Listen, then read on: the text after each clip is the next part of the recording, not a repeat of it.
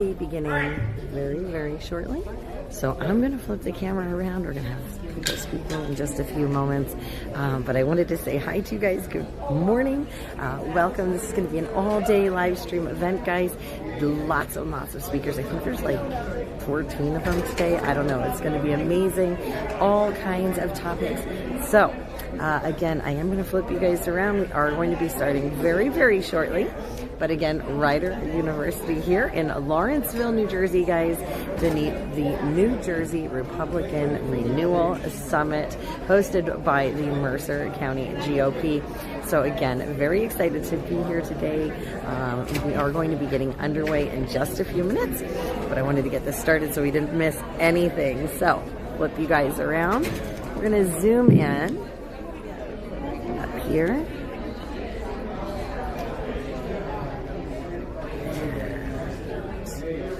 Hopefully.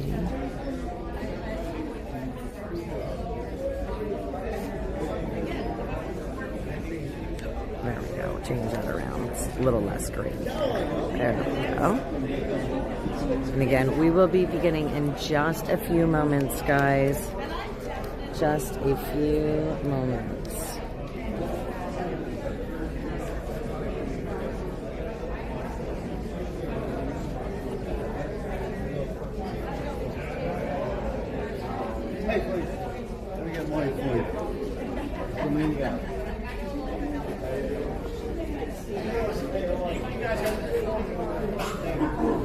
And I did. I got the warning. We are getting ready to begin in just a moment, folks. So expect to see those speakers very soon. You're live? Yeah, we're live. You can say hi. Hi. Well, they can't see you. I'm that way. Welcome. Did they close this? What was that? I said, did they close this? I guess. I don't know. She said we were getting underway in like a minute, so I don't know. She said that they had to get started either way, so It's going to start on it. yeah, that's what I was told.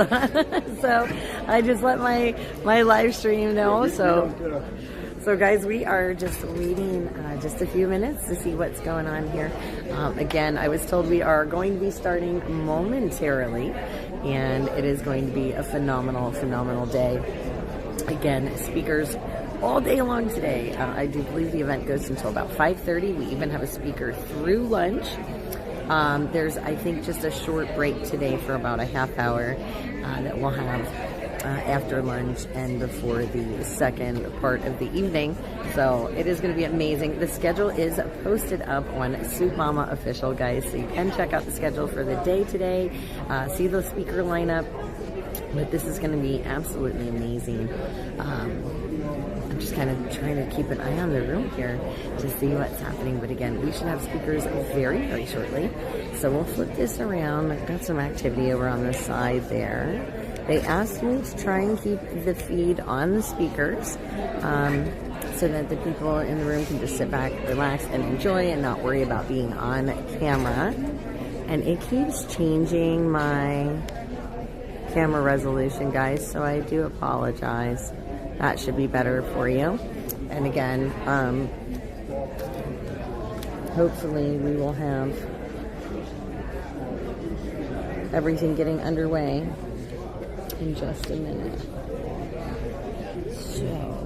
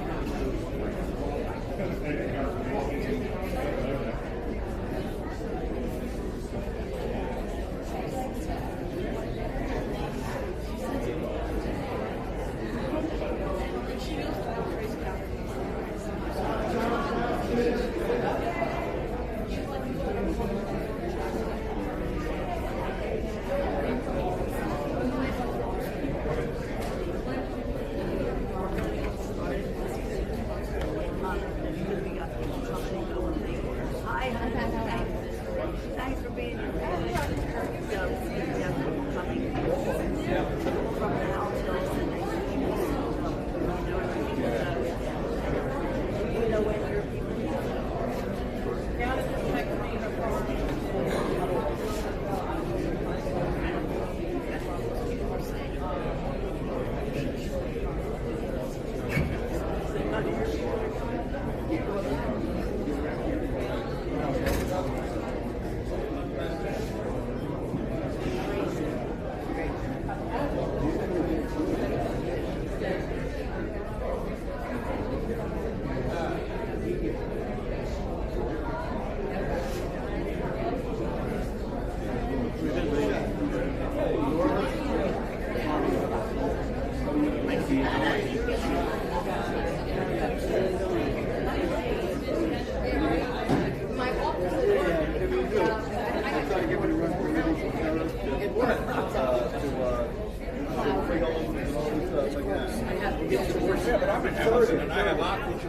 Oh, do you? I know.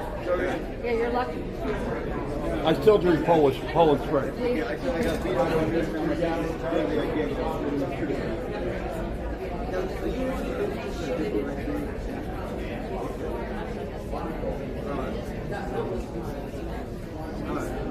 I still make sure it was you.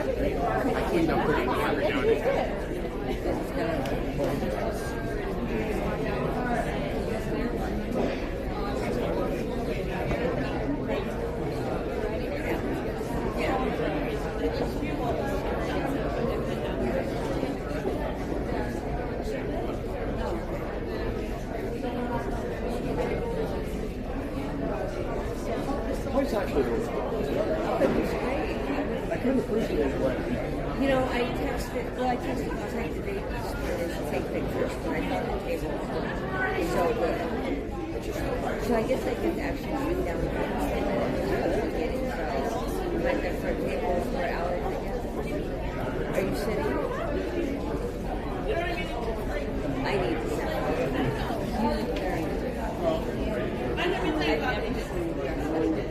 I'm tired. I'm really got I can't find where this next round.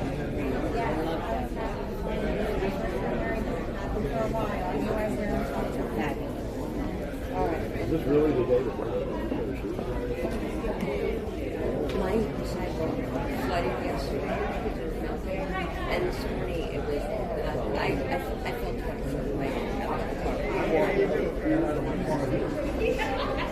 Well, I landed on my knees. I aimed myself for the snow, so I didn't support myself. But I mean, it was literally a ski. All right, I'm gonna go grab a chair. Well, why don't you sit Without. without, definitely. That's my plan. Well, I can still get there.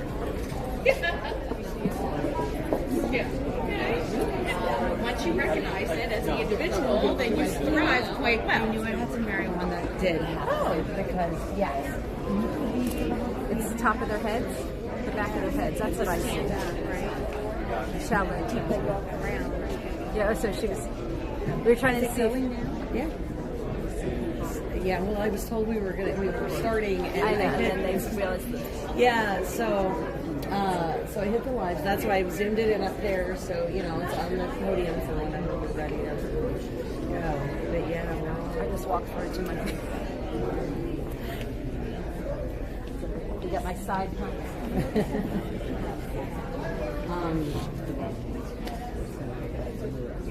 So I don't. I mean, I do have stuff sometimes. But when you guys have it system.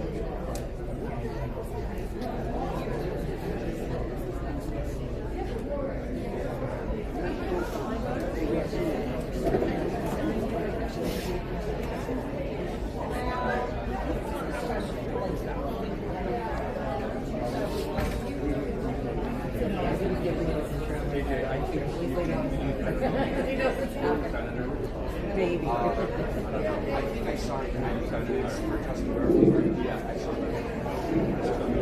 If everyone could please take your seats. I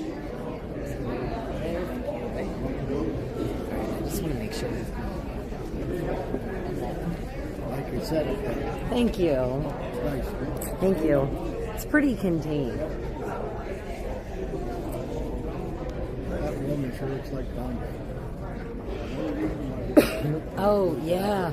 Yeah. When you get a little closer, not so much. But from a distance, yes. Yes, you are right.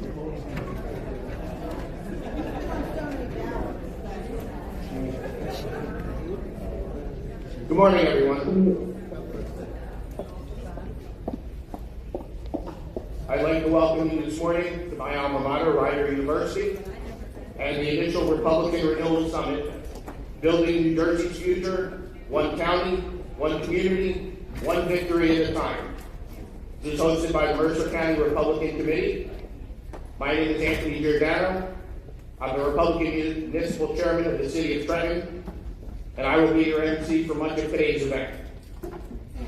Today you will hear from leading voices at the state level, yes, but nationally and internationally as well, from government, business and industry, trade unions, and citizen advocacy groups on a wide range of issues, including election integrity, workforce and economic development, affordability, and the effective utilization of technology, and how the Republican Party in New Jersey, by working collaboratively with the aforementioned groups, can help lead that charge. Just a few housekeeping tips to mention at first. Please silence your cell phones. Be sure to locate the nearest exit in case of emergency. And throughout today's presentations, please be respectful of our speakers and your fellow attendees by limiting sidebar conversations with those around you. Of course, if you need to step outside to take a call, use the facilities, etc., please feel free to do so. Restrooms are out the door behind you and to your right. And it is now my pleasure to introduce the woman for whom this event was her vision. And without her, none of what you see today would have ever come to fruition. A critical care nurse, a child care provider, a former state senate and assembly candidate, wife, mother, and grandmother. She's a driven hard worker with 3 times the energy of most people, and she usually does it on 1/3 the sleep. I wish I had just an ounce of her energy. She is our Mercer County Republican Chairwoman and my dear friend, Pat Johnson.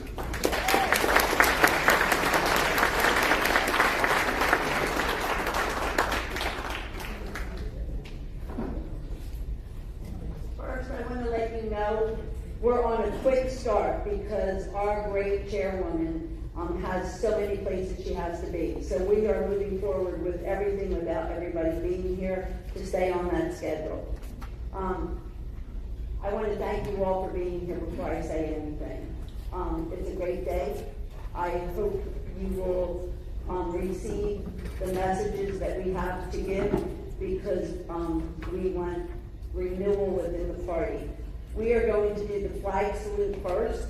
It is my distinct honor to introduce a man who has dedicated more than 3 decades of his life to the service of our nation, Colonel Albert Grouper, United States Army retired.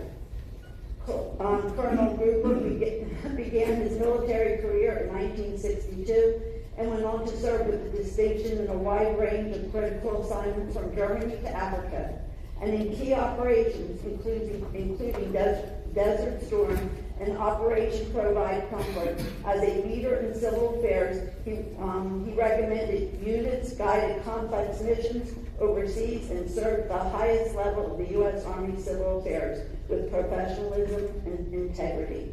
Over the course of his remarkable career, he earned numerous awards, including the Legion of Merit and the General Winford Scott Gold Medallion, the highest honor presented by the U.S. Army Civil Affairs Regiment, recognizing his exceptional competence, character, and dedication to duty.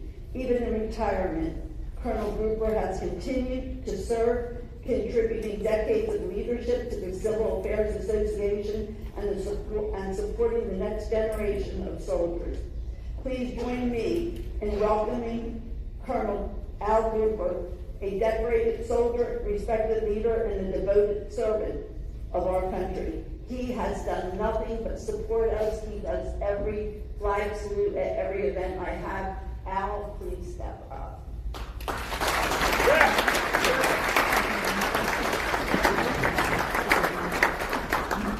Thank you, Chairwoman. I don't know who that guy is you were just talking about. As we celebrate our nation's 250th birthday this year, let's all continue to pledge our support by giving the Pledge of Allegiance.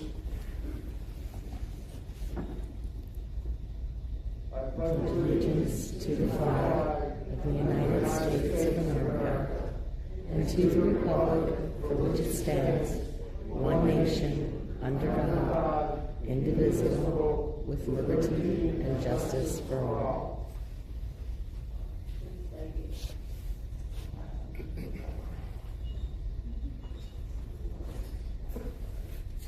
John.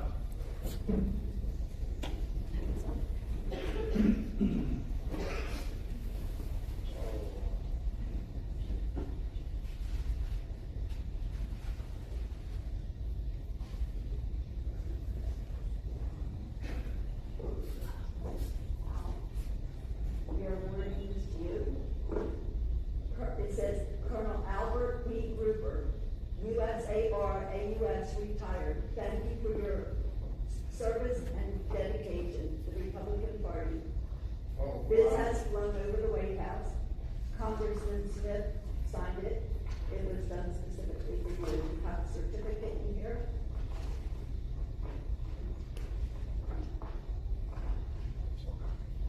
I want you all to see it.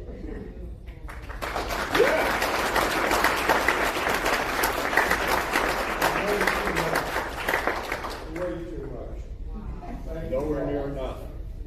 He's special. I just want you all to know that. Thank you.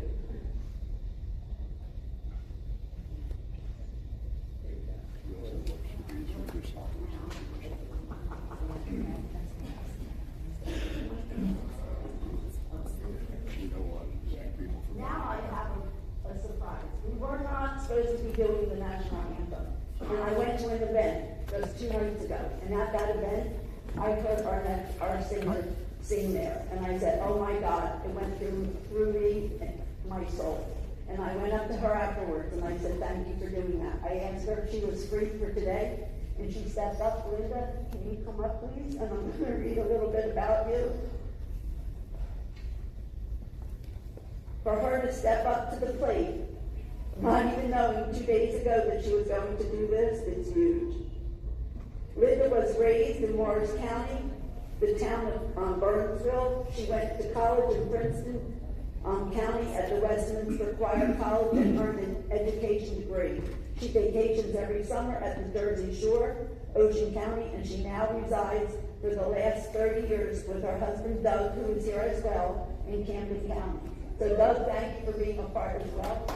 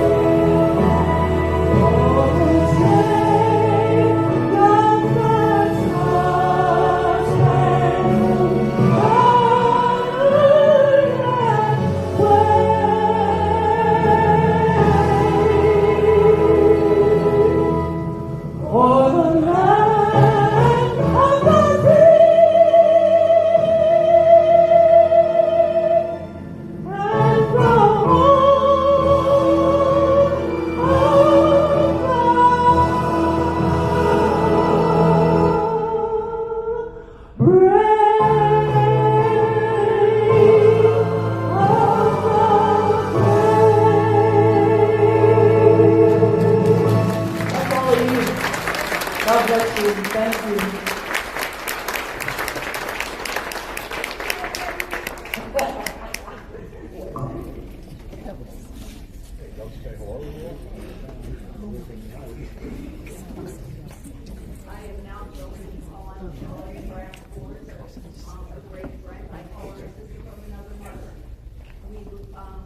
She ran for me in our last election, and I believe she will run again. So, Sheldon, can you come up, please?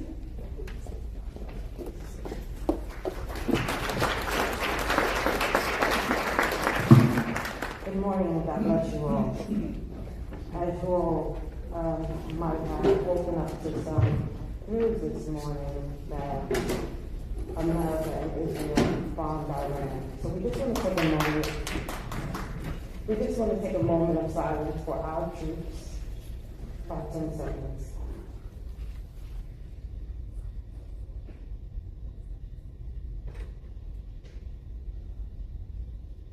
Most gracious and eternal Father, we open this summit acknowledging that true wisdom, strategy, and leadership come from you.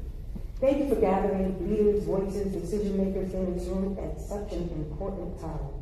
Lord, as Nehemiah stood before kings and leaders with the burden to rebuild what was broken, we stand today with a shared responsibility to strengthen our communities, protect our people, and shape a better future. Give us the same clarity of vision, courage, and perseverance you gave him. Today we gather while the world watches conflict and uncertainty, including the violence unfolding in Iran. We pray for peace. Where there is tension, restraint, where there is escalation and wisdom from world leaders making decisions that affect nations and innocent lives. Father, set the tone of this summit. Let the conversations be marked by integrity, respect, and purpose. Remove pride, division, and distraction, and replace it with clear thinking, collaboration, and solutions that truly serve your people. Father, we ask that you bless every speaker, organizer, and participant. Let the ideas shared here lead to action, accountability, and progress. Not just words, but measurable impact for our communities and our state. As we begin, we ask you to guide every discussion, and every connection made in this room. Strengthen our resolve to build what is good, just, and lasting. We dedicate this summit to you with wisdom, service, and the common good. In Jesus' name we pray. Amen. Amen. Now, we are lucky enough to have our GOP chair here. It is my pleasure to introduce Christine Giordano Hanlon, a dedicated public servant, accomplished attorney, and proven leader for the people of New Jersey. In January 2026, Christine made history when she was elected chair of the New Jersey Republican Committee, the first time in 30 years that a woman has led the state GOP. That milestone reflects not only her leadership abilities, but the deep respect she has earned across the state. Christine has served as Monmouth County Clerk since 2015, winning re-election 3 times, including a record-setting victory in 2020, when she received the most votes in Monmouth County history, winning by nearly 20 percentage points. Her commitment to the integrity, efficiency, and public service has defined her tenure. But her leadership didn't begin there. For more than 17 years, she has been an active Republican leader in New Jersey, serving as co-chair of the Monmouth County Republican Committee and as former GOP State Committee woman. She has mentored and trained candidates at the local, state, and federal levels, helping to strengthen leadership across our communities. Christine is also an accomplished attorney with more than 20 years of legal experience, focused on government affairs and municipal law. A graduate of Fordham University State School of Law and Barnes College, she has served as law clerk in the U.S. District Court and as an assistant district attorney in the Bronx. Beyond her professional achievements, Christine is deeply committed to service.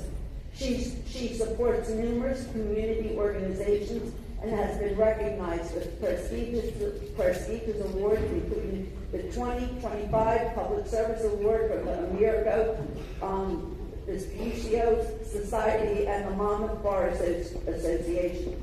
Service to the Bar Award. Christine Giordano Hanlon embodied leadership, experience, and a steadfast dedication to serving the people of New Jersey. We are fortunate to have her guiding the state forward. Christine, please step forward. Thank you.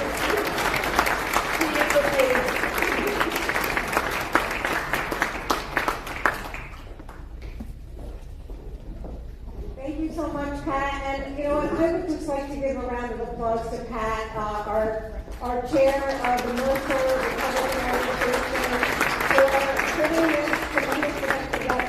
I mean, this is amazing what Pat and your team, because it takes a team to get things done. So to Pat and Pat, Chairwoman Johnson and her team, thank you for putting this together. I want to give a shout out to Salem Chair Linwood Donaldson, who's in the House, State Committee Woman Claire Gustafson from Camden County, and Camden Chair is here, Kimberly Stewart.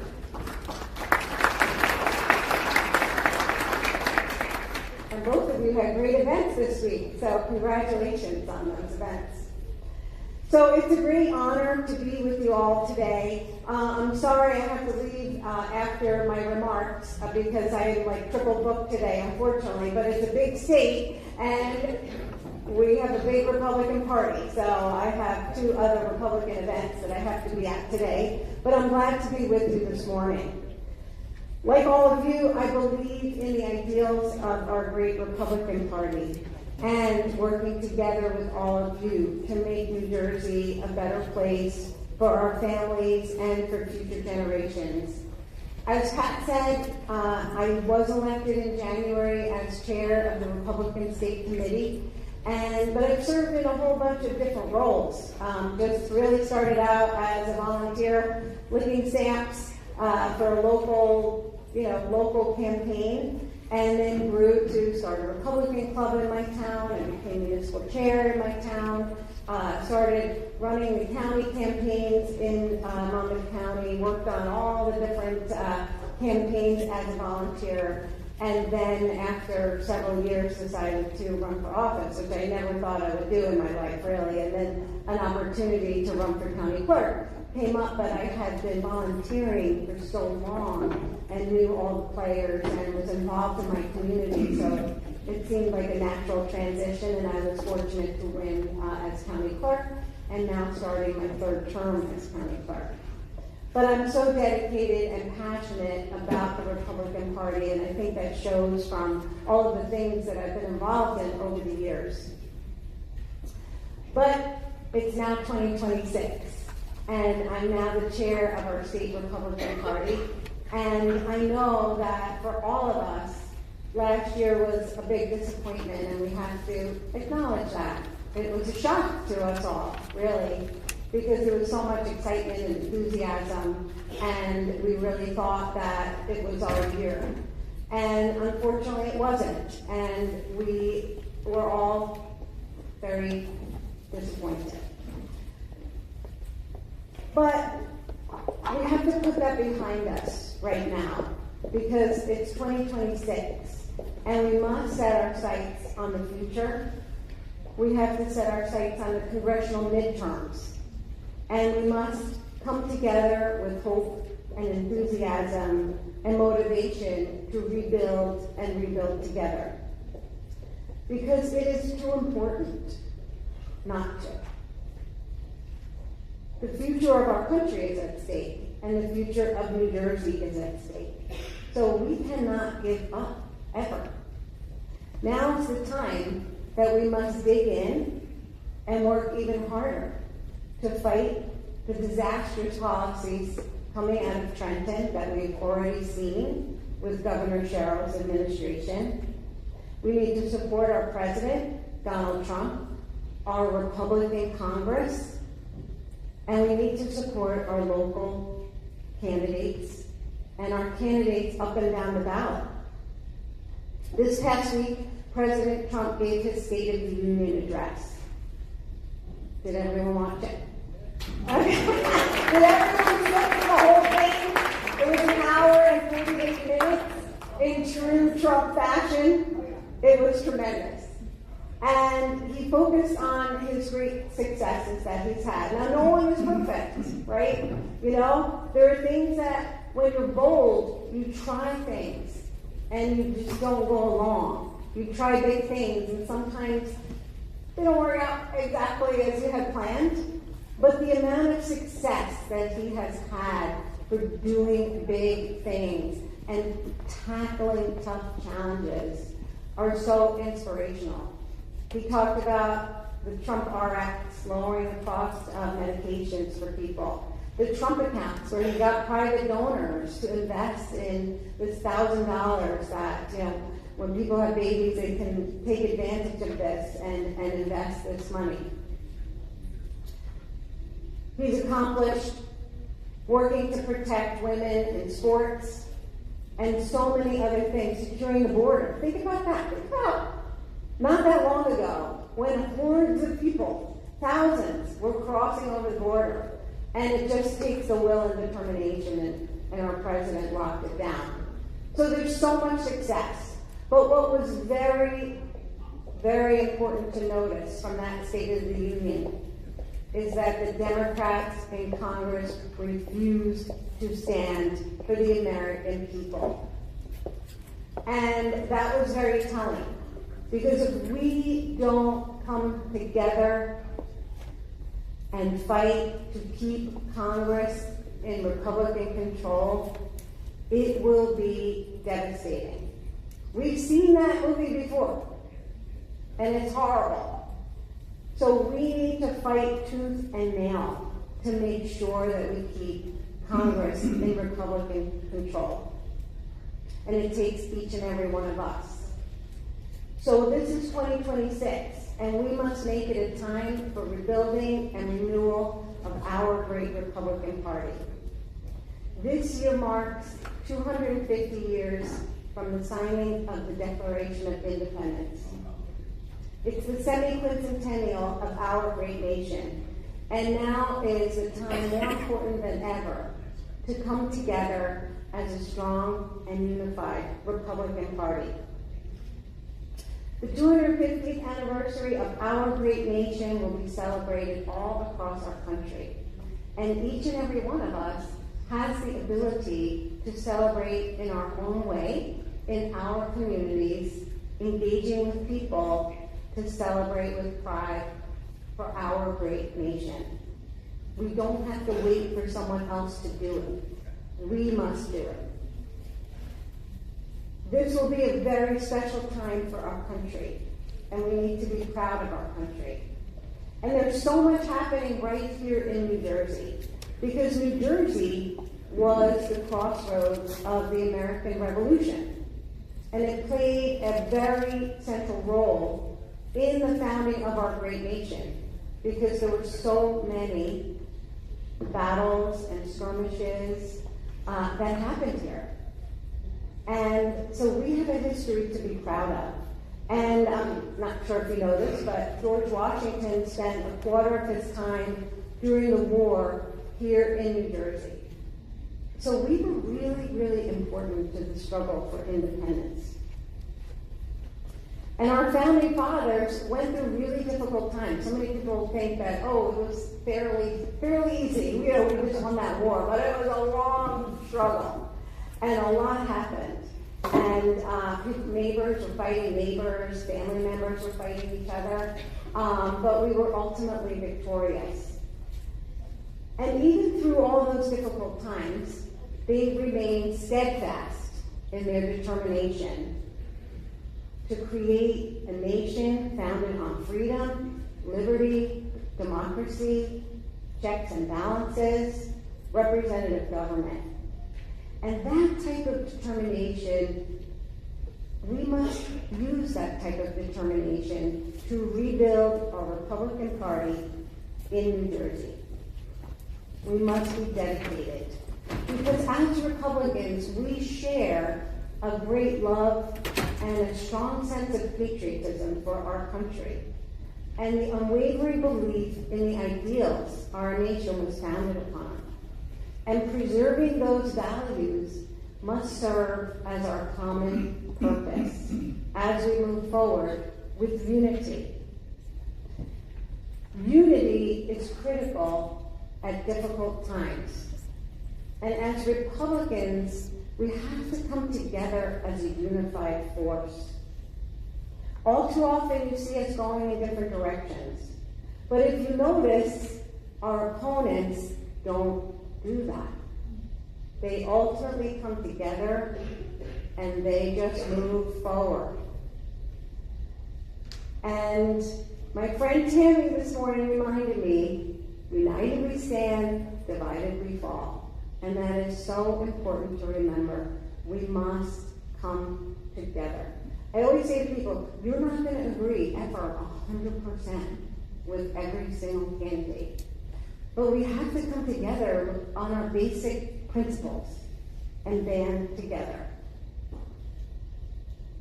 We have to come together because of the destructive policies that are coming out of Trenton that are making life unlivable for so many New Jerseyans.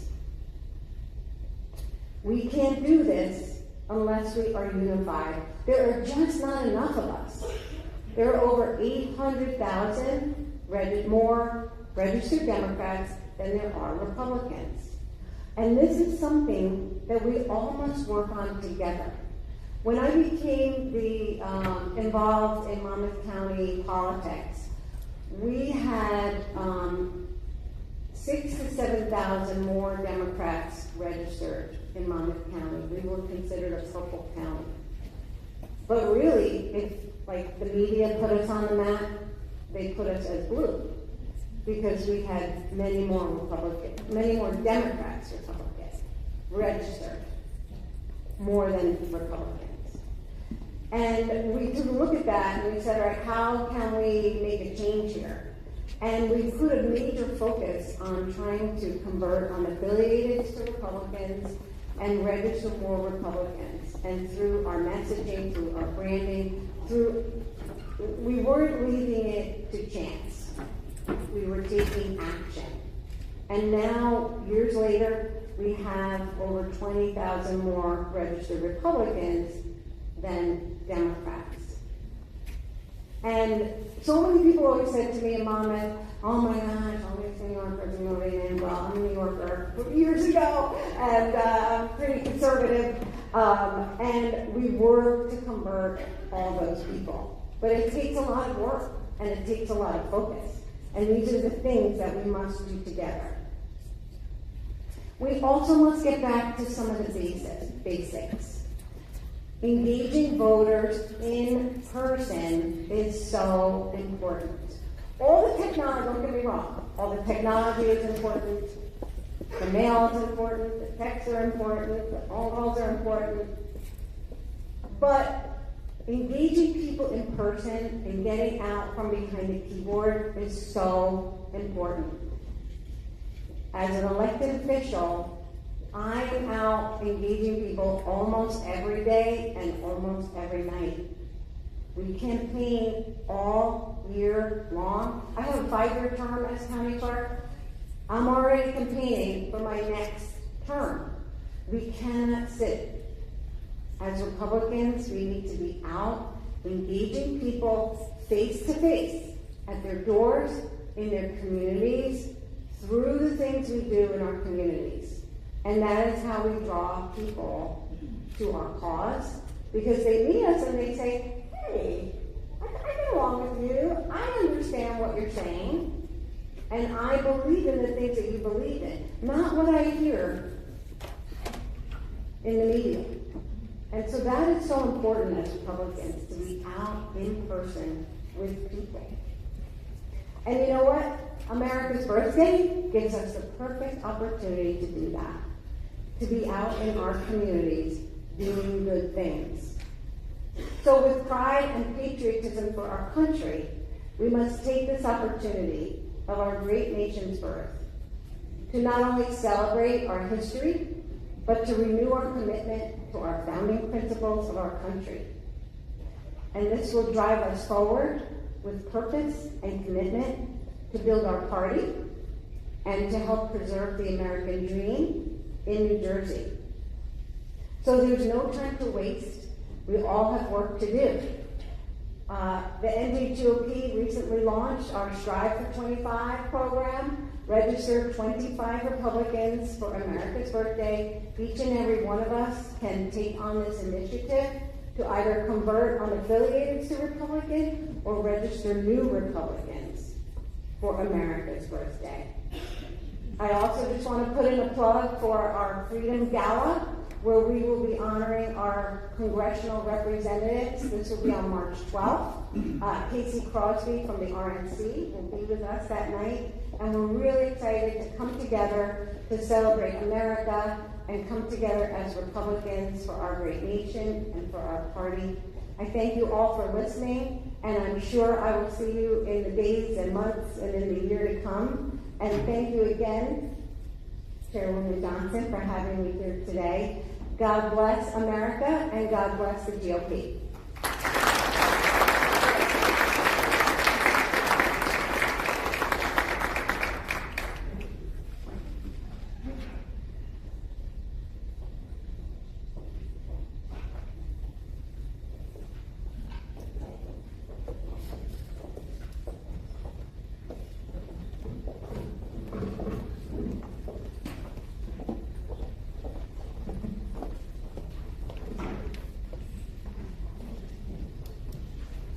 Now I can rest a little bit because I wanted to make sure we got Kristen in and out as she needed to be.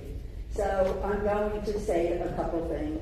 Thank you, sponsors, volunteers, committee, program book ads, and I want to thank you all. I'm not going to call everybody by name. I feel that that's really difficult and that we don't have the time to do it. But I want everybody in the room that's either a chair or a legislator or a past legislator or involved in the party. Can you please stand up and identify yourself, because I have a lot of you here. Christine, you stand up. Anne, stand up. Barbara Wright, please stand up. You are one of the best. Frank Lay, please. I know Cyndie. Thank you, Nancy. I appreciate it. Let's give them a hand.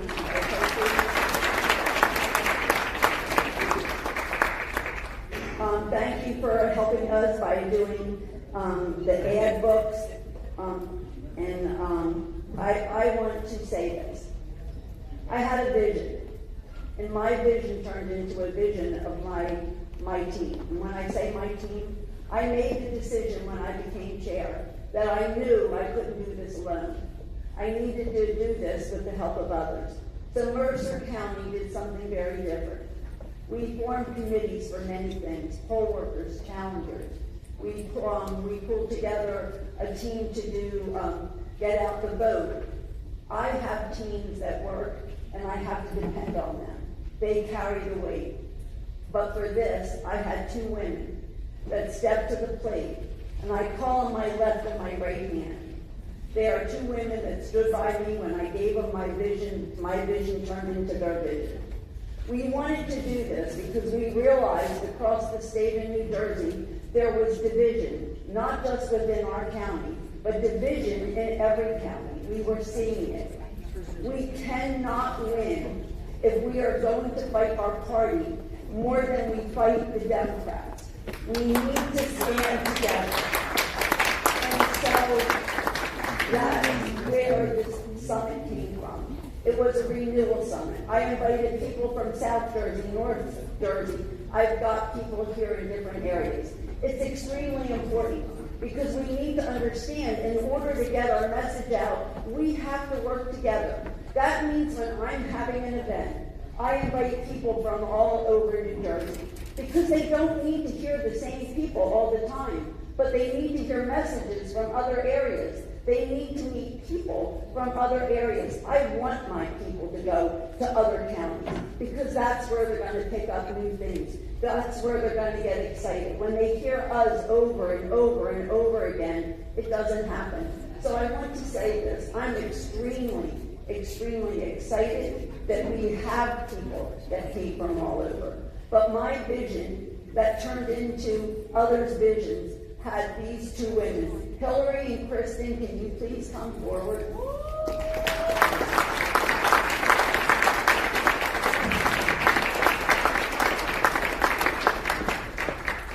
I could not have done this without them. There are many of you that helped me. There are people that got our message out. There are people that came and they worked. You're all special, but these two women, please step up. I could not, and I mean that. We turned into a team. We are sisters. We will work together, and I thank you so much. So I want you each to have an award that I gave to you. This is yours, and this is yours, and I'd like you to say it's yours.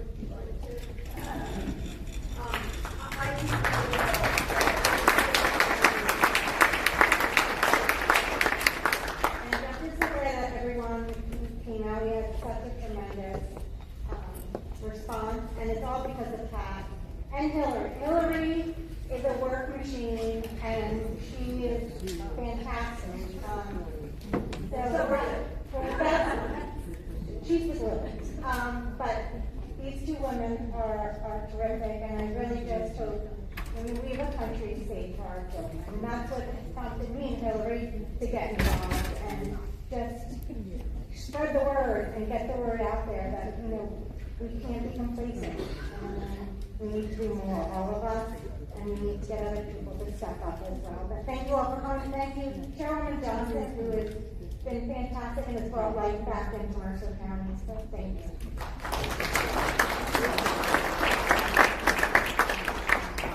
For the sake of time, I just want to thank Pat and echo Kristen's work. She was fabulous. The three of us are a really good team. And I just encourage everyone, find a way to participate, run for office, do something locally in your community. We really need to make an effort here to save our future.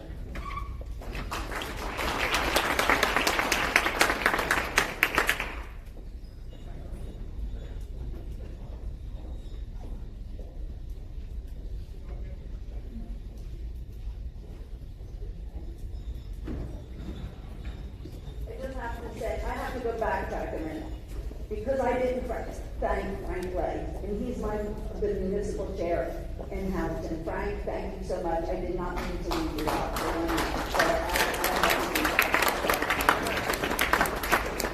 Very important to me and to our party, so thank you. Now I'm going to look at the schedule and see where I go next.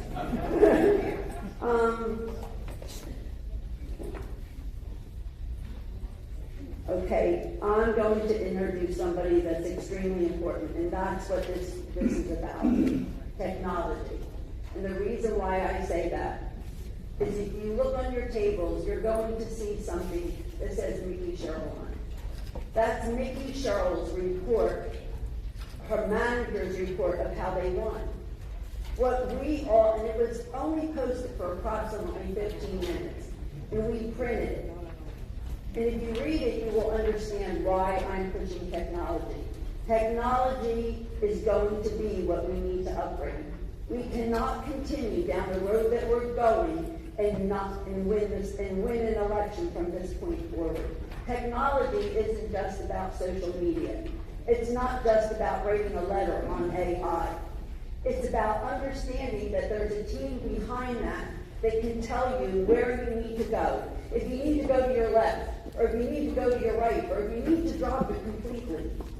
That is how we are going to push this party forward. We need to up our game. We need to up it, not one county, not one municipality at a time. We need to do it as a team of New Jersey, and we need to work on it. I brought in a team, a technology team, and they have talked to me just to get some of you here. I want you to realize this.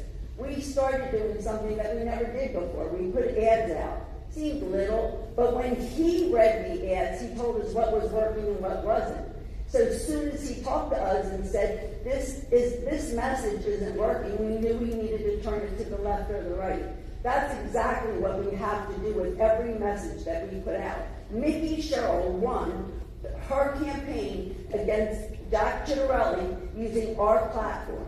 She twisted it and she turned it, and that's because she had the technology to do it. So I'm going to invite Subir up here. I'm going to tell you a little bit about him as soon as I can find his paperwork. I am so sorry.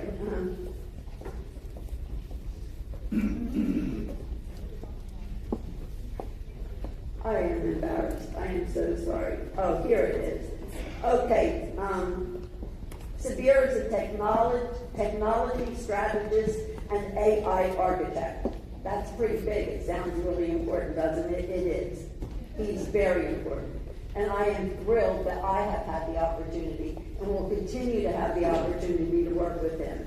He's a speaker at the United Nations AI Technology Conference. He was a board member for the NJSBGC, New Jersey Small Business Growth Council. Subir Saha is a technology strategist and an AI architect with over 3 decades of experience designing and deploying large-scale cutting-edge technology initiatives for multinational enterprises across the United States and globally. For over a decade, his focus has been on building AI-driven systems that convert fragmented data into measurable business value. He has also served as a speaker at the United Nations on technology, innovation, and artificial intelligence governance. He specializes in artificial intelligence for electoral systems centered on secure data analytics, misinformation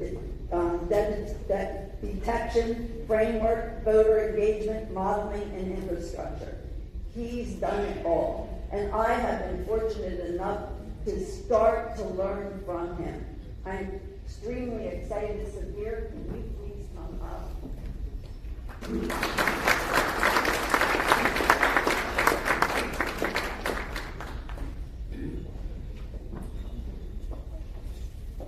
Good morning. Can everyone hear me? Just tell it out. Can you hear me now? Okay. All right, so I'm here to explain or enlighten you guys on how, with the help of technology, especially artificial intelligence, I can change mind. I can change perception. If you have some doubt on certain thoughts about life, policies of the state, I can get you and I can work with you, I can reason with you, and try to persuade you to come on my side. That's the power of technology. Now, I have some slides. These slides can be very overwhelming for people who have not done technology or don't understand technology. For me, I've tried to put as much as in layman's terms so that we can get through this and understand what AI can do for you. So just kindly look left and right with the slides. Don't look at me. I get nervous when people look at me. So, all right, let's start. Artificial intelligence strategic advantage. So when I say the word technology, a lot of people think having a website, checking your messages, WhatsApp, creating images, videos, writing a letter in ChatGPT is technology.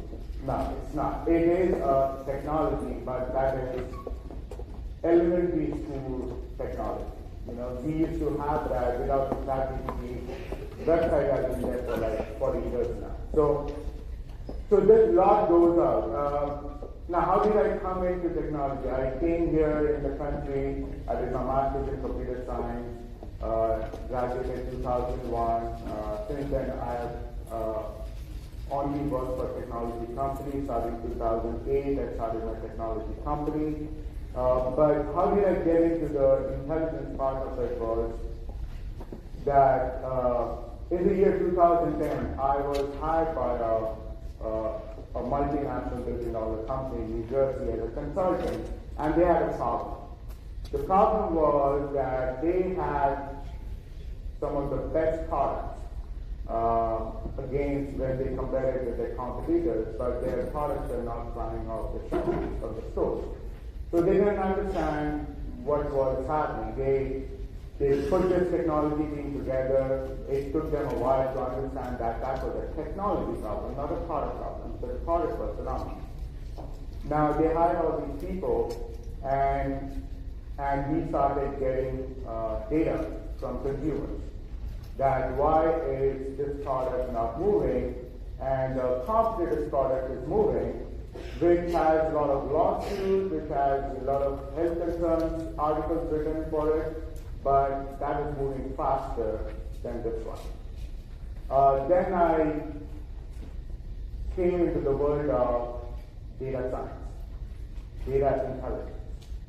Now, data science, data intelligence was a big thing in 2010. Now, there was a missing piece that was the human intelligence. Now, that has been taken over by artificial intelligence right now. So, let's start with the slides. If you see the slide on the screen, this is what the best any political campaign does.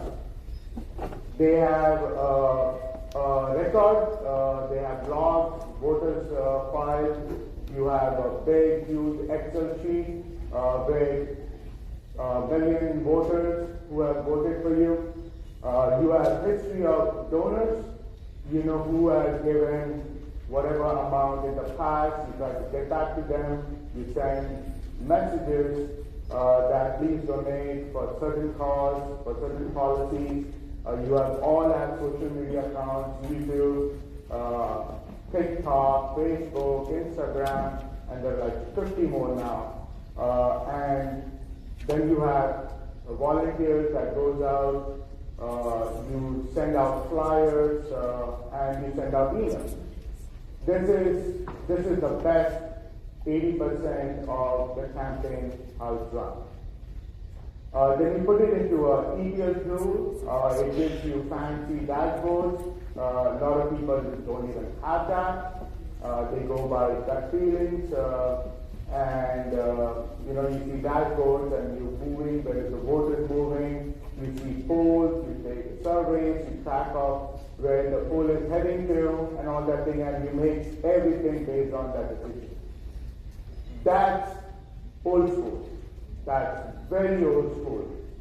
5 years ago, maybe 4 years ago, the previous midterm, I was in some event, a victory party, a Republican event, and I was speaking to somebody, and he was talking about technology, and the guy opened his laptop and showed me, this is how we run, this is how we run. And my comment was like, oh, this works? This still exists? And he said, like, what are you talking about?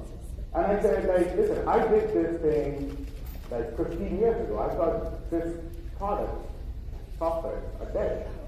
I'm still surprised somebody's using it. It's like there's Tesla available right now with their self-drive, but somebody's talking about space drive. So that's how old the technology is. The present situation of technology for campaign is very outdated. It's very old school way of doing things. Alright. Now let's focus on what do we have today. If you see the social media, whatever you do, and when I say social media, having an account, posting your messages, events and everything, that's not exactly using social media to their full optimization, okay? So, and voters data and data analytics, that's like the tip of the iceberg. You haven't even scratched the surface yet in technology. Now, see the below thing that goes on in my world of technology. That's where people like us who are technology engineers, data scientists, that's where we come in. We never go up. That's the public world. We stay behind, below the water. Now we look at voters' behavior. Now when we get data, when we buy data about a state, county, township, one thing we want to understand is what are the behaviors of the voters.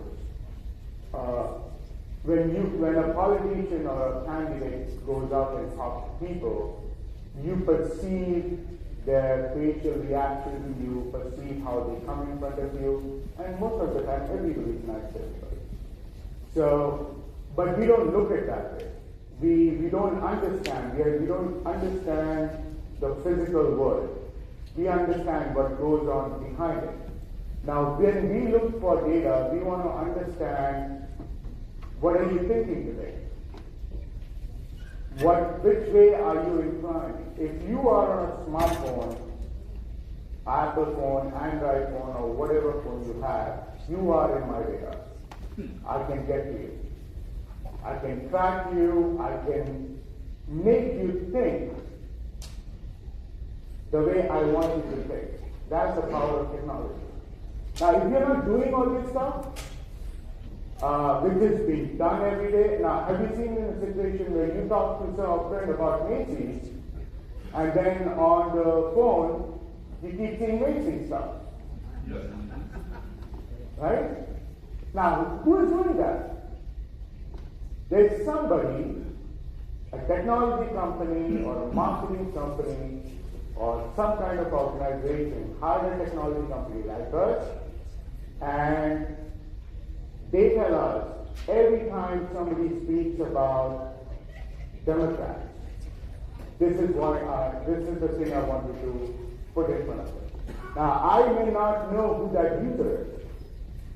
I don't know who that person is, phone number, email. I just know where do they live. I know where do they live.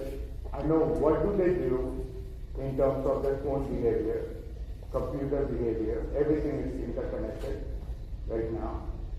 The moment you step into internet, phone, computer, whatever it is, I have you in my radar and I'm learning from you in a good way. Now I need to use artificial intelligence to grab all that information. If it's in my favor, good. I still keep pushing things to make that understanding rock solid. But if you are not in my territory, if you're thinking about, if you're an independent, you don't know. Half of your beliefs is in that party, half of your beliefs in this party. Now, I have to figure out how do I move you around towards my side. So we use like algorithms. We use like agents. Now, in this world today, which will be outdated by tomorrow, every one of you should have agents. Your personal agents. Now, in this country, one good thing about it is we have very secure data privacy.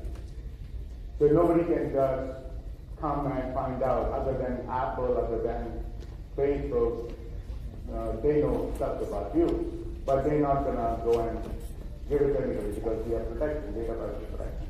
But you need to have agents to make your life more efficient. You need to, if I was a candidate and I wake up and I'm having my coffee, the first question I would ask my agent is, what are people thinking today? If something happened in DC and people are talking about it, I would probably let my message slide for 4 or 5 hours. Because there are powerful algorithms running in the internet that whatever message, good message you have, you want to communicate to your voters, is going to subside by those algorithms. There are certain times good videos do not go viral. There are a lot of times stupid videos are getting 5 million views on it. It's the timing. Now, you as a person, non-technology company, you cannot never get what algorithms are running every day, 6 o'clock in the morning in the world right now. people wake up 3 a.m., 4 a.m., and start digging into code and algorithms charts to see what is pending. Whatever is pending and wherever I can fit it, that's where my messaging, that's where I get the maximum views possible. In past instances, I was speaking to some team, and we were working on some kind of post, messages we wanted to post out. I called up 6 o'clock or maybe 7 o'clock in the morning, and I said, please do not post anything for the next 4 hours. You're wasting your money. Don't do it. Post it after probably 1 o'clock. Or if there's anything changes, I'll let you know. But don't post anything today till 4 or 5 hours. So that's the power of algorithms, agents, machine learning. I'm learning about my voters every day. You know, you may come and say, oh, I like you, I'll take a picture with you and everything, but I am not guaranteed, nobody's giving a guarantee that you're going to go to the booth and vote for me. And taking a picture and telling on my face that I admire you, I love your policies, doesn't give a guarantee that you vote for me. So I have to learn everything about you. I have to reinforce that messages every now and then. Even though you are in the guaranteed list or an independent list, I cannot take chances in technology. That's reinforcement messaging, machine learning, neural network. This is again, this is where the technology is headed. I can detect samples. I can, based on how you do stuff, imagine that. How you do stuff, how you communicate on your messages, how do you write your email. I can predict if you have some kind of disease or disorder or something like that. And this is where artificial intelligence is going to detect and try to minimize the damage. Okay, so this is where the next era is going. There will be chips in a brain which will, if you're trying to having some kind of crazy thought to do somewhere, it will try to neutralize that thought. This is where the world is going. Okay? And keep in mind that we do all of this staying behind the scenes. We are the best friends of political consultants. We don't come up front, we don't talk to anybody, we don't even go to their events, because we don't live in the physical world. We are in our basement, cracking computer code, running algorithms, and trying to find out, what happened to your life. Right? So, political consultants cannot live without us. Okay? Right. Next slide.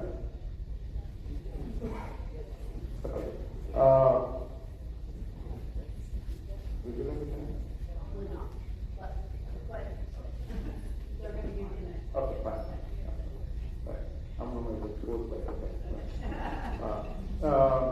All right. I have when we get engaged, and if somebody is running for some election, some candidate for election, we ask how popular. We ask ourselves, okay, let me find out how popular is that person. What do people know of you? How you are perceived with voters? What voters are saying about you, and we don't go and do surveys, track or watch polls or something. We have data, and we are mining this data to find those answers. Okay, if you can pull 200 people in a room, 300 people in a room, that doesn't mean anything to us. What we want to know is if 5,000 people saw your event and 200 people showed up, what happened to that 4,800? Who are those people? What are they thinking? How can I identify them? How can I find out what made them click on the registration but didn't sign up? That's the question we ask ourselves. So if somebody comes and says, oh, we had a great event, And we had 500 people showed up.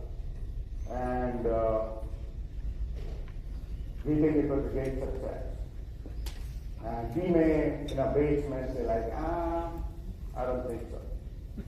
And here's is why. So we don't pull things from a gut instinct, a thought, a feeling, or a read. We show you data. We show you this is where you belong. Okay? I'm going to skip to one.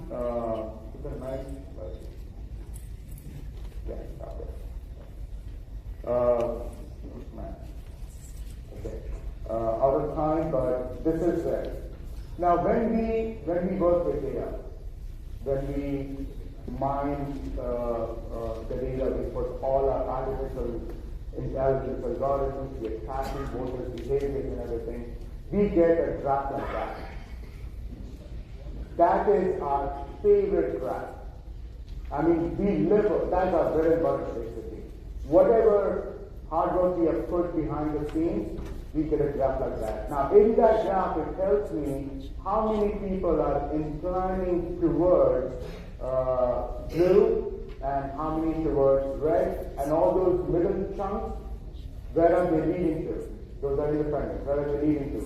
Now, that's not based on polls, that's not based on this, that's based on the data we get. Your behavior, your comments on Facebook, what are you messaging to other people? Now, if you post something on Facebook and somebody says, nice, great work, but we have the ability to go and find out what that user, which we don't know the name, phone number, email, or who that person is commenting about any of you or about that event to the other side, to his friends. We can get that information. You cannot.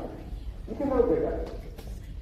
But we can know, oh, the guy gave a thumbs up, but is talking shit about this to 25 of his friends.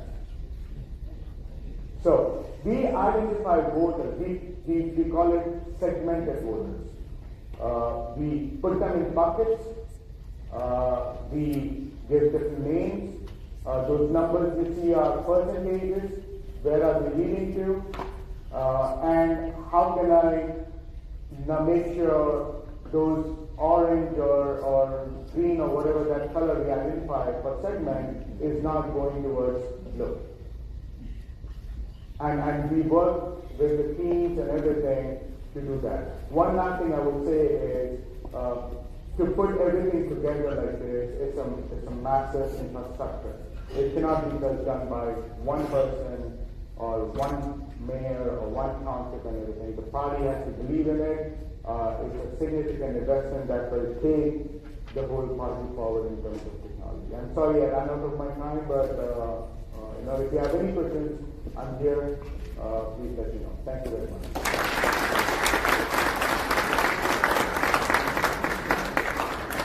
This is the last time you're going to hear from me. At the end of the day, we are going to show you how all of our speakers, how they can make a difference. So he's going to speak again, because this is my main point of today, because we need to realize the importance. And we have to work together to make sure it gets done in New Jersey. Because we have to send the letter saying that we need our legislators to understand that the money needs to be spent. We need to talk to our RNC, because we are not going to win elections if we do not stick together and work together instead of fighting each other. If we work together, we can get this done. So, come on up, Anthony. Thanks, Pat. Our next panel today is Plan Red, China's project to destroy America. And we are very pleased to have with us Gordon Chang, an internationally known author and China expert. Born in Long Branch, New Jersey, and a graduate of Cornell Law School, Mr. Chang has not only authored the book for which today's panel is titled, but also The Coming Collapse of China, China is Going to War, and the Great U.S.-China Tech War. He's a columnist at Newsweek and writes regularly for The Hill and many other publications. A contributing editor to 1945, member of the advisory board of the Global Taiwan Institute and the board of directors of CPAC, he often appears on Fox News, Fox Business, Newsmax, as well as some of the not-so-conservative networks, like CNN and MSNBC. He's briefed the National Intelligence Council, the CIA, the State Department, and the Pentagon. And he's appeared before the House Committee on Foreign Affairs and U.S.-China Economic and Security Review Commission. He's lived and worked in China and Hong Kong for almost 2 decades, practicing law in Shanghai as counsel to the American law firm Paul Weiss, and in Hong Kong as partner in the multinational firm Baker & McKenzie. Please give a warm welcome to Mr. Gordon Chang.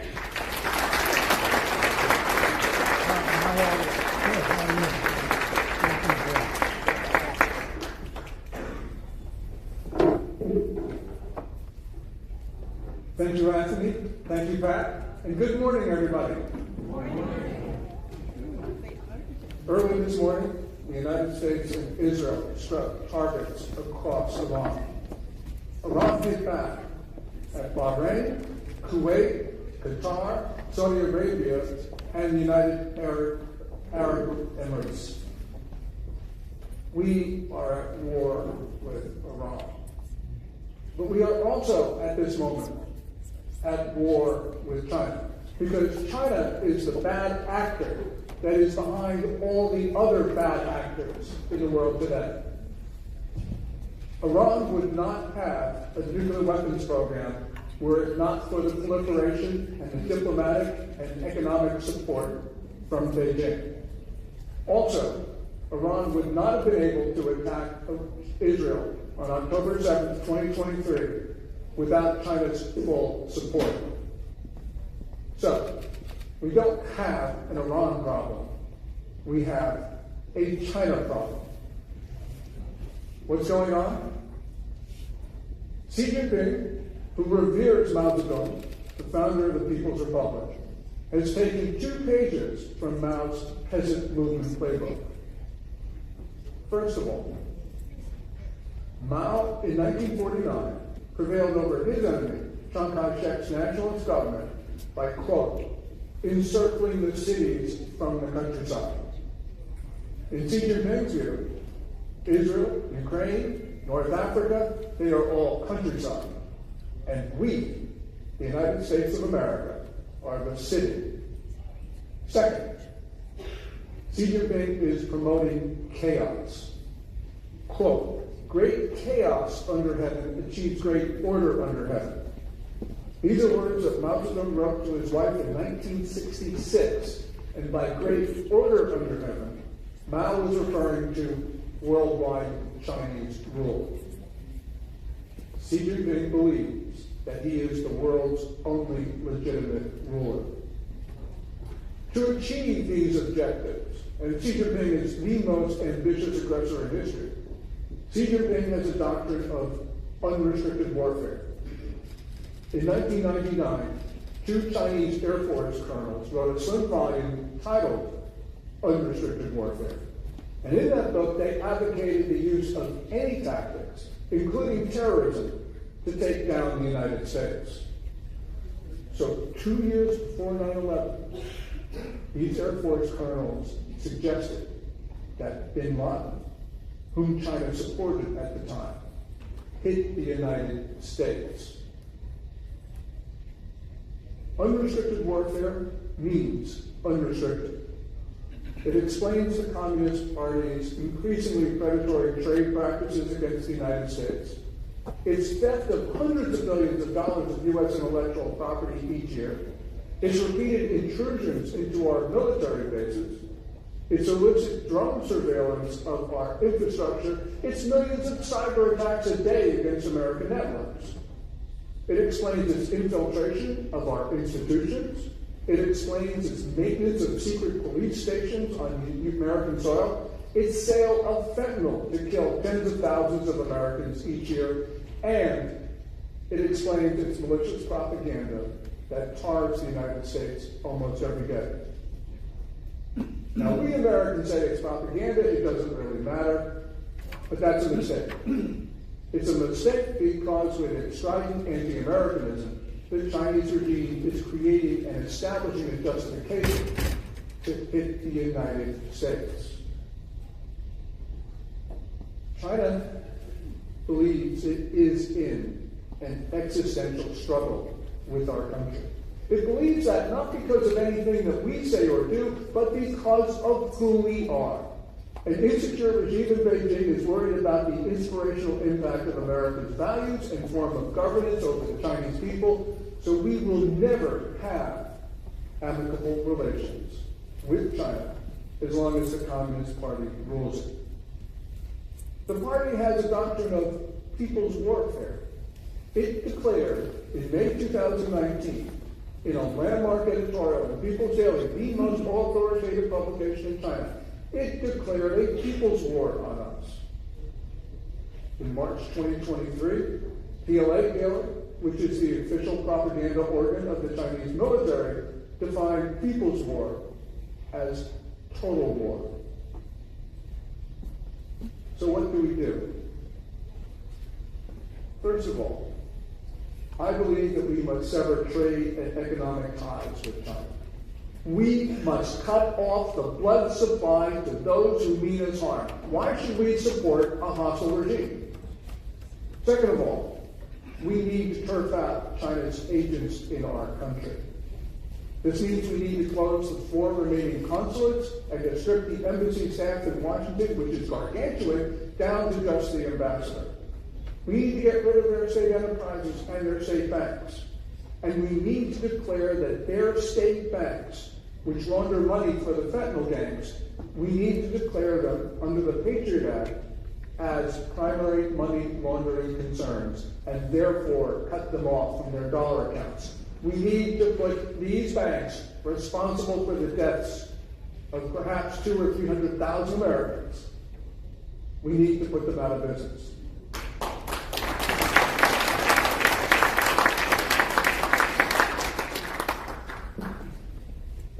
And while we're at it, let's close those existing 7 to 9 secret police stations that are still on our soil. One of them being in Tim Walz's Minnesota. Third, we must demand reciprocity. And this means that if we can't have a Reagan Institute in China, why do we allow Confucius Institutes in our country? And worse, there are about 500 Confucius classrooms in our secondary schools. China doesn't allow our media, so why should we allow Chinese media in our country? And they don't allow our social apps, so why do we allow theirs in our country? Fourth thing that we need to do, we need to cut off China from systematically using its agents and operatives in our country to gather intelligence here.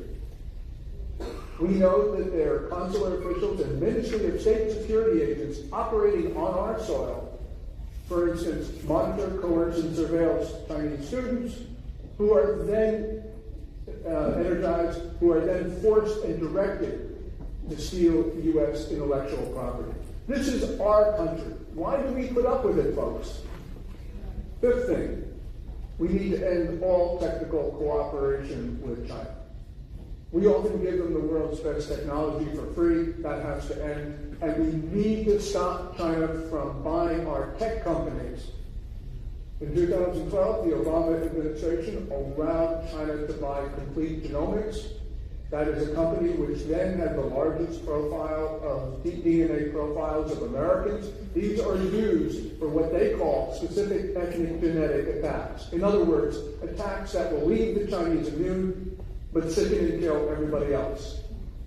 And by the way, folks, on the last day of last month, January 31, Las Vegas SWAT and FBI raided a home in Las Vegas. They found more than 1,000 vials of a red substance that was making people deathly ill. That lab was connected to the one in Reedley, California. which was discovered in December 2022. Inside of the Wrigley lab, there were pathogens for at least 20 of them, many of them for deadly diseases, including Ebola, and more than 1,000 mice that have been genetically engineered to spread the disease. I mentioned Ebola because at the Wuhan Institute of Virology, those friendly guys who gave us COVID-19, they are now studying Ebola. They're studying it to make it more transmissible and more deadly. And by the way, in nature, Ebola kills 50% of those who contract the disease. This is the disease that can wipe out the American public. Sixth thing, let's get the Chinese off our farm and ranch land, folks. We know the Chinese are using that land for illegal marijuana grows, base human trafficking operations, and for espionage. We can also see that they are trying to plant invasive species in our country. Since 2020, Americans in all 50 states have received from China seeds and liquids unsolicited. In June of this year, we caught 3 Chinese nationals trying to smuggle in a genetically modified fungus. In November, more Chinese nationals were charged. This time we're trying to bring in a genetically modified roundworm. This is a weapon of mass destruction. This is an attack on the United States of America. This is an attempt to end the food supply for Americans. This is an attempt to exterminate the American population. Second thing, we just need to jail all of the corrupt politicians.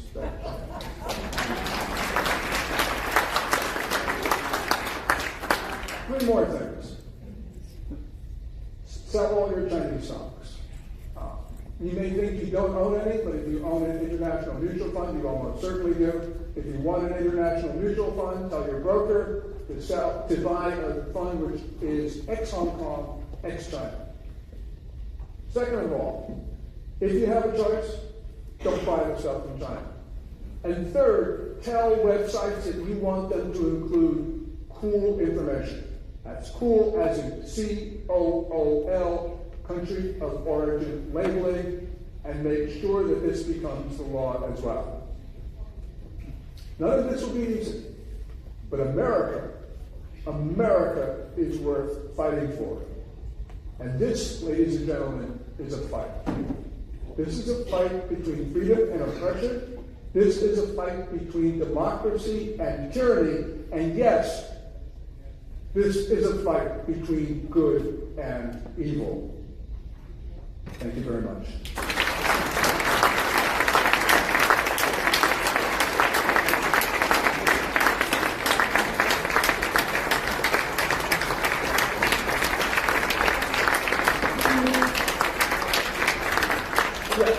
Q&A? Do you have time for some questions? And the microphone is on too.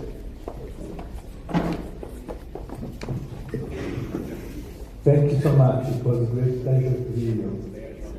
I would like to ask you, part of the support is coming from American citizens. They are not Chinese Americans, they are not of Chinese descent, they are 100% Americans. So much involved in business, personal profit, with the Communist Party of China, that are basically acting against their own country. This is quite difficult. How can we tackle that? Yeah, this is a really important question. We're in determination that it's necessary, and the Chinese are attacking us all the time.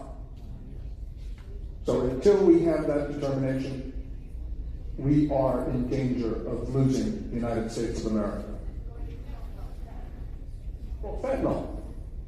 We've had a series of presidents who have been trying to develop cooperative relations with the Chinese over fentanyl. But we know that in China's near total or total surveillance state, these fentanyl gangs, which are large, well organized, they're international in scope, they could not operate without the Communist Party knowing and proving what they do. We know that some of the fentanyl producers are even state-owned.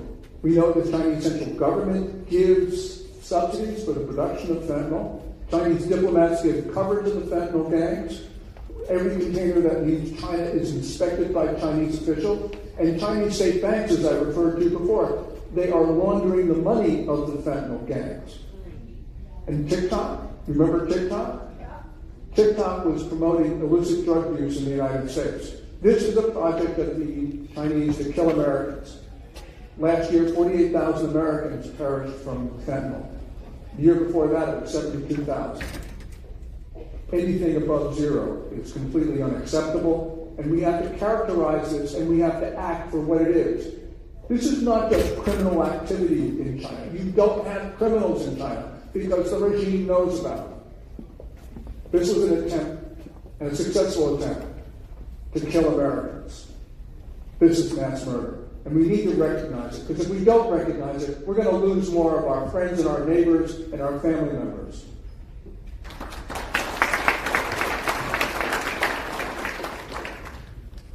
Hello. Thank you for all this explanation, Lauren. Listening.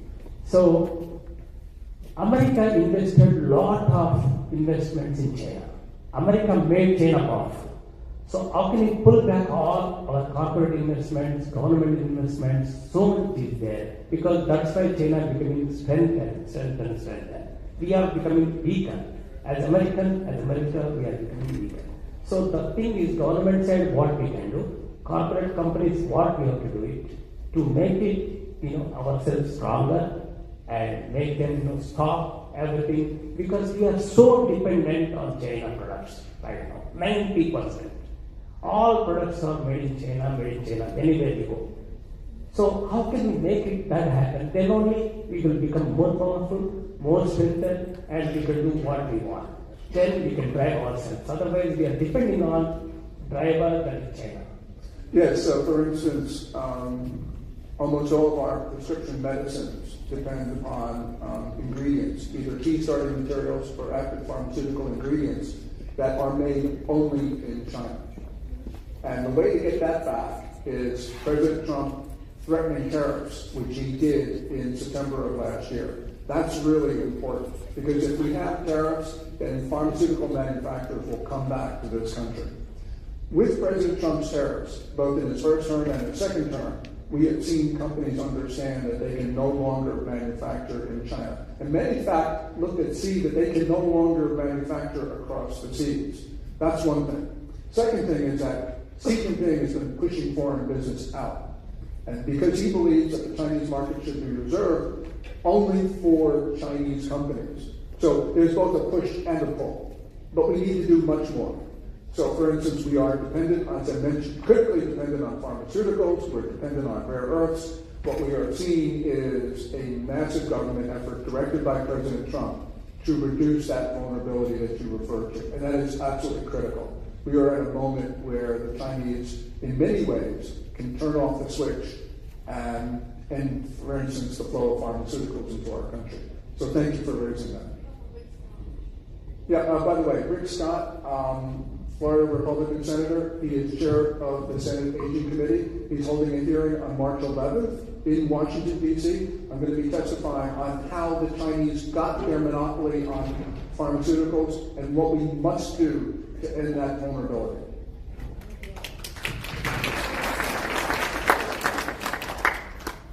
Gordon, thank you for being here today. It's always good to listen to you. We hear a lot in the news about China and their one-child policy and the economic problems that they are having all on their own, and certainly Trump has done things in trade and whatnot to weaken them and take a stand on Taiwan. So can you comment a little bit on what's going on in China that is affecting them versus our strength? Because they are certainly part of the equation. Unfortunately, Pat did not give me 3 hours to answer your question. Well, what's going on is, most important, the economy is not growing at the 5.0% pace that they reported for last year. We don't know where it was, but it was probably maybe 1, +1, maybe -1.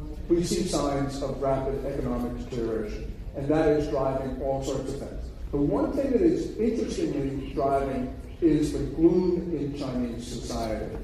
The Communist Party boasts all the time about how great things are, but we know that the Chinese people are really, really unhappy. They don't want war. All they want is what they had 5-6 years ago. But unfortunately for them, Xi Jinping has economic policies that make sure that money is diverted away from them and toward state enterprises and state banks. So it's a really bad situation. That makes Xi Jinping, I believe, desperate. I don't think that we don't know if he's made the decision to go to war, but he certainly made the decision to risk war, because he's risking war with countries that have treaties with the United States, which means he's prepared to risk war with the United States. This is a consequential moment. I believe that in his mind, he sees a closing window of opportunity, and he believes that a high degree of tension is in his interest, not because he thinks he can rally the Chinese people. The Chinese people cannot be rallied at this moment. But I think that he believes a high degree of tension is in his interest, because it'll prevent other senior Communist Party figures from challenging and maybe even deposing him. So this is the reason why there is so many problems in the world, including Iran. Iran wouldn't be there, as I mentioned, were it not for Xi Jinping. This is my wife, Lydia Chang.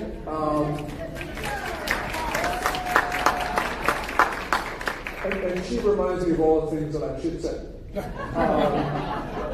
So, yes. Yeah. Xi Jinping has configured the Chinese political system so that only the most hostile answers are considered acceptable, which means that he can't back down, which means that he can't act constructively. Let me just end with a final note. We have one more question? Okay, this guy's saying time's up. Okay, one more question.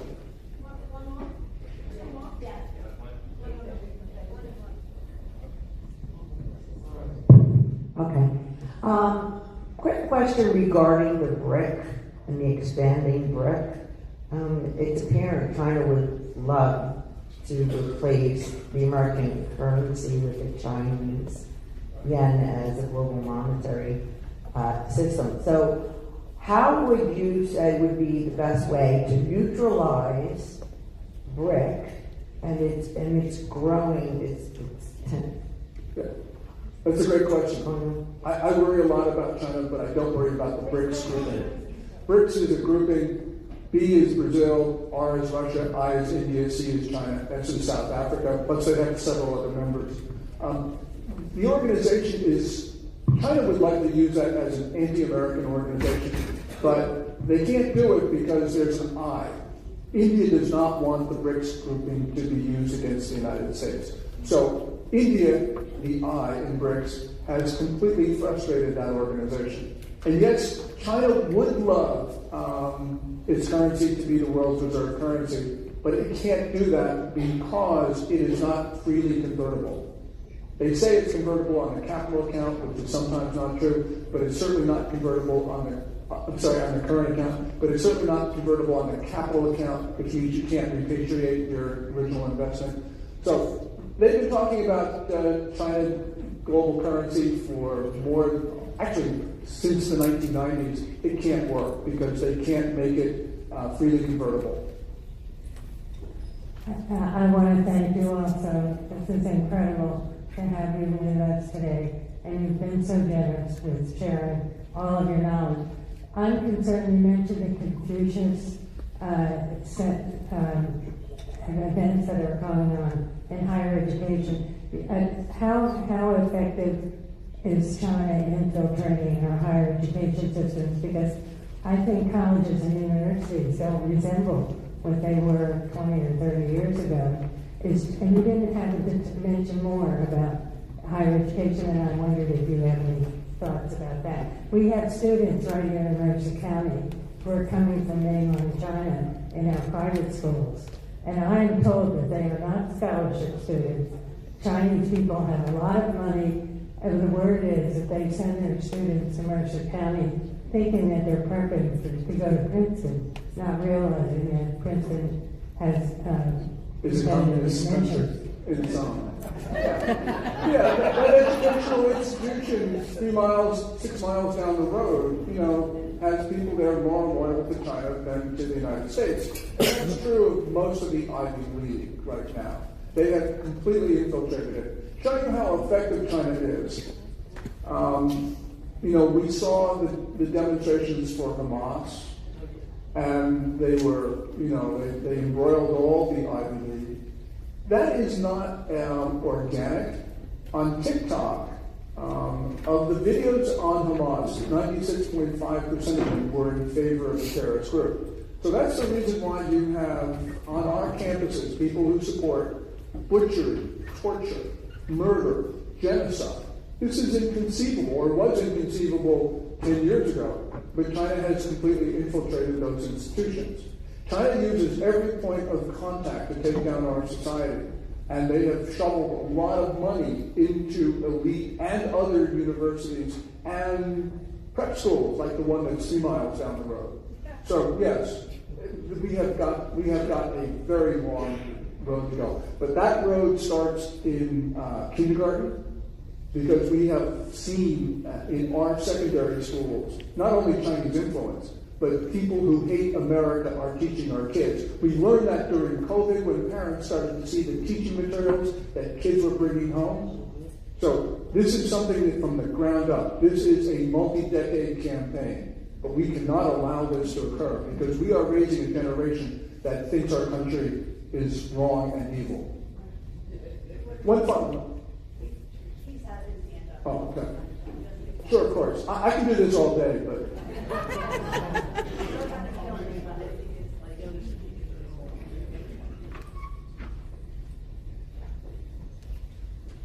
A lot of great insight. Thank you for sharing your visions. But we're all Republicans in this room. What can we do to get our leadership to change our strategy? And President Trump several times has said that Xi Jinping is his friend. He also calls Vladimir Putin his friend. How do we do what you say to get the message across to our leaders, primarily right now with President Trump, but going forward with any other president, to realize that China and Russia are not our friends? I would like President Trump to be more like Reagan. But if you look at the substance of what Trump has been doing, he has been hitting the Chinese very hard. And just the example from a few hours ago, Iran is China's most important proxy, and Trump is taking Iran off the board. He took Venezuela off the board. He's going to take Cuba off the board.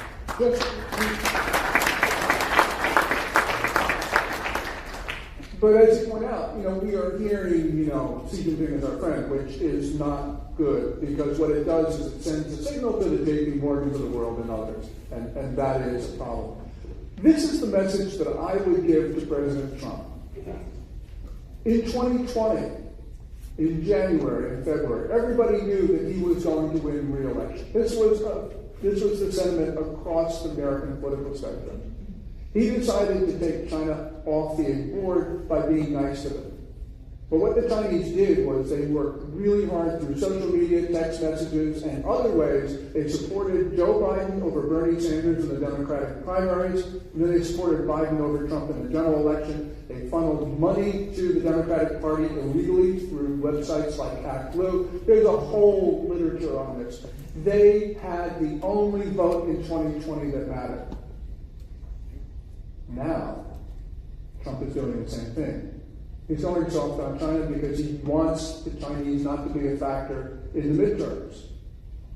I think that he should not make the same mistake again, and I would love that message to get out to the president. Because if he realizes it, remember, Japan, November 7th, the new Japanese Prime Minister, Sani Takaichi, she answered a question on the floor of the Diet. She said Japan was going to defend its territory, and the Chinese went ballistic. So for months, they assaulted her. Propaganda, economic support against her, all sorts of things.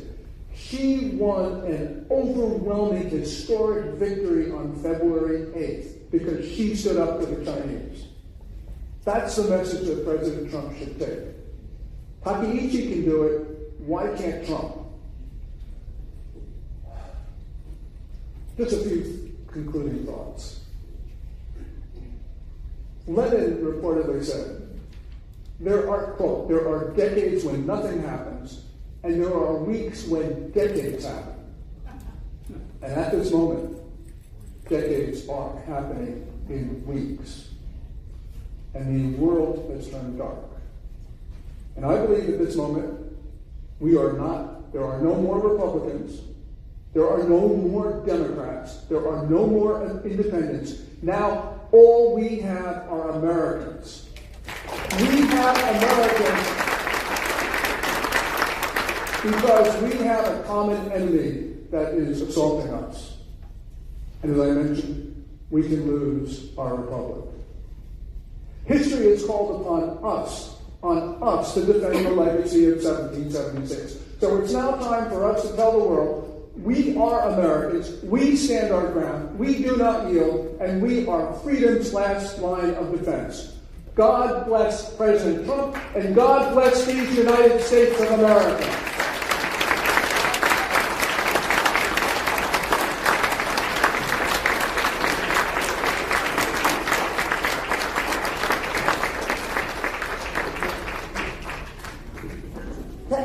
Here does know they're Gordon Chang is going to stay. He's going to be doing a book signing, so you will be able to get to speak with him a little bit privately. So we are also going to have Michael Swartz doing a book signing. So just stick around. I want you to know that both. Thank you, Pat. We're going to do a quick shift in the panels. So we're going to basically switch the order of the next two panels. The next panel will be Understanding New Jersey's Health Policy Shift. We have two incredible women leading the charge to protect families and medical freedom who are here to speak to us today. I will introduce each of them, and then they will come up one at a time to address you this morning. Our first panelist is a wife and mother of three, a social worker with a deep commitment to families and community well-being. She's a founding member of Innovative Parenting New Jersey, a parent-driven organization created to educate and empower families to ask questions, seek information, and make informed medical decisions for their children. Her advocacy journey began nearly 20 years ago when a deeply personal experience changed her approach to health, trust, and advocacy.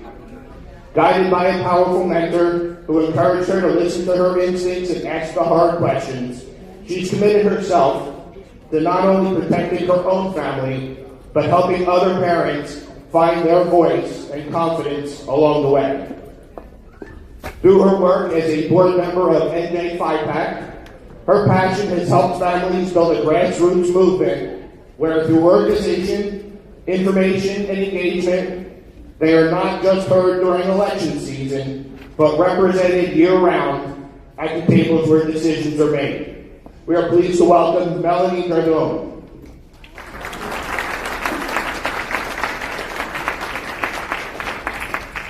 Our next panelist is a mother of three raised in Ogdensburg, New Jersey, before moving to Franklin Borough 15 years ago. She's a lifelong educator who graduated from Davis and Elkins College with a bachelor's in education, later earning a master's in educational leadership from Capella University on a working mother scholarship. She served on the planning board, zoning board, and economic development committee in Franklin Borough before being elected to a 3-year term on the borough council, serving a year as board president. In 2018, she was elected to the Sussex County Freeholder Board and served through 2003 when she won a contested primary, then general election, to represent the 24th Legislative District of the New Jersey Assembly. Re-elected in 2025, she serves on the Community Development and Women, Agriculture, Education and Aging, and Human Services Committees, as well as the Public Safety Communications Commission. Her volunteer work is focused on improving the lives of senior citizens and veterans, and her hobbies include target shooting, hunting, fishing, farming, and clamming. Many of us know her best as one of the young rising stars of the New Jersey Republican Party, who is determined committed, and fearless in her defense of parental rights and the protection of children. Please welcome Assemblywoman Dawn Fantasia.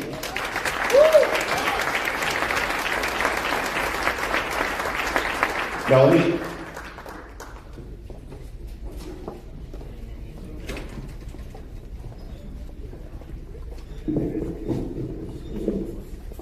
Thank you so much, Anthony. And good morning, everyone. Nice to see you all here, and a great turnout for Pat and her crew, and just round of applause for them for this amazing event. As Anthony alluded to, I am a wife, a mom of 3 teenagers, a social worker, and a lifelong New Jersey resident, and a passionate health freedom advocate for almost 2 decades now. My journey began 19 years ago at a small community meeting where a fellow New Jersey mom shared her story about her 2 sons, whom she described as vaccine injured, a term I had never heard before. During a powerful 3-hour presentation, she detailed the health challenges her boys experienced following vaccination and how she transformed every aspect of their lives, from nutrition to medical care to everyday household products, all in an effort to restore their health. What struck me most was her message about the fact that one-size-fits-all medical approach may not be appropriate for every child, or for that matter, every adult. That experience prompted me to begin my own deep dive into research to determine and better understand medical decision-making for my own family.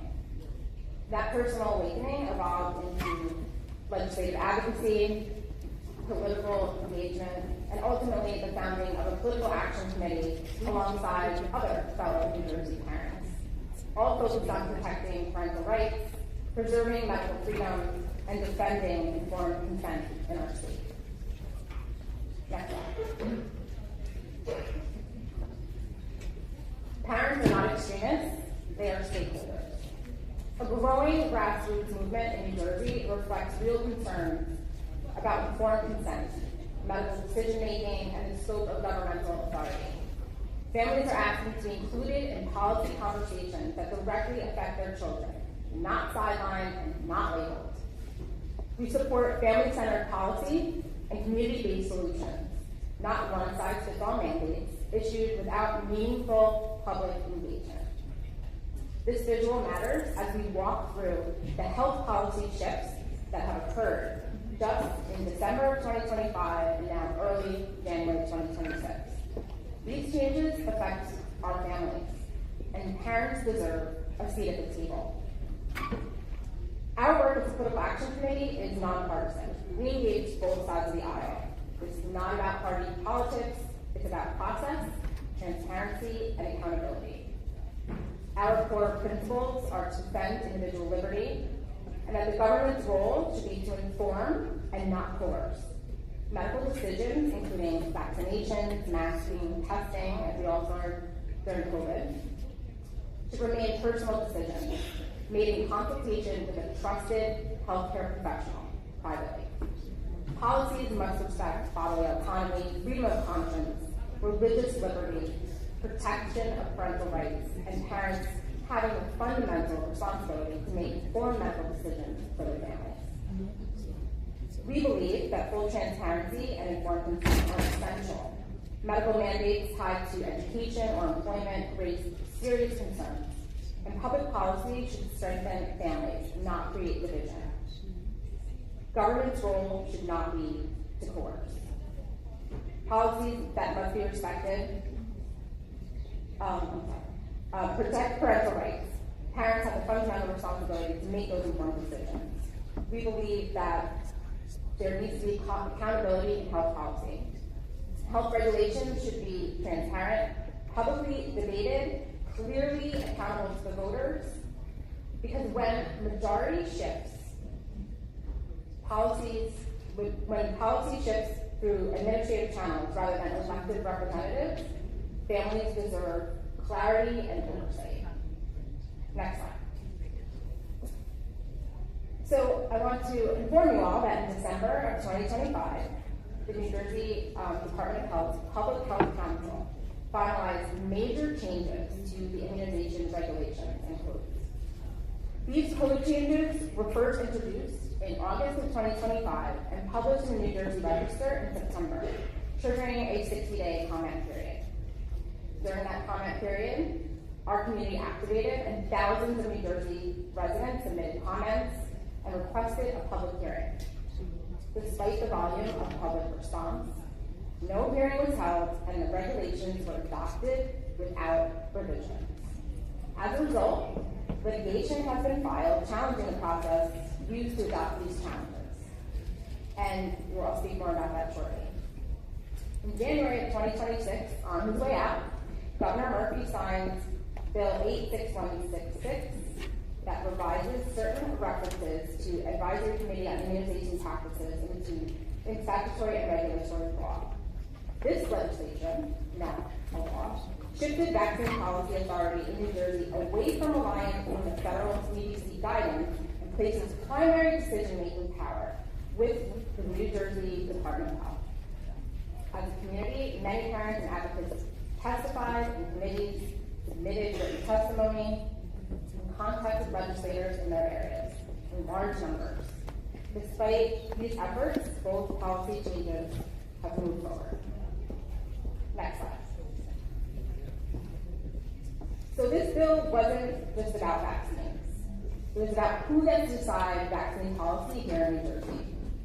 It moved the power further away from elected lawmakers and closer to the New Jersey Department of Health, an appointed agency, being the sole decision makers. This slide outlines how that bill, what it represents in practical terms. This law shifts vaccine policy authority to the New Jersey Department of Health, meaning future decisions regarding vaccine requirements are made at the administrative agency level rather than primarily through the legislative process.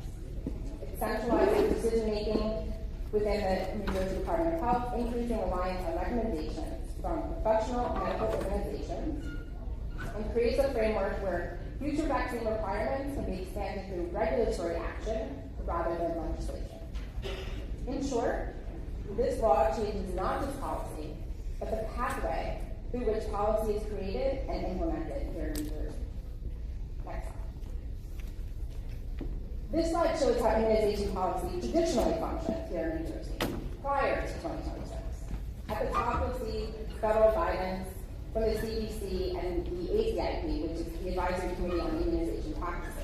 They would provide national recommendations through a process of public hearings, public comment periods, recorded votes, and conflict of interest disclosures. The state of New Jersey would then decide which recommendations would be adopted, and they would establish mandates through their own legislative and regulatory processes. Finally, enforcement occurred at the local level through school and institutions. In short, policy flowed from federal guidance to consideration or adoption to local enforcement. Next slide. Now, this slide illustrates how immunization policy process looks in 2026. Rather than beginning with the federal CDC policy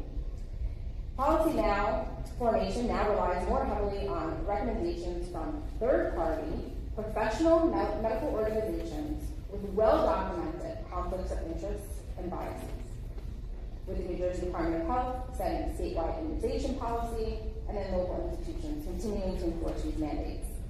In essence, the decision-making structure has shifted upward and centralized, with the New Jersey Department of Health, an appointed agency, holding primary authority. Next slide. Now let's review the New Jersey Department of Health code changes.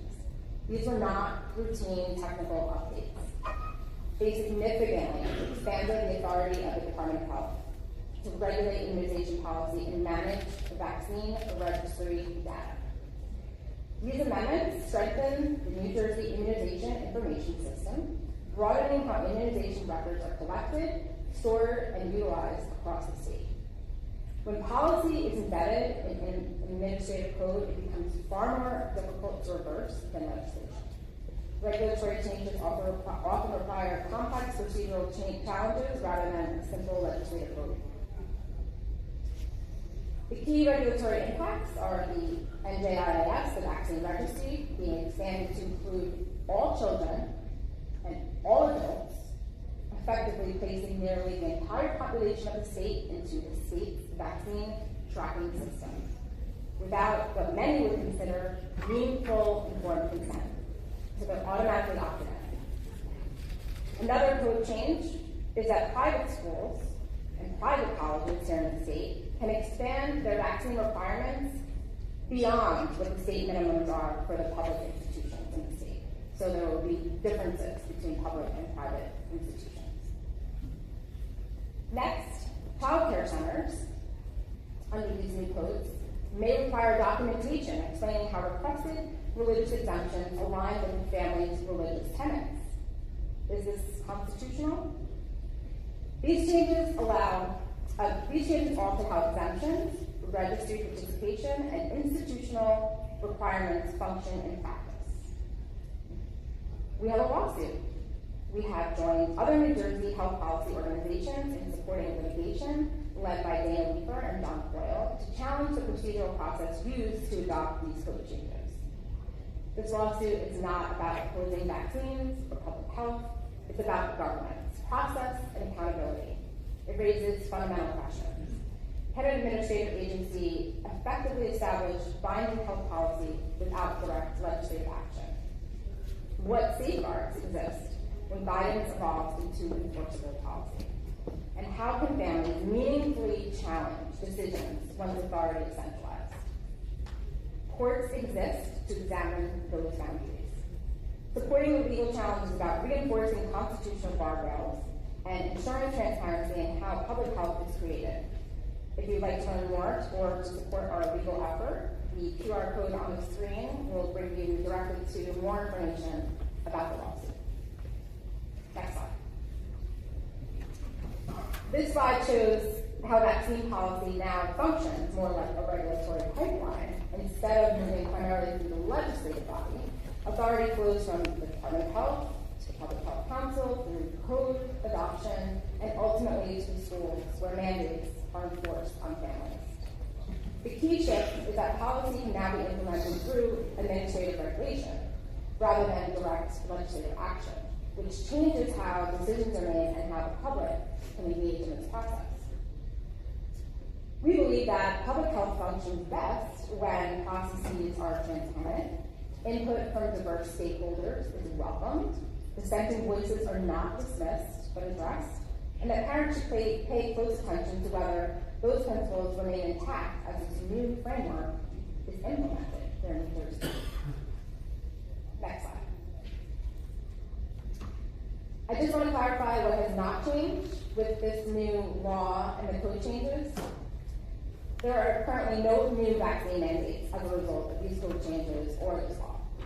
Second, you're still entitled to a medical or religious exemption that's recognized under New Jersey law. And third, parents are still the main health care deciders for their children in consultation with their medical providers. The purpose of highlighting this is not to create alarm, but to distinguish between structural policy shifts and immediate mandate changes. The framework has changed, but existing exemptions and pathways and parental decision-making authority remain in place today.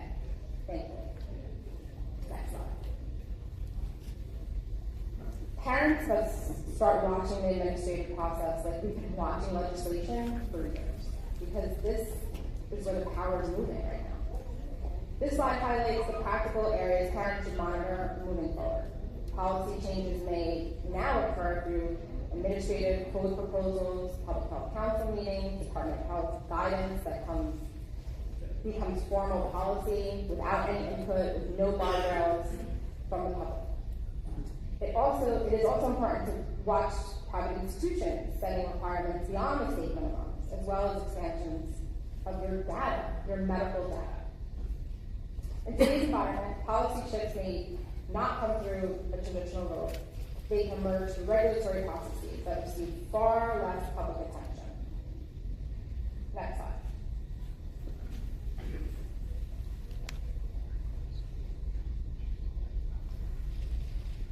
This is the moment to stay engaged.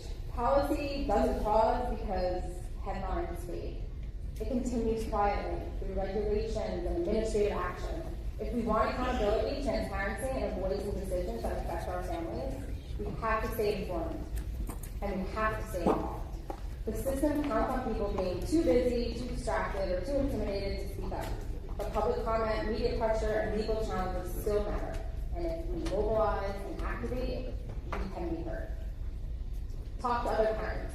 Show up. Contact your legislators. Support the work that monitors these changes. Be sure to stay connected and follow my two organizations that are listed at the bottom of the slide. It's important that we stay vigilant, that we stay loud, we stay united, because when families stand together, policy follows. Thank you.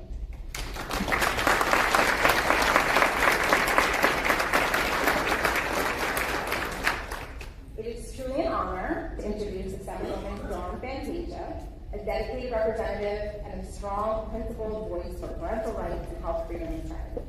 She has consistently stood firm against policies that threaten the rights of New Jersey families, and we are deeply grateful for her leadership in the State House and her unwavering commitment to ensuring our voices are heard. Welcome, Assemblywoman Fantasia.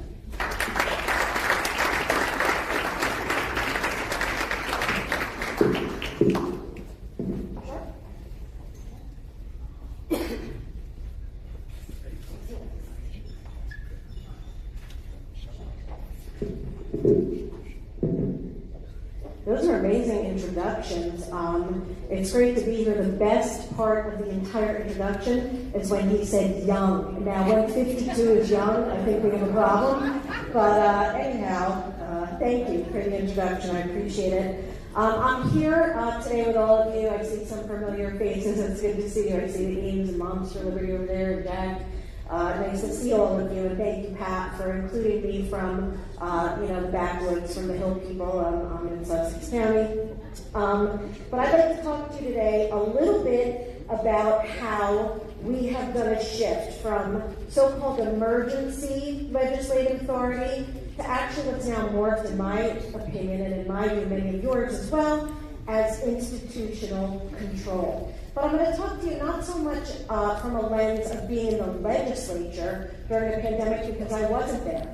But where I was heading county government at the time for a county that was getting shortchanged with no resources of any kind. I was the deputy director of the Freeholder Board in Sussex in 2020, and in 2021 I was the director dealing with ARPA funds and suing the state, and I'll talk about that in a minute. Also, I was a middle school principal at the time in Garfield in Bergen County at the time during COVID, so that was a really good time educating 500 students during the pandemic with an administration and a Department of Education who changed their mind more than we changed our underwear with how we were going to go about fixing, getting education to kids, keeping kids, quote, safe, having them strap on random pieces of fabric with Hello Kitty on it, telling us that that was going to prevent the spread of a dangerous disease. The list goes on, but as you can tell, I'm not bitter about that at all.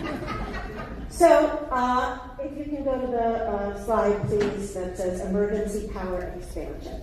Thank you. So, in March of 2020, we got our first executive order. It was around March 13th, I believe. And it began governing our daily life here in New Jersey. So, schools were closed, businesses were shut down, churches were restricted, and residents were ordered home under 2 weeks to stop the spread. And as we noticed, as the months continued, the scope widened. And your vaccination status became tied to your employment in certain sectors. Testing requirements followed. We talked about vaccine passports. Booster definition shifted, and up to date became a compliance standard. So our access to work and education and participation in civic activities were seriously curtailed. So again, I was Freeholder Deputy Director at that time. I unfortunately was in the county, if you recall the New York Times released a bombshell. It was where the nursing home Andover Subacute Center found 17 bodies stacked in an outside shed. Some of the horror stories that happened during that time I can't get out of my head whatsoever at the time. Senator Steve Oraho was the senator from the 24th, and I remember us talking on the phone saying, what can we do? Should we bust in there? Like, how do we get in there? We don't have the authority. The Freeholder Board contacted the New Jersey Department of Health, along with our sheriff, along with us, over 120 documented communications to the Department of Health, and we were ignored. We actually still, the County of Sussex is suing the state of New Jersey for a lack of response or release of information from that time. So as you can imagine, I may have somewhat of a jaded view of passing more authority to the New Jersey Department of Health to make decisions that may affect the health of New Jerseyans. Also, sidebar, I can't let go of that young thing. I had no gray hair until then, and I found my first gray hair and I named it Phil Murphy during that period of time. So, also being a middle school principal in Bergen County made it very, very difficult, and now I actually am a district administrator that oversees learning loss remediation directly because of the pandemic. I oversee math and English instruction for children who are now 2+ years behind in learning, thank you to these draconian lockdowns. So if you can please move to the next slide. So I just want to talk for a second about the improper New Jersey state statutory consolidation that Melanie had discussed. So during our last session, S4894, A6166 amended the immunization statute, right? So now to add insult to injury, our acting Attorney General, who now I believe is confirmed, she is now suing Secretary Robert F. Kennedy Jr. The lawsuit argues that federal alterations to vaccine recommendations and related funding structures violated statutory and procedural requirements. So we have nothing better to do now than sue the federal government because we want more and more and more vaccines here in New Jersey. Next slide, please. So I want to talk about the New Jersey GOP response to some of these hijinks we're seeing. So in response to the expansion of mandate authority and consolidation of health policy discretion, we oppose the state's overreach and we introduced some measures to help reestablish some guardrails.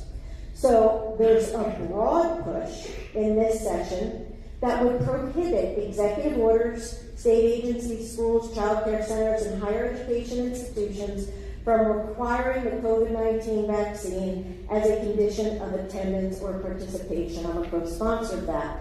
There also is a very narrow one because oftentimes when we try to hit many things in one, we can't get it across the finish line. But if you make it a bit more narrow in scope, we all know if you watch some of the universities, we're very resistant to letting kids come back and live on campus in the absence of the COVID vaccine. So I'm a co-prime sponsor of legislation that specifically does not allow schools to exclude college students, only higher education, for housing or participation without the COVID vaccine.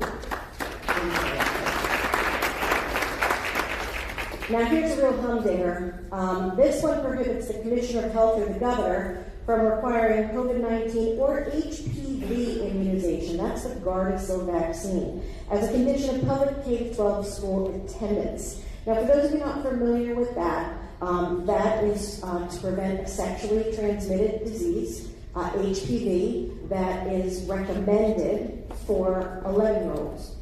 Now, keep in mind it is sexually transmitted, and there was legislation floated in the state of New Jersey to mandate that as a communicable disease. Now, I don't know, I worked in schools for 20 years. I never, ever in my life have seen a child sitting in science class or English class and happen to pass, excuse me for being crass, but it is what it is, genital warts to their classmate from sitting next to them, from sitting in the cafeteria with them.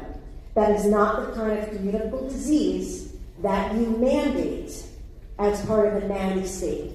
Sexually transmitted diseases are not transmitted in a school setting, and if they are, your school administration teachers are doing something wrong, if that's the activity that's happening in your school building.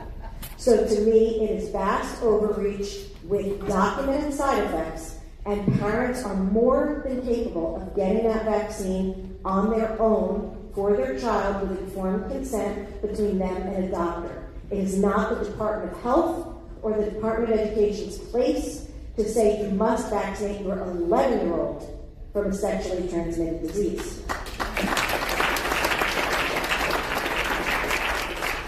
Next, AR 16 urges Congress to enforce federal vaccine injury reporting obligations under the National Childhood Vaccine Injury Act of 1986. And me and my district mate, Michael and Ganamort, are co-prime sponsors of this. I'm going to talk for a minute also about some potential vaccine legislation that's being posted, and talking to Alexandra over there was part of that conversation. Next slide, please. Keep in mind, I want to mention, there's one silver lining. When the state pushes through these kinds of things as regulations, we're horrified because we're like, who are these people making these rules? I can't say our current legislature would be much better, but quite frankly, we're like, who are these unappointed bureaucrats saying what we're doing with our bodies and with our kids' bodies? The only silver lining is because it's not a law and it's a regulation. If we get a Republican governor, they can change that very easily, compared to having to overturn something that is codified into state law. So as much as it sounds ridiculous, I suppose if we're looking for a silver lining, and it's a real stretch, that would be the only silver lining. So I want to talk about documented safety data, please, if you could switch to the next slide. Oh, it says that, I'm sorry.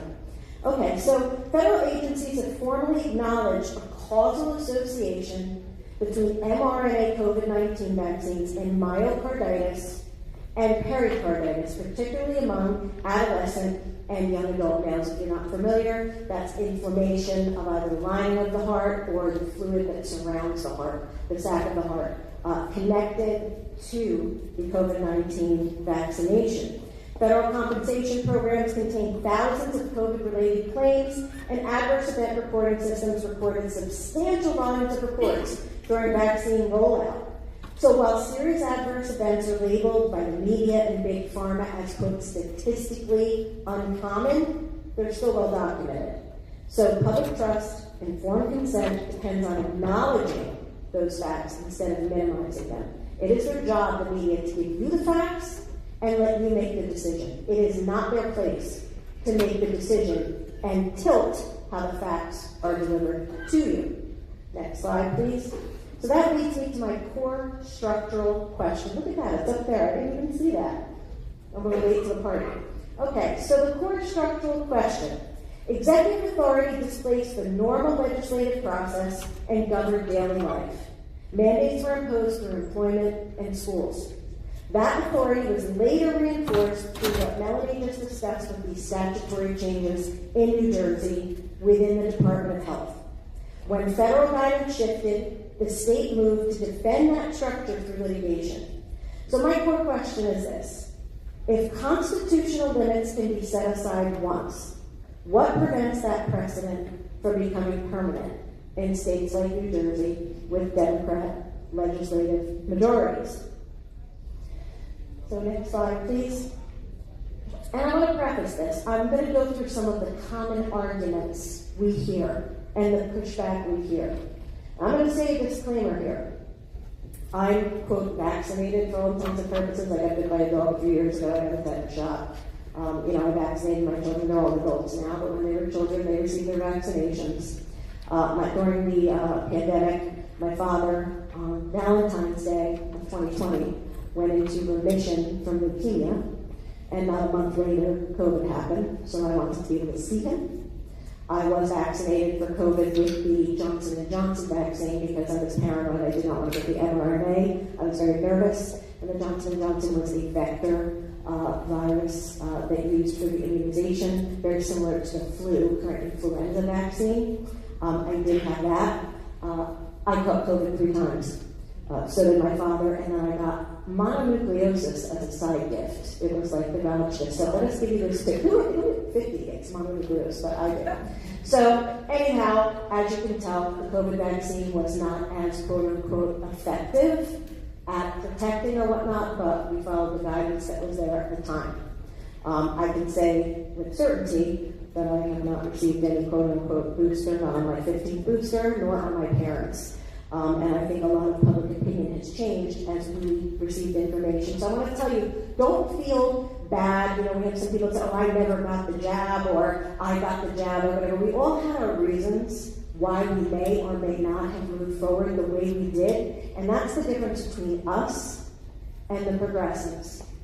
We say, fine, you do what it is that you think is best for you. And I'm going to do what I think is best for me and my family.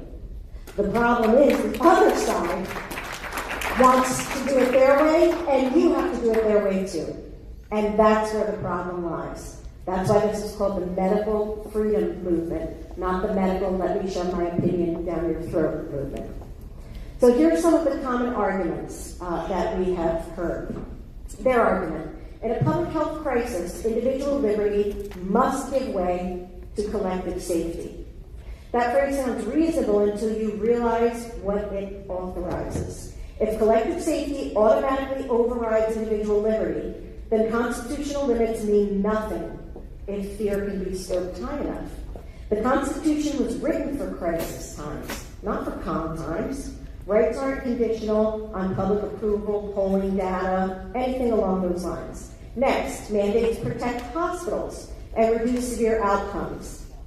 Then they made mandates tied to employment and school access. So that mandated compliance well beyond a quote-unquote crisis. Their argument: vaccine injuries are rare. Federal agencies acknowledge that these exist, payouts exist, there's a reason for it. They exist. And you can't dismiss an injury because it happens to a minority of people. Could you imagine if we said it's okay because a minority of people are affected by something, so we can just discount it? Stupid line of thought. Unvaccinated children endanger others. Counter: vaccines primarily protect the recipient and reduce risk. They do not eliminate transmission or create zero-risk environments. Risk management does not create the right to compel a medical procedure on another family's child. Their argument: herd immunity requires universal compliance. Herd immunity depends on durability of immunity and transmission dynamics. When immunity wanes and breakthrough transmission occurs, universal compulsion becomes a policy choice, not scientific inevitability. And lastly, Attorney General sued to defend our public health. No, the lawsuit challenges federal changes to vaccine recommendations, arguing procedural and funding violations. Again, our Attorney General is using the office as a hammer against the federal government because Donald Trump is in office and he is aided by RFK Jr., period, end of story. So, where does this leave us? This leaves us with some members of the legislature, like myself, my district mates in 24, Assemblyman Paul Kantra, Jerry Scharfenberger, we have Vicki Flynn. There are a variety of legislators, Jay Weber, the list goes on, who are advocates for these issues, who are strong advocates for you. And again, do not conflate the two. We are not here to say vaccines good, vaccines bad. I am here to say you make the decision for you. You make the decision for your family. What is good for your family? What is good for yourself? And I hope that you guide yourself accordingly and know that although we are a minority, we're a big mouth minority. We plan on making a lot of noise to push back against this. And, they didn't put me there to be nice and make friends. I'm there to protect your rights. I'm there to protect your kids. If you ever need anything, even though I'm not from these parts, please reach out to me or my office. My chief of staff, Luke Crescatelli, is here. I work in an office with Mike Giordano, who's an assemblyman, Parker Space, who is our senator, and we have a joint office. Those are all friends. It works out great that way. So please feel free to reach out. Thank you for being here today. Thank you for listening to me go on about this, and I hope it just kind of energizes you a bit to better understand your stance, where you stand with vaccines, and know you are in the driver's seat, not the governor, not the attorney general, not a legislator, not the court. Thank you.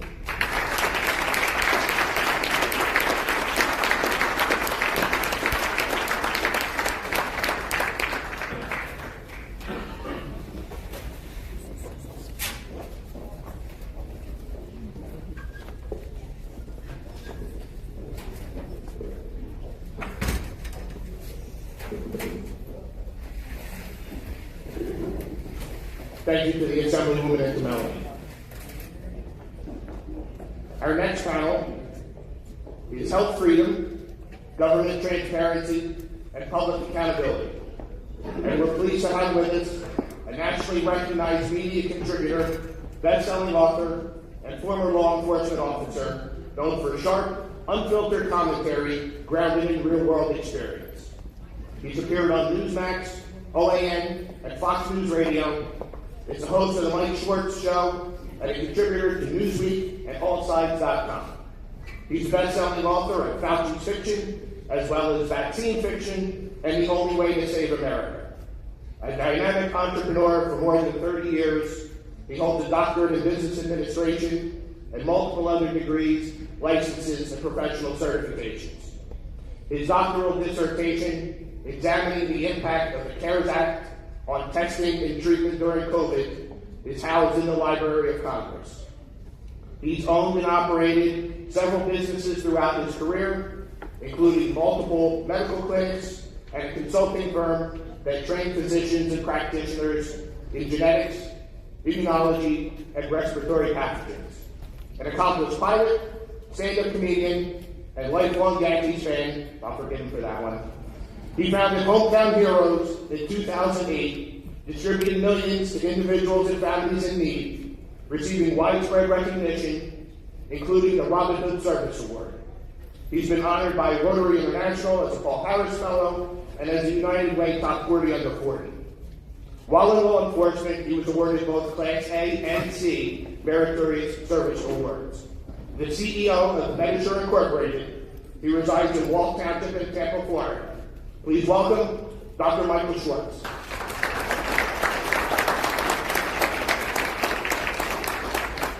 That was way too long. Holy moly. It is so nice to be here in this room. I did not write a speech. I do have some slides, so you guys let me know if you can upload. Look, you got it, Zach. Good job. It is great to be in this room, and it's fitting to speak after Assemblywoman Fantasia. Dawn is a fantastic legislator in the state assembly. If you haven't guessed already.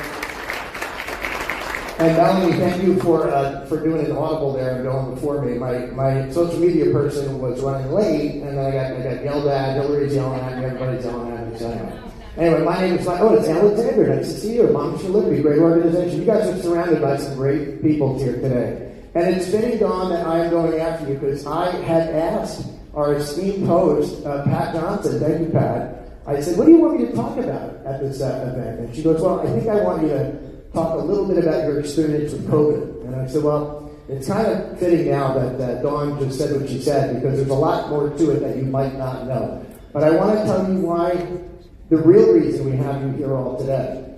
You ready? Timeshares. You guys ready? We're going to talk about... Okay.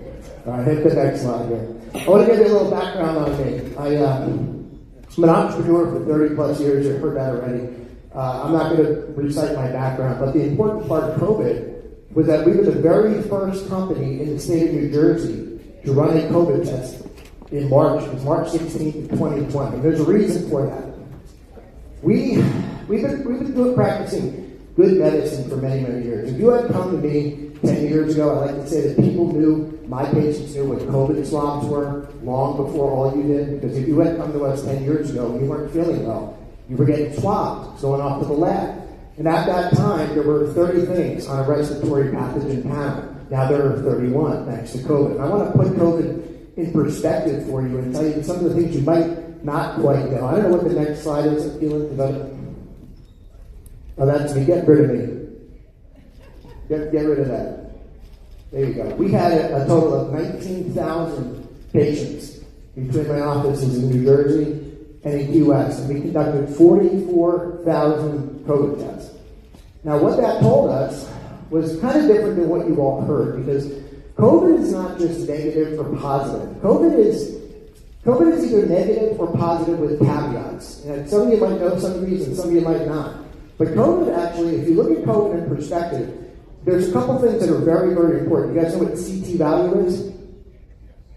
Wait a minute, we just went through a pandemic for how many years? That lockdown, masked up. You guys don't know what CT value is? CT value is viral load. Viral load is how much virus you have in your body. You guys know what co-infection is? That one a little bit more obvious, right? You know the majority of the patients that we tested, the sickest of the sick always had a co-infection. Usually it was Staph aureus, sometimes it was H flu. Get to that slide, Gillian, that has the panel on it. There you go. That's what a respiratory pathogen panel looks like, right here.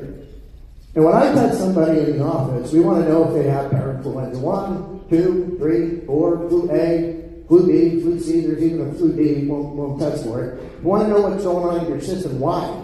Because we want to treat it appropriately. Diagnosis is important. What you weren't hearing during COVID, you just kept hearing COVID, COVID, COVID, COVID, COVID. We in the office were seeing COVID and staph, COVID and H flu. I had Dr. Peter McCullough on my show recently, and I said to him, we were talking about this, and I said, did you see a lot of co-infections, Dr. McCullough? He goes, I just read a study that most people were dying during COVID of an undiagnosed bacterial co-infection. And I said, yeah, I could have told you that 6 years ago.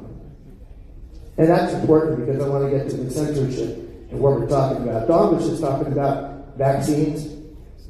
I don't like to say that because if I say the word vaccine to somebody who's 70, 80, 90 years old, you know what they think? They think long-term immunity or inoculation. That's not what we saw. I don't use that word when it comes to a COVID shot because they weren't designed like a traditional vaccine. COVID shots for mRNA, or what you got was viral vector. That's the J&J shot. And when people come up to me and they see the copies of my books and they say, oh, you must be anti-vax.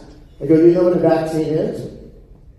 Because if you conflate vaccine with a COVID shot, that was or a flu shot you were talking about, it gives you a 120-day antibody response. If you're 70, 80, 90 years old, you hear the word vaccine, you're thinking polio, lifetime immunity. These weren't designed like that. There's viral vector, there's mRNA, there's subunit, there's live attenuated, we can go on and on. So when I talk about vaccines, I like to talk about very specific types of technology because that's important. Where are we in the slides? I wrote a book, Fauci Fiction, had a lot of backlash on that one. And a lot of people would look at that and say, oh, here we go again, anti-vax. No, not anti-vax. In fact, I had Hep B vaccine maybe 10 years ago because I'm in healthcare. You get about 10 years immunity for that. What we saw during COVID in this time was that most people, out of our 19,000 patients, we didn't lose any, by the way. We only had 4 go to the hospital out of 19,000 patients. And we were screaming at the top of our lungs to legislators, media, people in the state, in March, in April, in May of 2020. I was doing 2 radio shows down in Key West, my other office down there weekly. They would ask me questions about COVID. We didn't tell them what we were seeing. They'd laugh at you, the radio people. This is like the people that would come to our office and ask us why we weren't wearing masks. We never wore masks for COVID. You know why? You know how many COVID particles you can fit on a pinhead? Anybody know? 100 million on the head of the pin. 100 million. It's unfathomable. The reason we didn't wear masks for COVID is because we don't wear masks for viruses. Unless you're wearing a properly fitted N95 mask, you're doing nothing. Any particle that's smaller than 0.25 microns doesn't settle by gravity. They float around kind of like my vape pen does. So any idiot at the State House that was telling you to mask up, say 6 feet away, I quote Dr. Lydia Baruba, MIT, in my book, did a study on the spread in a room, just breathing, 27.2 feet. That's a real number, not 6 feet, not some made-up nonsense. But nobody wanted to listen to us during COVID. Why? You figure that out. Was there a narrative? Was there a political agenda? There was a lot of things that we could have told you 6 years ago that would have saved you a lot of time and heartache. And I will tell you, there's a lot of bad stories from that time for sitting around. The mask was the dumbest thing. I just saw a guy, here you go, guy on that motorcycle, no helmet, no gloves, but he's got his mask on.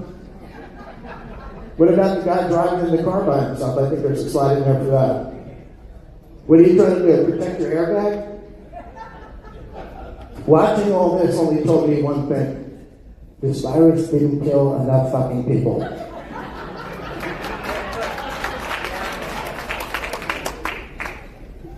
It's scary out there. My next book came out, it was Vaccine Fiction. Now, look, we didn't know all this stuff in the first couple months of COVID. We're just testing people. We're just kind of putting it all in perspective. When I was look, I had Jack Chiarelli call me every week saying, "What do you think?" So I can tell you what's going on in my office. Nobody's dying. Everybody's fine. Everybody's recovering unless you have a co-infection. You know what Jack said? What's a co-infection? 15%, 10 to 15% of our COVID positive patients had classic symptomology. That's it. And then people will start to get into the PCR testing. I'm not going to delve into that today. I can tell you it works very well. Especially if you have lab people who are respected, who care about their diagnostics, who want to make sure that they keep their licenses. PCR testing works very well. And I can do something in my office called repeatable data. See, our experience was very different than most people's because we weren't just testing sick people in the office. Sick people go to the hospital or the doctor's office, right? We were employed to do school districts, police departments, nursing homes, you name it. We were at assisted living all week, every single week. Some people for 3 years. We actually tested the whole of Manchester Township Police Department for 3 straight years, every single Wednesday. Not only did we test them every single Wednesday, they did antibody tests post-shot, not that we gave them. We did antibody tests post-COVID. We have the most amount of horizontal data in the entirety of the country. And no one would listen to us. Kind of incredible. I went and spoke to Ron Johnson in Washington, D.C., Senator Johnson, while he was talking to me about our data. And I was excited to talk to him because he's been kind of at the forefront, one of those guys on TV who kind of got it. And when we sat down, I was a little disappointed. I had about a half hour with him and I had an hour and a half with his staff. His staff was blown away at the data that we had regarding COVID. Ron Johnson, I was a little disappointed because he was kind of going down rabbit holes. He was trying to find the origin, the issues. I said, you got to kind of understand the basics of COVID. I don't think anybody really understands the basics of COVID after 6 years. And Pat, I don't want to take up all the time talking about COVID, but we're going to transition into politics and how it fits, because that is a bigger story. Did you guys hear about the emails from Joe Biden's White House to Amazon asking to suppress books on COVID vaccines? You did hear about that. You're very slim because most people in the country don't. That story was out and gone, and I have proof that it happened to me. This is one of many emails that I've gotten back from Amazon, where I can't see the wording on that. What does it say? You're all... Book on COVID does not comply with our current creative acceptance policy, specifically due to the following reasons. Your ad contains books that are temporarily restricted from advertising due to current events. What you see is true, but it probably didn't happen to you because you weren't writing books on COVID. You weren't doing shows on COVID. We'd go and do a show somewhere. Immediately, YouTube would pull it down. Google, worst offender. Google owns YouTube. Second worst offender, Facebook, Meta. Facebook and Instagram. Every time we do a story, every time I would do an interview somewhere, and they would repost it on social media, it would come down within seconds. Sometimes while we were live. The censorship during COVID was unreal, and it still happens today. My social media manager will tell you, we do stories now. We talk about the news every day on our show. What got pulled down yesterday? Epstein, DEI stuff gets pulled down. Anything that references trans, can't talk about the trans community, God forbid. I say the next shooter was trans, that comes down immediately.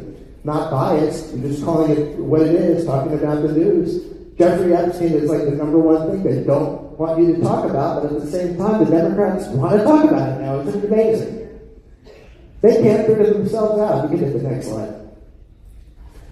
I want to talk to you about data because it has, the conversation comes into politics. And for those of you who are wondering why elections look a little strange lately, especially after 2020, mail-in ballots, things like that, data doesn't do that. Data does this. When data does that, that's called an anomaly. That's where you have to look. This is just miscarriages, stillborn births by year related to vaccines. You can see 30 years of data. It was under 500, well under 500, well under 250 a year. And then you can see in 2021, that number shot up to 3,500. Hit the next slide. Reports of menstrual hemorrhages per year. Less than 25, 30 years worth of data again. All of a sudden in 2021, the data goes, holy shit. what just happened here? And then it starts coming down. What were we doing differently in 2021? The data will tell you the story. Hit the next slide. Dawn was just talking about pericarditis and myocarditis. These are, by the way, these are VAERS numbers. These are government numbers. If you haven't seen these charts, this is verified government data. Problem is, and I wrote this in my second book, Vaccine Fiction, VAERS only has 1% of what's out there being reported, and Harvard agrees with me. So, go to the next slide. This was deaths by vaccines reported to VAERS. You can see there was virtually nothing, and in 2021, holy crap, and if you add them all up, it's about 50,000. Multiply that number by 100. That's your true number. I had Dr. Ed Dowd on my show not too long ago. What did he say? It was more close to 15 million, worldwide. If you multiply that by 100, you get 5 million deaths from the shot. Which, by the way, and I wanted Dawn to hear this, I know she walked out, but she just add this here. One of the biggest contentions I had with Ron Johnson, Senator Johnson's office, I've been trying to explain to him our perspective from when COVID started to when the shots came out, because we had a full year. What we saw, number one, was, put yourself in my shoes. If you were one of my patients, and we didn't lose one at 19,000, we only had 4 go to the hospital. If any of you had come to our office and said, do I need this shot? The answer was no. No. Why would I give you an experimental shot that you do not need? Then when people started getting the shots, guess what? We didn't use the word breakthrough cases. I wanted to jump through my screen every time I saw someone on TV talk about a breakthrough case. It wasn't designed for natural immunity. It wasn't designed for long-term immunity or inoculation. It was designed to give you a 120-day antibody response. So when patients were calling me saying, I don't know how I'm positive. I'm fully vaccinated. I wanted to. I wanted to do it so quickly, so I had to do my so quickly, so strongly, so boldly. Sorry. It's pretty scary if you think about it in real time, because we were at the forefront of this in 2020. It didn't take long to figure out that you didn't need these shots. It didn't take long to figure out that it didn't work. And I had clients calling me up, friends calling me up, and said, Mike, how long do you think this will last? I'm going 6 months. But if you think about it, the average IQ in this country is 100. Think about that. Half the country has an IQ of less than 100. You can see them now. They're all wearing masks in their cars and on their motorcycles. Hit the next slide. So then we come to the only way to save America. This is my newest book. This is out. By the way, Trump has all 3 of these. Actually, he's got, I think he has 3 copies of the first book. I don't know why. They keep asking me for copies. I'm like, how many do you want me to sign to this guy? This book talks a little bit about post-COVID, because you know what, COVID for us, nobody wants to talk about that anymore, but I could talk you guys here off for hours about the data, and it would blow your mind about the things you don't know. A lot of it is in those books. But it brings me to the only way to save America, because now with elections, what do we see with data? What the hell's that? What is this gubernatorial election? And all of a sudden we see that. It doesn't quite make sense. And it's funny, I've had a couple people on my show, I've had a lot of PhDs, doctors, you name it, election people. I've run about 50 campaigns in my lifetime. I have never seen some of the data anomalies that we are seeing since 2020. It is mind-blowing.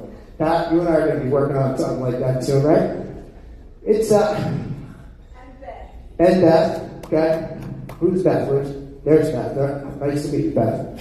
There's a lot there. It's confusing to people. And then you hear a lot of excuses. You hear things like that. Nobody cheats. It's a rounding error. I mean, if you've heard that one. It's just a rounding error. 400,000 people is not a rounding error. That's cheating.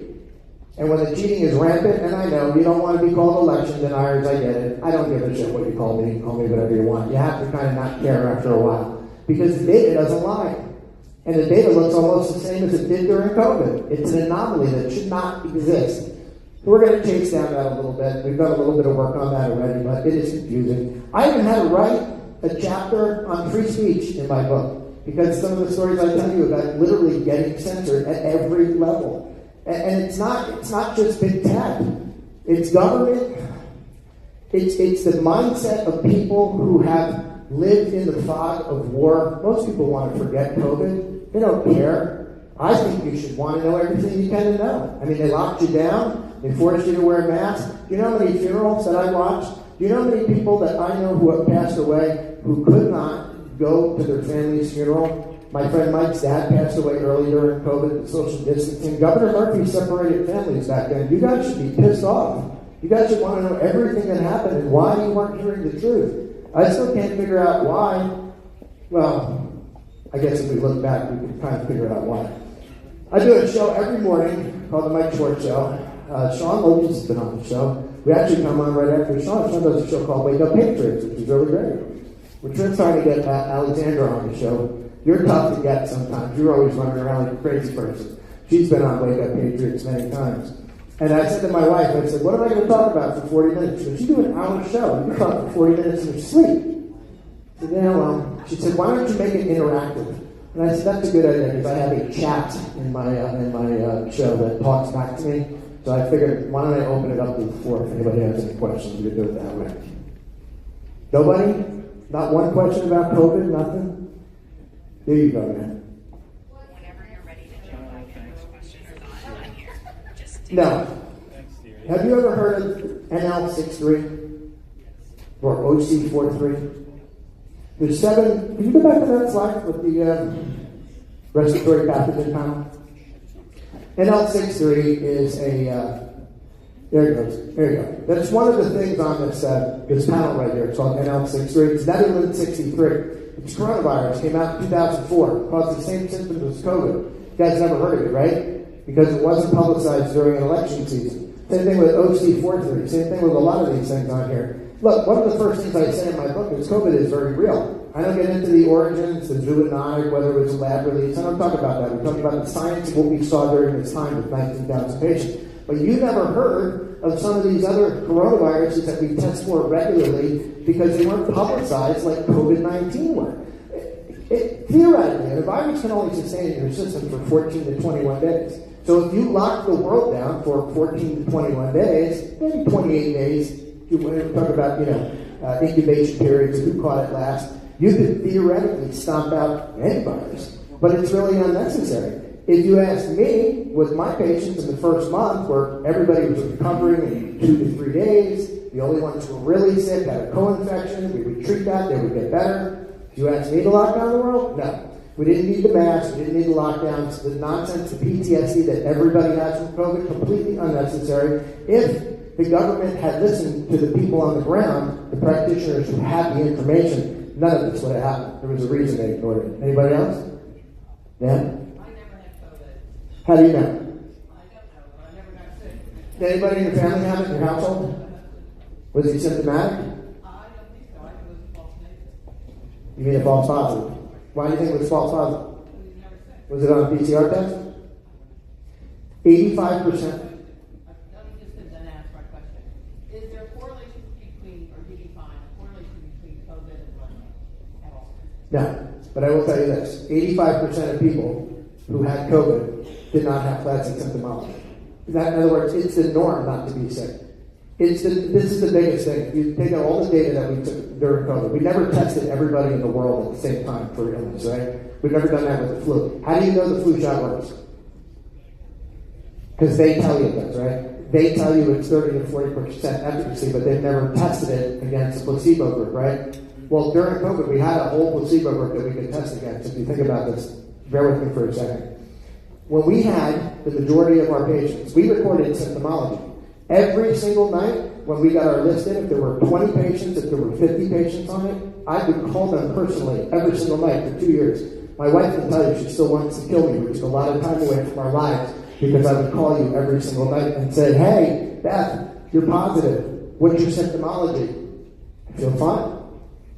That's okay. We have something called repeatable data. I get that a lot. Cop would come in, he tests positive, wasn't allowed to work for a week. Now he's pissed off, thinking it was a false positive. If you're testing appropriately on PCR, you will not get a false positive. I can tell you why. I can repeat that data the next day. In other words, I can test 100 cops today. I can test all of you in this room right now. She comes back positive. You all come back negative. I could do the exact same grouping the next day. She would come back positive. You would all come back negative. I could do that a third day. That's called repeatable data. You have to understand how testing works. And this is the important part of my book. And I don't think a lot of people get this. You guys ever use a rapid test? Yep. Yeah, throw those out. I'll tell you why. On a PCR test, the sensitivity on a PCR test is logarithmic. It's not linear. So the sensitivity doesn't go 1, 2, 3, 4, 5. It goes 1, 10 times, 100 times, 1,000 times, 10,000, 100,000, so on and so on, all the way to 1,000,000. So looking for COVID at level 1 is like looking for it on the surface of my cell phone. But looking for COVID at level 36 is like finding it in the entirety of the solar system. At the solar system level, I only need 9 copies of the virus to tell me it's in your system, it's replicated and bound. But at level 36, CT value, you will not have symptomology. And if you are strong and healthy, eating right, fighting it off, you will never know you had COVID. Your body will fight it off, naturally, which is what happens most of the time you catch something. Our thought process is every time we catch something, we get sick. That is not the norm. And we proved that with COVID. 85% of our testing of the populace did not have classic symptomology. See, what you expect when you catch something is a cough, a fever, or shortness of breath. Case in point, and I have a study that proves this. Every time, beginning of COVID, talking March, April, we would go, if somebody called us that was symptomatic, we would go to their home, do the lockdown, and we would test them on their porch. As a courtesy, we would test everybody in the family. This is a case study. 100% of the time, 441 homes, 100% of the time, if somebody in the house had it, everybody had it. But how many of them were sick? 15%. 85% of that grouping, no classic symptomology. So that's the norm, is what I'm trying to explain to you. Most people in here have gotten the cold during the year or the flu during the year, just didn't realize it yet because you didn't develop the classic symptomology. That's what you learn when you do mass testing. Was it needed? No. Did we use it and get a whole science experiment out of it? Yeah. Is anybody listening to it? No. Yes, ma'am.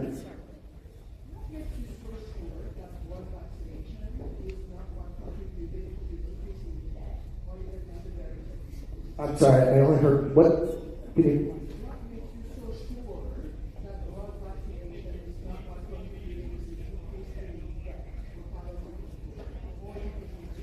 Well, because the numbers are the same. So when you look at, you got to remember the shots didn't exist for an entire year, right? Symptomatic, 10 to 15%, 85% asymptomatic, right? After the shot came out, the numbers didn't change. The grouping post-shot, the grouping pre-shot, exactly the same. If you look at the antibody data from post-shot, the average, you got IgM, IgA, and IgG, they tell out after a while, the average is 120 days. If you look at the antibody from post-infection, same thing, 120 days. They're both the same. The numbers are almost identical. So when you introduce the shot, people would say, well, there's less people dying. No, there was only people dying in the beginning for 2 reasons. One, the virus was novel. You will respond to something new. You're going to respond to all 27 proteins inside the capsid of that virus. The moment you have it, you develop what's called B and T lymphocytes. Those are memory cells to each of the 27 proteins inside COVID. That does not mutate. What mutates is the spike protein. That's what you're getting a reaction to once it mutates. But you have memory to the whole of the virus. That's why you're not as sick the next time you get it. However, if you run down, I drove a car back from Florida last year. It took me 24 hours. I was exhausted. I went straight through. Maybe it was 21 hours, whatever it was. I got home, something came on, and shit, getting sick. I was run down. If you're run down, you're not sleeping, you're not eating, you're not taking vitamins, you're not well nourished, whatever you catch, you're not going to be in that 85%. You're going to be in the 10 to 15% because that virus can replicate. Then it starts destroying the mitochondria of your cells. That's where you get the classic symptomology.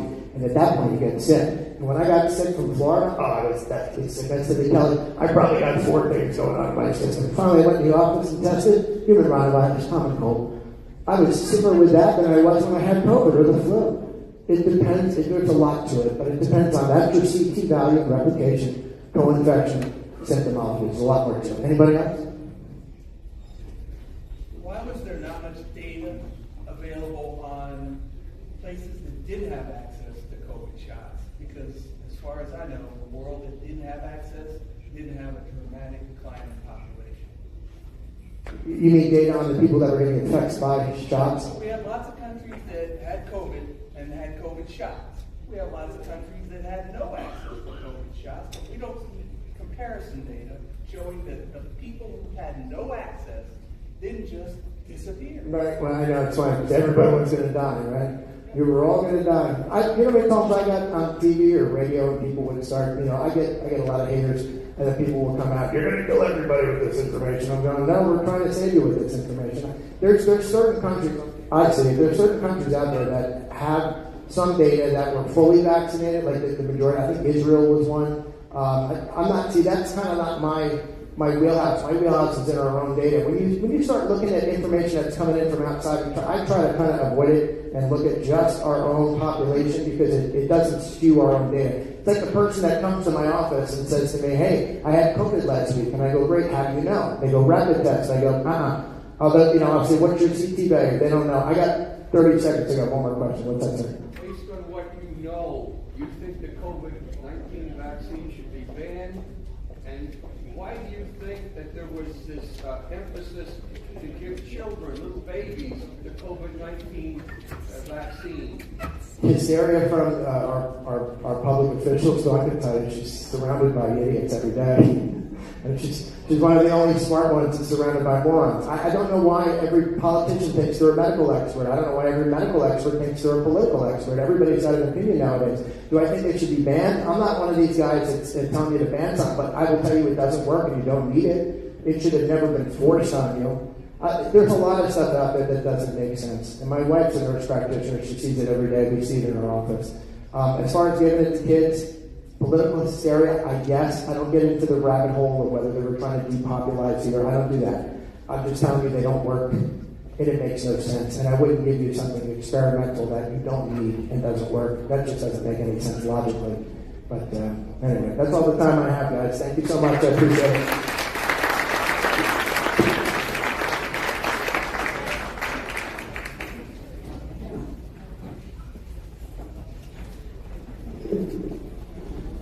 Thank you, Dr. Swartz. And he will be available later to sign copies of his books if you're interested. In addition, when we do have a break, which is coming up very soon, please avail yourself of the organizations that we have here and their table displays.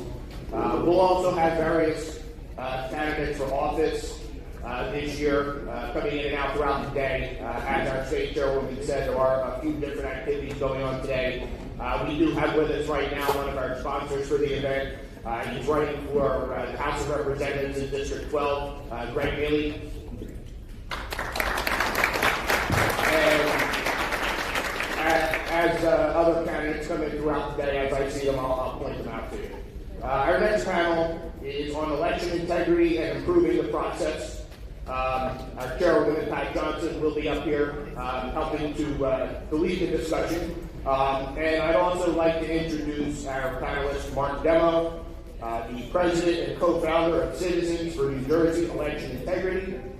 Citizens for New Jersey Election Integrity is a nonpartisan, nonprofit organization focusing on auditing elections, educating citizens, and holding election officials accountable for their actions through engagement and, if necessary, litigation.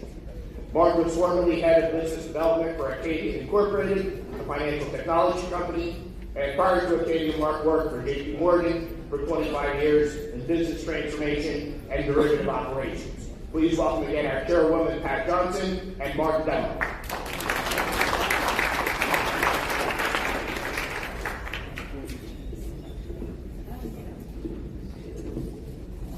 Okay, thank you. Thank you, Pat Johnson, today for having me here, and thank you to Representative Fantasia for being such a great poster on X, right? I love all your posts, and thank you for speaking out on election integrity. Okay, you're awesome. Thank you. So it should come as no surprise that a Democrat won a statewide race in New Jersey, right? This is the background that you face when you're a Republican and you're coming up against a an important race. In October of 25, we'll look at the governor's race as an example. In October 2025, Democrats held an 850,000 voter registration lead, right? New Jersey is a sanctuary state. It's illegal to ask for voter ID in our state, right? We have permanent vote by mail list. So there are 900,000 registered voters on a permanent vote by mail list. And 57% of them are Democrat. Only 20% are Republican, right? New Jersey voters start voting 45 days before election. We don't have election day, we have election season. And you can count ballots, vote by mail ballots that are received up to 6 days after election day, as long as they're postmarked by election day. And we have limited legal ballot harvesting in New Jersey. So that's the backdrop that you face when you're going into an election. So going into this past election in November, Democrats already had, going into election day, Democrats already had a 252,000 ballot lead over Republicans based on the vote by mail ballots, right? Early voting, Democrats had a 39,000 ballot lead going into election day. On election day, Democrats cast 186,000 more ballots than Republicans. Right? So overall, the turnout was up 31% over this past November. Over the turnout in the November 2025 governor's race was up 31% from the November 2021 election. And the biggest offenders really Hudson County and Passaic County. Next slide, please. So there were no major blow-ups in this election, unlike Mercer County, as we all know, in 2022, and Burlington County in 2024. There were some bomb threats on election day. Those are both in red and blue counties. There were multiple voting machine issues in Cumberland County, and there were some poll book issues in Essex County, where the voter's signature, when the voter went to check into the poll book, the signature was blacked out like you would see in a legal document. And Essex County uses no-ink poll book machines. No-ink is owned by Liberty Vote, the company that just bought Dominion voting systems. Right? So, next slide. So some of the individual things that we're digging into when we look at elections, we're specifically looking at that Hudson County turnout and Passaic County turnout. We're doing a ballot image audit. And when you do a ballot image audit, what you do is you take the votes, you strip the votes from the ballot images that are created from scanning the ballots, and you compare the votes from the actual ballots themselves to the cast vote record, which is a separate record that the county maintains when they read the votes from the ballot. So you make your own baseline. You strip the votes off the ballot, you compare it to the cast vote record, and then you compare it to the certified results. It doesn't find fake ballots, but it will find duplicate ballots. So we're doing an audit there. We'll have our results out in a couple of weeks. Mercer County, they continue to have provisional ballot issues. Provisional ballots, the way that they handled provisional ballots in the 2022 race was one of the main factors as a result of our lawsuit there. And Pat and I will talk about that a little bit later. And then what we do is we compare turnout in elections from November to November. So, for example, Passaic County vote by mail returns within the first 20 days of mail-in voting were 12 times the rate of the presidential race. So again, you look at data, and the gentleman that was up here before me talked about the blips that occur unnaturally, and that's what gives us a clue about where to look for problems. Next slide, please. So, social media, when the governor's race was being conducted, there were reports on social media about ex-users were saying there were 500,000 new first-time voters. Well, actually, we looked at the data. There were only 90,000 first-time voters. There were only 90,000 people where the first time they ever voted was in the governor's race, right? And then there were also there were 1.3 million new voters registered in New Jersey since the prior governor's election, right, in 2021. And of those 1.3 million, 492,000 people voted. So maybe that was where the 500,000 was coming from, right? Next slide. Some of the other things that we looked at when we audited elections, right? We looked for districts where the number of ballots that were cast exceed the number of registered voters.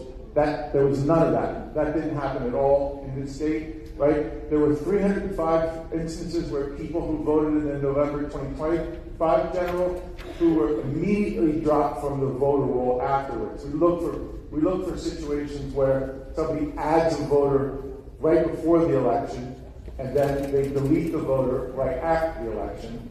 So we get data on a monthly basis and we compare. So that number doesn't jump off the page as extraordinarily large, right? There were 3,400 people who have inactive confirmation status. That means they have a bad address or they have to vote in person, right? That they can't vote by mail. They're dropped from the county mailing list. There were 3,400 people who voted with inactive status in the November election. All but 13 of them were cast in person. So again, you have to, when you have that status, you have to show up and you have to prove that you live at that address to vote. Let's keep going. So this is, and I apologize for the detail, but what I want you to understand from this slide is, what it is I pulled apart. I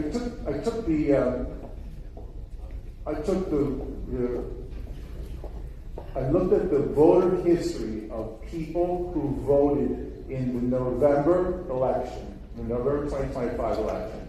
And what I did was, I then looked, when's the last time they voted? So if you look at the Republican slide in the middle, you will see that almost 50, so there were almost, I think the number was, there were 1 million registered, there were 1.6 million registered Republicans going into the governor's race. 1 million of them voted, 600,000 of them didn't, 650,000 of them didn't. So why didn't those 600,000 people vote? Right? And so we took a look at, well, when's the last time that they voted? Well, interestingly, almost half of those people, over 350,000, voted either in the primary or in the November presidential election, but they didn't vote in the governor's race. Right? So if you look at the bottom of that slide, you'll see what I did was I took the I'm assuming that everybody who passed the Democrat ballot and everyone who passed the Republican ballot voted for their candidate, right? And then I compared how many votes the Democrat candidate for governor got to the number of Democrat ballots cast. And I did the same for Republicans. How many votes did Jack Ciattarelli get? And I compared it to the a million Republican ballots that were cast, right? So that left a number for Jack of 1.3 million, and that left a different number for the Republicans. But you can see that the independents on the right side of the chart, they only turned out the Republicans actually had a decent turnout, right? 61% of Republican registered voters turned out to vote for governor. 59% of registered Democrats turned out. Well, when you start out with an 850,000 voter registration lead, your numbers, you're going to overwhelm the Republican candidate, right? And so what that means is the Republican candidate has to pull strongly from their base, and they have to pull from independents. So let's go to the next slide. So what the next slide is, I looked at the presidential race from November 2024, and I looked at, okay, if I took everyone who voted everyone who voted who didn't vote in the presidential race, who was Republican, right? You can see that number is like 300,000. So Trump had out of 1.6 million registered voters, he had assuming every Republican who cast a ballot voted for him, you had only 300,000 Republicans who didn't vote in the presidential primary, right? So what that says is, and Trump got 1.9 million votes in November. So that means, and there are only 1.6 million Democrats that are registered. So he had to pull. What Trump did was obliterate the lines, the party lines, right? He pulled from Democrats. He pulled extraordinarily well from independents. And so the point that I'm attempting to make by contrasting this data is that you can see if you stick along party lines, you're going to lose the race because you are completely outnumbered. And Republicans and Democrats, they don't have the issues. You can see our president spoke on issues at the State of the Union address, where it's an 80% of the Americans support the policies that he discussed when he asked people to stand and support it. But the Democrats don't have a platform to stand on. They have an election-winning machine. That's what they do. It doesn't matter what the platform is. So let's go to the next slide, and I'll finish up. Skip that one. One of the things that we did was during the election, we take the vote by mail ballots and we evaluate them for illegal, ineligible voters. We did that this year, and we found over 100,000 ineligible voters cast ballots. And then what we do is we know the state of New Jersey has a problem with their voter rolls, and that means they admitted. Go to the next slide. Go to the next. Back. Okay. Well, forward. Okay. So we know the state of New Jersey admitted in July 2025 the RNC sued the state of New Jersey to obtain a copy of their voter registration procedures. And what the state of New Jersey responded to them was that in a letter, they stated what they did do for voter registration list maintenance and what they didn't do. And what they didn't do was stunning. What New Jersey conceded that it doesn't do is leverage many sources for cross-checking, relying instead on sporadic state or county level inputs that counties must manually verify. The state admits they have no integration with national systems like the National Change of Address database. And that's what we use to find our ineligible voters. We found over 100,000 ineligible voters, people who had moved from the address that they're registered to another address out of state. But New Jersey admits that they don't check this, right? They don't check their voter data against the SAVE database, which is the alien registration database. They don't check it against the Social Security database, right? So it's going to be fascinating. Many of you have seen that the Department of Justice sued New Jersey. That just came out yesterday or 2 days ago, because New Jersey didn't provide the DOJ with their full voter registration database. And what we've seen based on the testing that we've done is that the Department of Justice has some valid concerns about the fact that what the state doesn't do and what they admitted to the RNC that they don't do in this letter. So it's going to be fascinating to play itself out. But I'll close by saying, and then Pat and I can take some questions, or we can talk about the Mercer lawsuit. But I'll close by saying is that the way that you make change in your situation is you must get involved locally. And you're all here. You know that. You're all here. But what we do is we encourage people to show up at their Board of Elections. We arm them with data. We arm them with information. And we ask them to engage with their boards of elections, to ask the questions, make sure, show up at the voting machine testing, show up as poll challengers. We've trained hundreds of poll challengers over the last few elections, and poll challengers. We don't train the workers. But so you must be engaged, and change must happen at the local level. And grassroots groups like ours have a job to do, and our president has a job to do, and he's attempting to do that with the Save America Act. As you're likely aware, the situation where the Save America Act has passed Congress.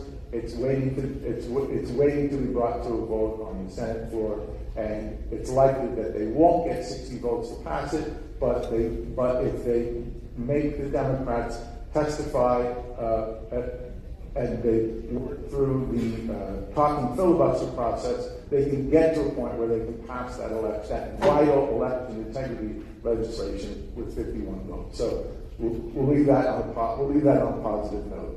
So Pat, thank you.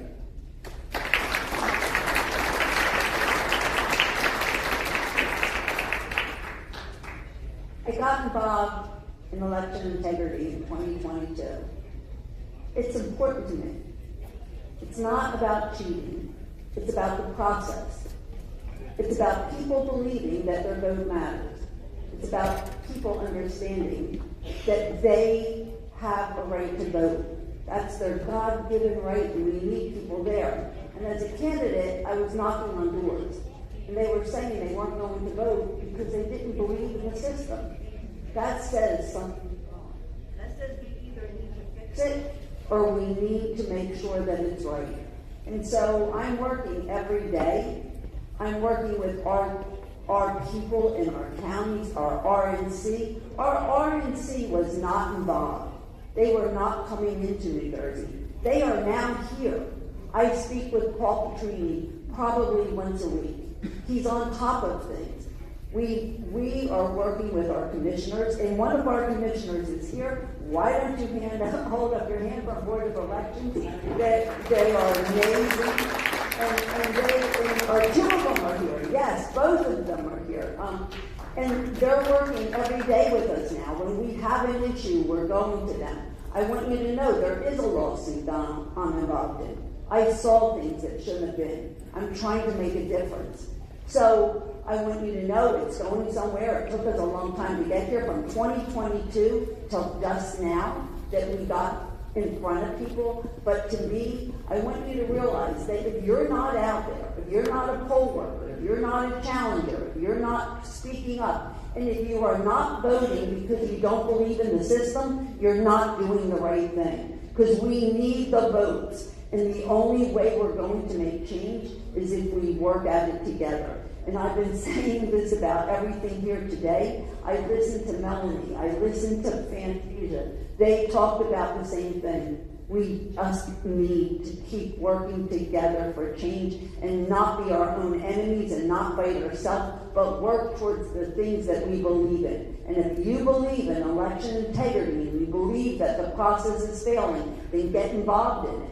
Speak up, come forward, help us to move this forward. So I'm not going to go backwards over what Mark said. I'm just going to say I'm here. We're working right now. We're working right now on the last election because the numbers weren't right. Mark said it. I'm working with Mark on this. I've talked to another gentleman in here that's also a teacher. He's involved in statistics. Everybody that understands statistics is saying these numbers just don't match up.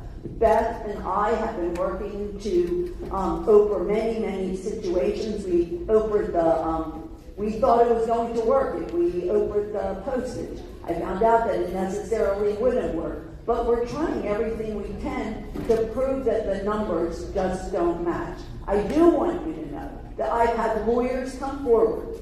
Lawyers are saying that they have an issue with illegals voting because, or not voting, and their names appearing because they are now having people that have green cards. They want to come forward and get their citizenship. They can't get their citizenship because they said that they voted. The people are saying it wasn't me, I didn't vote. They're checking this out. So we are working, Beth, Shoreline is here, she's working with me. We're trying to put pieces together. Mark is trying to put pieces together, but we need all of you to help with that. So I thank you for being here today. This is a piece of it. I'm trying to prove to everybody in this room we need you. And we're trying to join together and be unified in unity so that we can work across New Jersey, not just in one county or the other county, but we need to join forces. So thank you, and Mark, come forward, let's do whatever you want to take it from here. I would just pause for any questions before we finish up. Yes, Jack. Thanks very much, by the way. That letter that the state wrote about what they don't do, I sent that to him yesterday. Yeah, and I did send it to Paul Petrini to have him send it to who's the GOP election integrity lead for New Jersey. I did send it to him and asked him to send it to make sure, because I think it's very damning. I think, and the DOJ lawsuit is about getting access to the data so they can prove that they're not in compliance with HAVA or the NVRA. Yeah. Yes. One question that always comes to my mind is people register to go back to the Now, the question I always have is, how many employees at TNT is that and doesn't that already introduce a bias situation that would want them not to be able to register? I just overed 6 different counties in order to try to see if I can get that to motor vehicles. So we're trying to find that out. You brought that to me, and I want you to know I followed through. And I would say that a big culprit of these overinflated voter rolls that we have, or people that have been on the voter roll forever and who never vote, is caused by the automatic voter registration, right? You can't have, and we just passed a law, I think Representative Fantasia would know this, we just passed a law before Murphy left that they made the voter registration process online used to be opt-in. You had to say, yes, I want to. But now it's opt-out. So they automatically further automate the process, and then the local county officials sort out whether you actually want to register or in what party you want to register. But there's but that's the infrastructure that I alluded to at the outset of my presentation, sort of the backdrop of all the elections that Trump needs to take care of at the national level. He's got SAVE Act, and he's got the Save America Act. He's got the Make Elections Great Again Act that's in Congress that's being worked on, and he's got an election integrity order potentially coming up if the Senate doesn't act, and he needs to act to take action ahead of this midterm. Yes, Linda.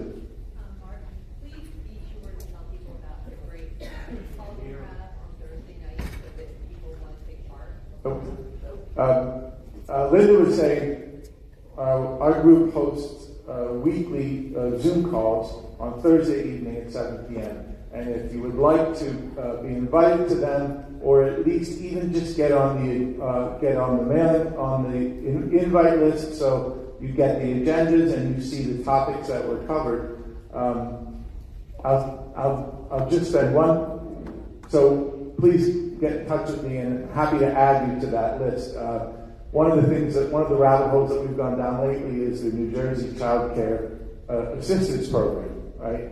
And when you start investigating who are they paying and who's licensed to pay, some interesting things that we found is that we pay for child care services in states all over the country, right? So it's not just, we're not reimbursing child care providers for the care that's provided in New Jersey. There's dozens of child care providers out of state that we reimburse.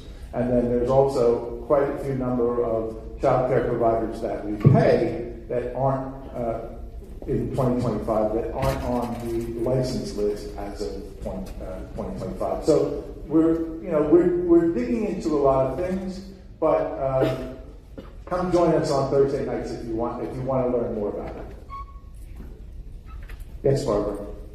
Mark, you talked about the city council, and I think a lot of folks are getting very frustrated with the process, and Trump has done a couple of executive orders. They don't seem to have had any teeth, and I think there's a lot of concern growing. I feel it that this process of getting away from machines and getting to take ballots and ID and citizenship, all that, can't be done in a very short period of time. And what is the timeline?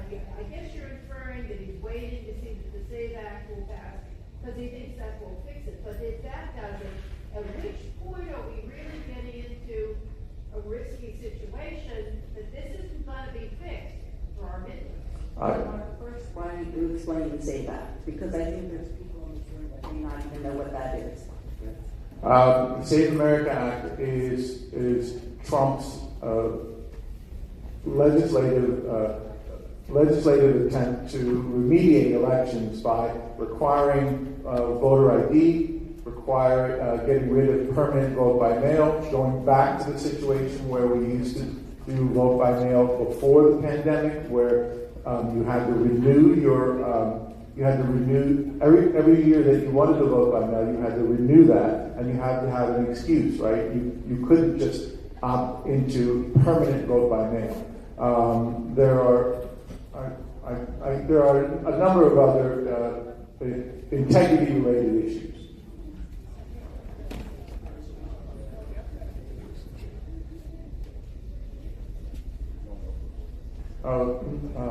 That's the database. Well, that's the SAVE database is the database that the state of New Jersey could send their voter roll to check to see if any non-citizens are registered on that list, but they don't do it, and they're in a lawsuit against Trump to do that. So, but Barbara, to answer your question, I don't know that, right? I do know time is tight if they're going to make changes to that federal election process, but I would expect that he's going to do it one way or the other.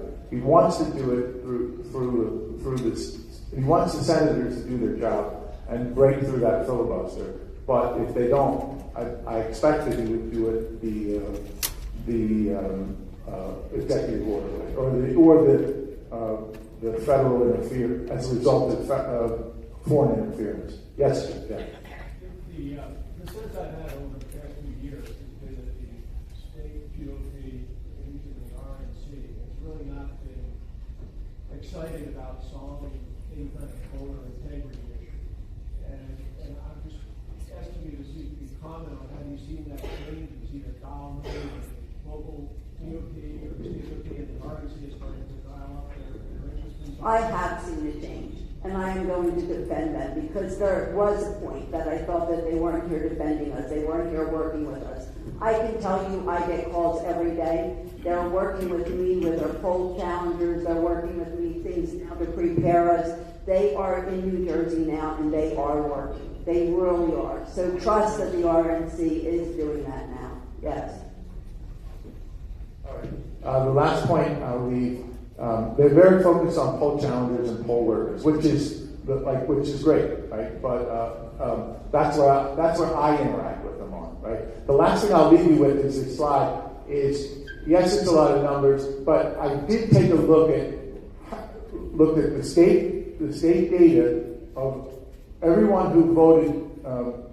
I wanted everyone who voted who never voted, who's registered and never voted, except for the November 2020 election.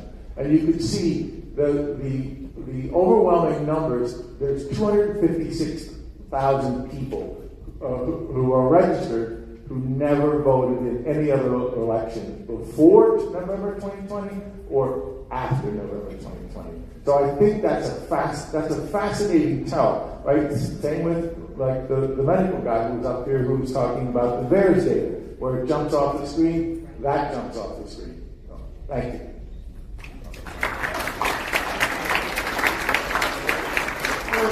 Thank you. Oh, we don't lunchtime. Excuse me? Sure, you surely can. Hi, good afternoon, everyone. My name is Tom Zapsik. Gentleman told my associate and I are doing photography today.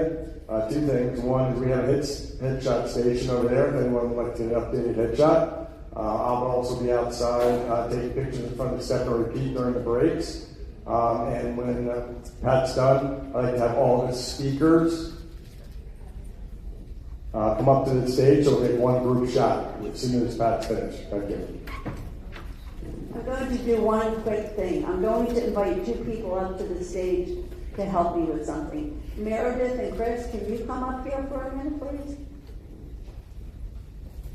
We have something really special going on today, and I want to make you all aware of it. There's someone in this room that's going to be turning 100 in a few days.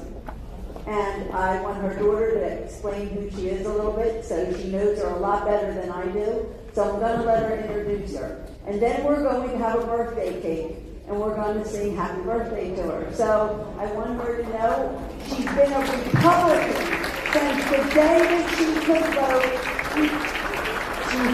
She's a believer in the Republican Party, and it's important that we celebrate people that have been here for 100 years and have stayed Republican. So, and we have a gift for her as well. She didn't know.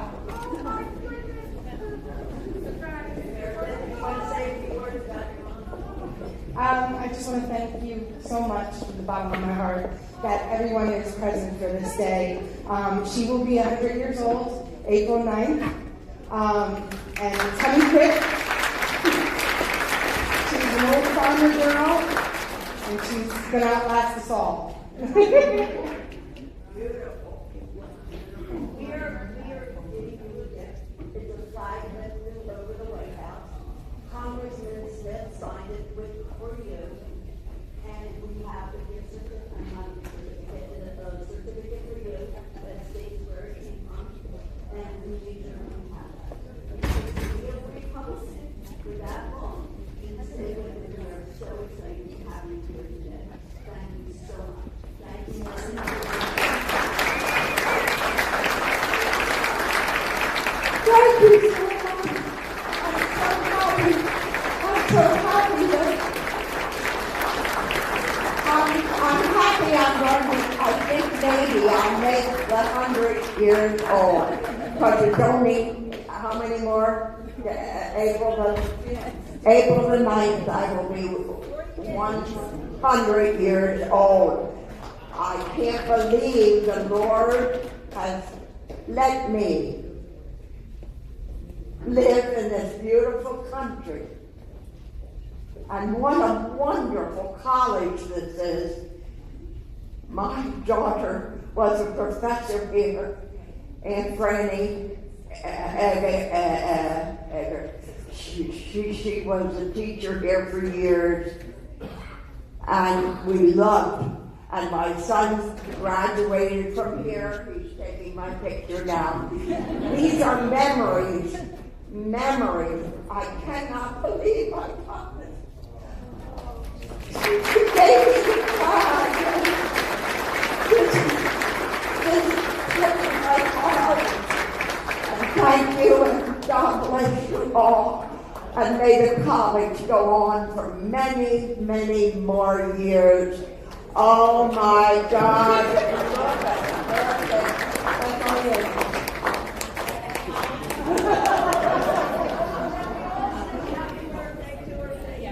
Happy birthday to you. Happy birthday to you. Happy birthday, dear Agnes. Happy birthday to you.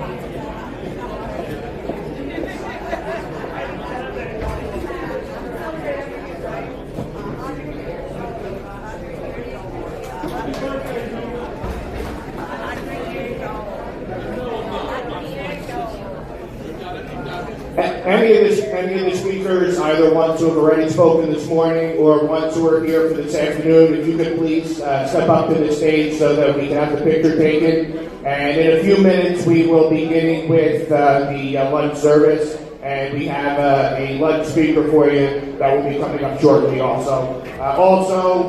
Just came into the room. If you take a look at your lanyard, I told you as candidates come in, I'd be pointing them out to you. Justin Murphy, who's running for U.S. Senate this year, is our lanyard sponsor today. We welcome him. And again, before everybody breaks for lunch, if we can just have the speakers come up here for a group photo. Thank you.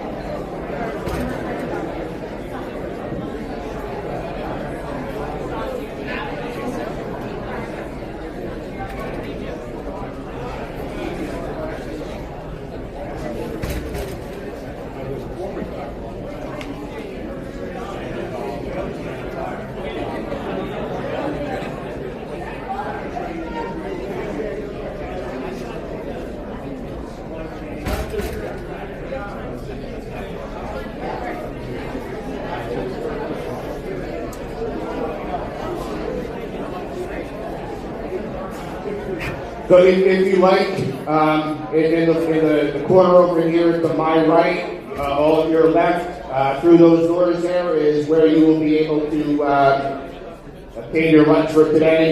It is ready, I've been told, so please feel free to make your way on over.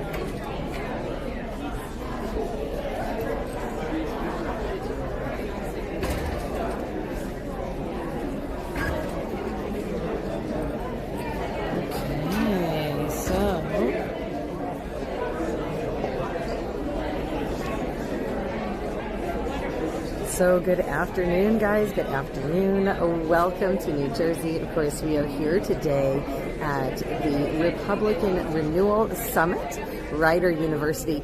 We did make it through the first half of the day. We will have a lunch speaker very, very shortly, and then, of course, be moving into the rest of the day with the remainder of our speakers. But wow, what a lineup we've already had so far today. So many phenomenal people speaking. Lots of great topics, guys. The medical freedom, we have COVID conversations, election integrity, parental rights. Again, absolutely awesome to have all of these speakers under one building. And the gentleman that did the speech about China, go back and watch it. If you haven't, go back and watch it. It'll give you a little bit of goosebumps. It was making me feel a little hinky there when he was talking about it, but it's a really important topic, really important conversation. So I really hope that if you guys are watching and have a chance to rewind, watch some of the speakers if you did not catch them first thing this morning, because again, lots and lots of amazing people here today. Lots of great messages, powerful messages, ways to get involved, ways to get things changed. Some Q&As today too. So this has been absolutely phenomenal. Again, It is the lunch afternoon break, so we're going to be seeing some people wander around the room a little bit. Again, speakers should be coming up very shortly, so I'm going to flip the camera around in just a few minutes, hopefully grab myself a bite to eat as well. That speaker should be beginning very shortly. I'm not really 100% sure on the time schedule since they are running a little behind today, but we do have an entire afternoon full of speakers yet to go. So if you have not caught the morning speakers, you have a chance to catch them a little later. We do have a huge lineup for this afternoon again. Really excited, so please make sure, guys, you're sharing this out. New Jersey, Mercer County GOP hosting this event, guys. Lots of really great information from across the state of New Jersey. Really great information no matter where you live. But again, New Jersey specific today, but lots and lots of important information. So I do hope that you guys are sharing this out. I hope you check out some of those other speakers. Those topics are so important. So again, I'm going to flip this back around, guys. We're going to kind of zoom it in towards the front because I do know that we are having a speaker through lunch. I'm going to try and grab a bite to eat, so I don't know if I'll be back before they start talking or not. I'm not sure of all the timing, but bear with us because we will have another speaker again very, very shortly. In the meantime, please make sure you guys are liking and sharing this out so we can get this information to as many people as possible. We want to make sure we're getting everyone engaged today. So, with that being said, I hope you all are having a fabulous Saturday. And I'm going to flip this back around again, try and get in that line and snag myself something to munch on really quick. And we should have our next speaker. Oh, I think they changed my camera resolution again. They did. This program's a mess. But we're going to zoom in there on the stage just in case the speaker starts before I can get back to the camera. So again, guys, just please be patient with us for a few minutes as we get ready to transition into this afternoon and the second half of this day. Yes. Yep.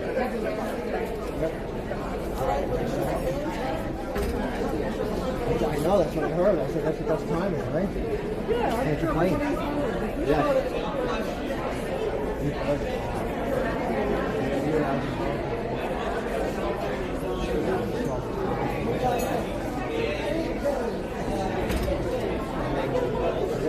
I'm going to.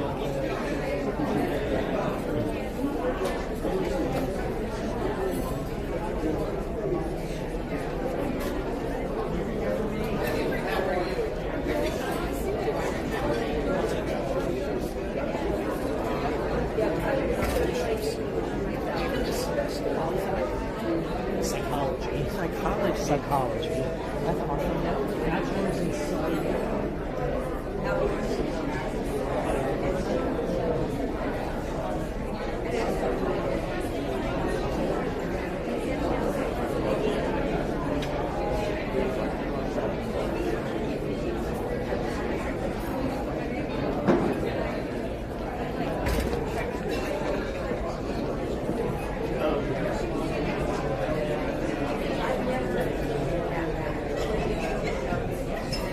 I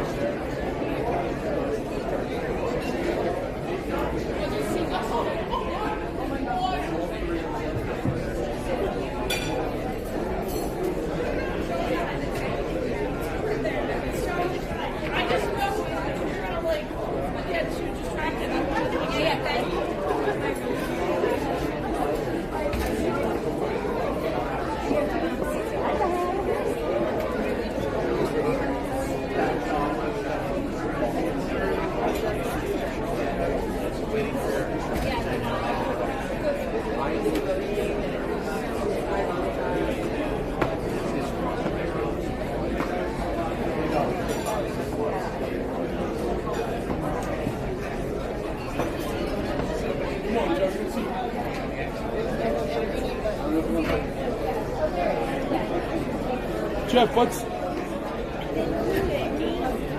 let's see before Joe gets. Joe, do you hear me?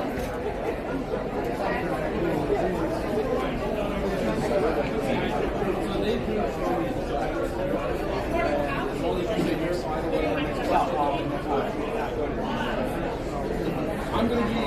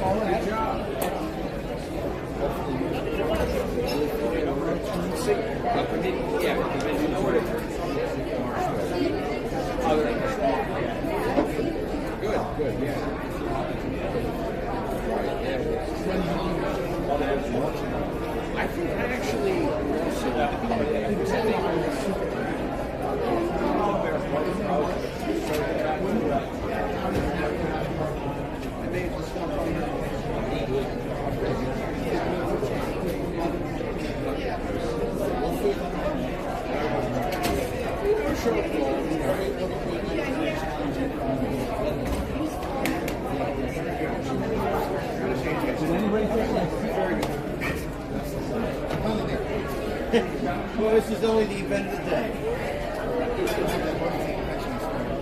Everything's got to be on the same page. Yeah, absolutely. That's New Jersey. I don't envy the Senate candidates. I know certain big counties on the same day as well, so I don't envy them. I think about that one. Really got 3 counties you're going to worry about. It's good.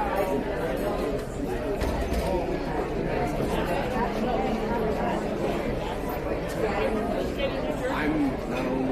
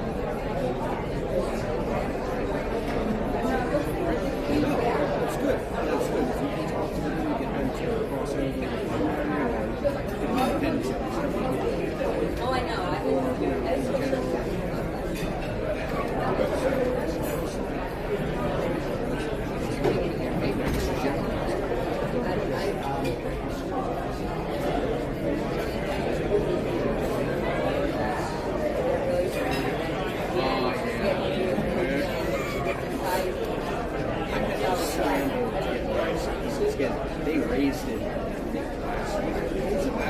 That was the first year that they had it's you got 500. They raised 9 was only I raised it yeah, it's a big jump, right? So we were scrambling, Frank Langer, that wasn't a big jump. I've never heard of it. Now I look at it. I know I've never read it. Oh, yeah, you got a lot of people.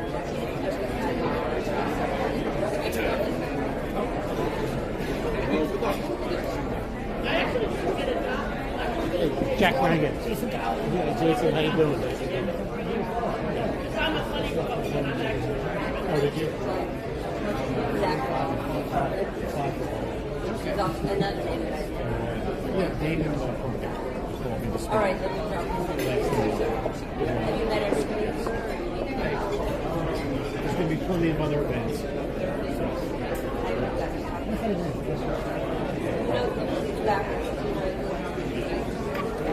So is Damon about? Is he all right. Just in.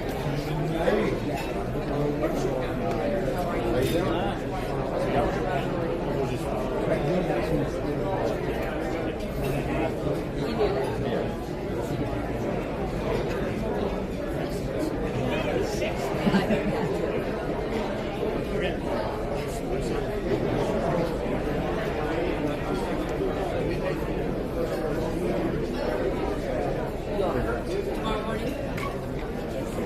I heard you had a good morning. What was the final number? Okay. Who was the 5? We actually got 5 votes. I don't think it's going to get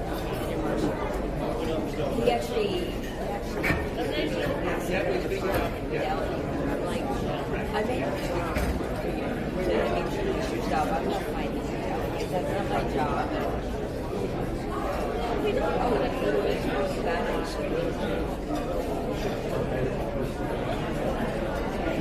yeah. But I bet you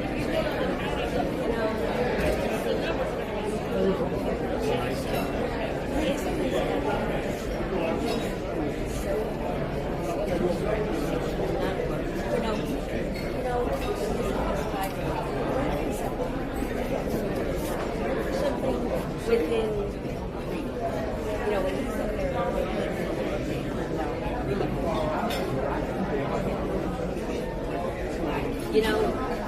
not everybody is okay, and even that story is not like but I mean, that just doesn't happen. Yes, and there was I mean, it wasn't a lot, but it wasn't $400 or whatever he said on it. Yes. And he was because he would take him seriously. I mean, that man, I really you can get something to eat or you what? Yes. Yeah, that's true. Most people have like it's sort of.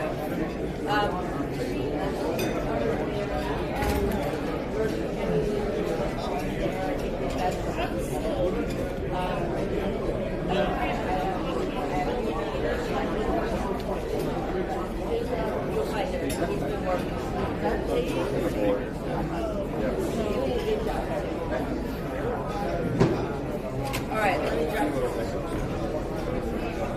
Is that technology? Is it?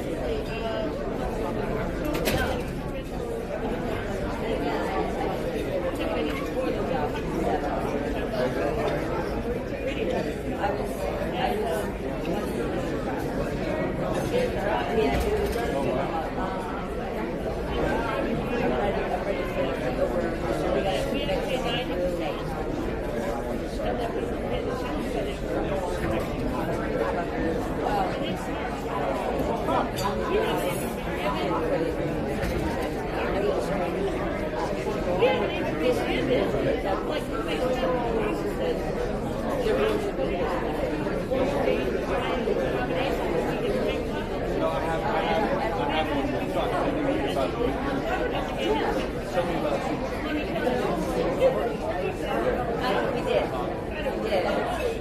But it's still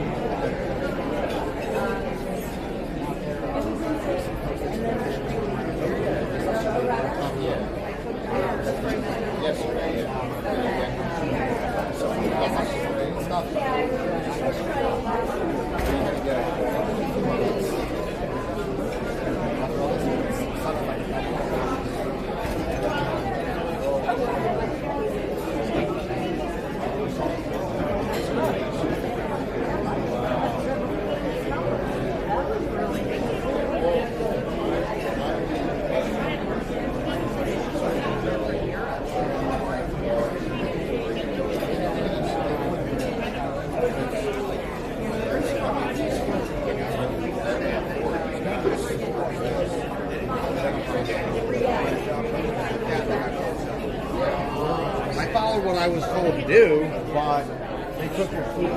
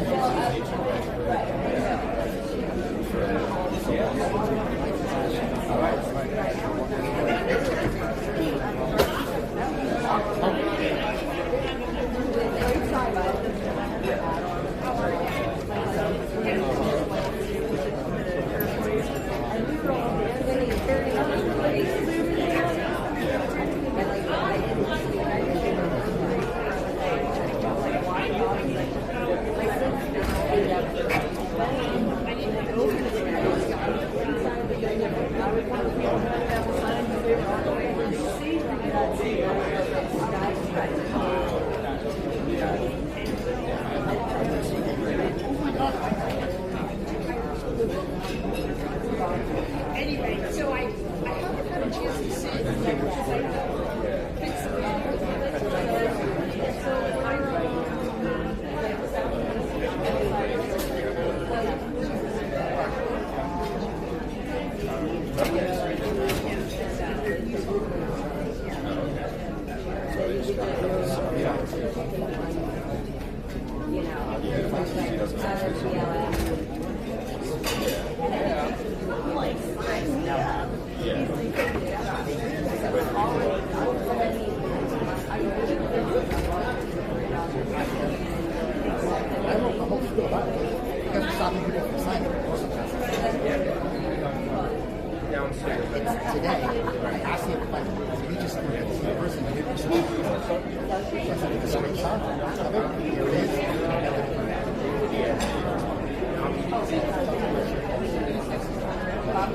Sit up in the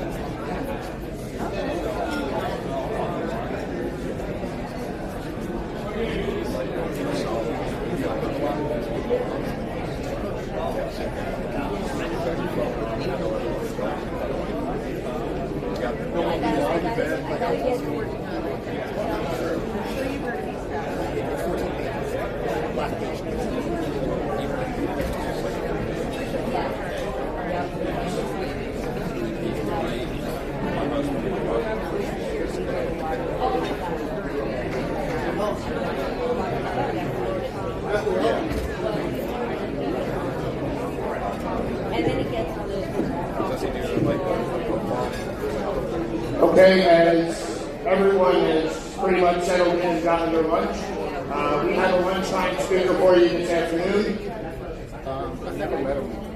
Our lunchtime speaker today is a proud graduate of Texas Christian University with a bachelor's in political science and a minor in radio, TV, and film. He served as an intern of Congressman Chris Smith and as field director to former Congressman Mike Ferguson, then went on to oversee government relations for the Associated Locksmiths of America, the Reno Swartz Indian Colony, and Vehicle History Company Carfax, before founding a Washington-based lobbying firm in 2009, and he still serves as its president. He's been honored by many community organizations, including the Grand Lodge Order of Elks and Rotary International. He's a former councilman and mayor of Point Pleasant Beach, where he resides with his wife Allura, son Paul Bradley, and their Labrador Retriever Jenny. As an assemblyman in the 10th Legislative District, he's fighting hard for law enforcement, the Jersey Shore, and parental rights, serving on the Children, Families, and Food Security, Public Safety and Preparedness, and Telecommunications and Utilities Committees. Speaking to us today about changing the tide through social media, please welcome Assemblyman Paul Kantra.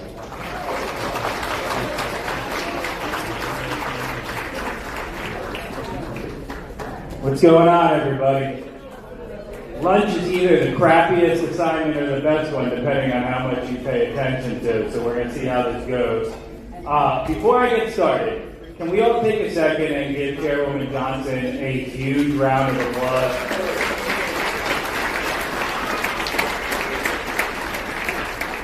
Assemblywoman Fantasia and I were sitting there, and it's such a big deal for us to see chairmen, chairwomen who are out there actually doing things, accomplishing things, fighting for their counties, fighting to get elected officials elected to bring people up in the system. This is a great example of what needs to be done across the state, and I'm grateful for that. Whenever I go south of Island Beach State Park, I have to give myself a little bit of an introduction because we consider this South Jersey, right? I don't know if you guys believe in a Central Jersey or not. I'm from Point Pleasant Beach. We firmly believe that between the Driscoll Bridge and Island Beach State Park is Central Jersey, but I'm down here and some of you might not know about me. So I represent the 10th Legislative District. It runs from Spring Lake and Spring Lake Heights in the north all the way down 25 miles of coastline to Seaside Park. Before that, I was the mayor of Point Pleasant Beach. Before that, I was a council person in Point Pleasant Beach. And I think for purposes of this speech today, I should give you a little bit of background. I have never, despite my snazzy dress here, I have never been the anointed candidate in any form or fashion. I ran for council, threw my hat in the ring, and had to go earn it. I ran against our sitting Republican mayor in a contentious primary and didn't get the town party's endorsement. For the assembly, I was not selected by the screening committee, and I was the first person to win on the convention floor in Ocean County in 20-some years.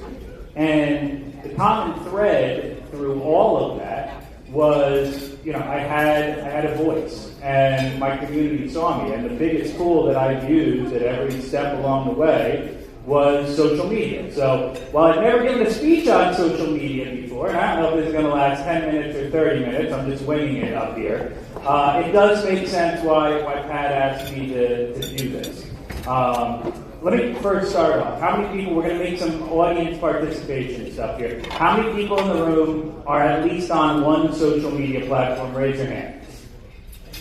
Okay, all right, that mirrors just about the population of the United States. 72% of the U.S. population is on at least some form of social media. And I think that that's incredibly important, especially when you're looking at campaigns. And I see so many different elected officials here, and people who have run in the past, and people who are currently sitting in office and want to run in the future. And, you know, our world is dominated by consultants, right? And the consultants want to move you to direct mail, right? And the direct mail piece, you want to get one of those big glossy ones, you get it produced, you pay for the cost to get the copy written, you pay for the postage on it, you pay to get it printed, everything along those lines, and every step along the lines are marking it up a little bit, maybe $4 or $5 to get a direct mailer out, okay? How much does it cost to get a social media impression? It's a big difference.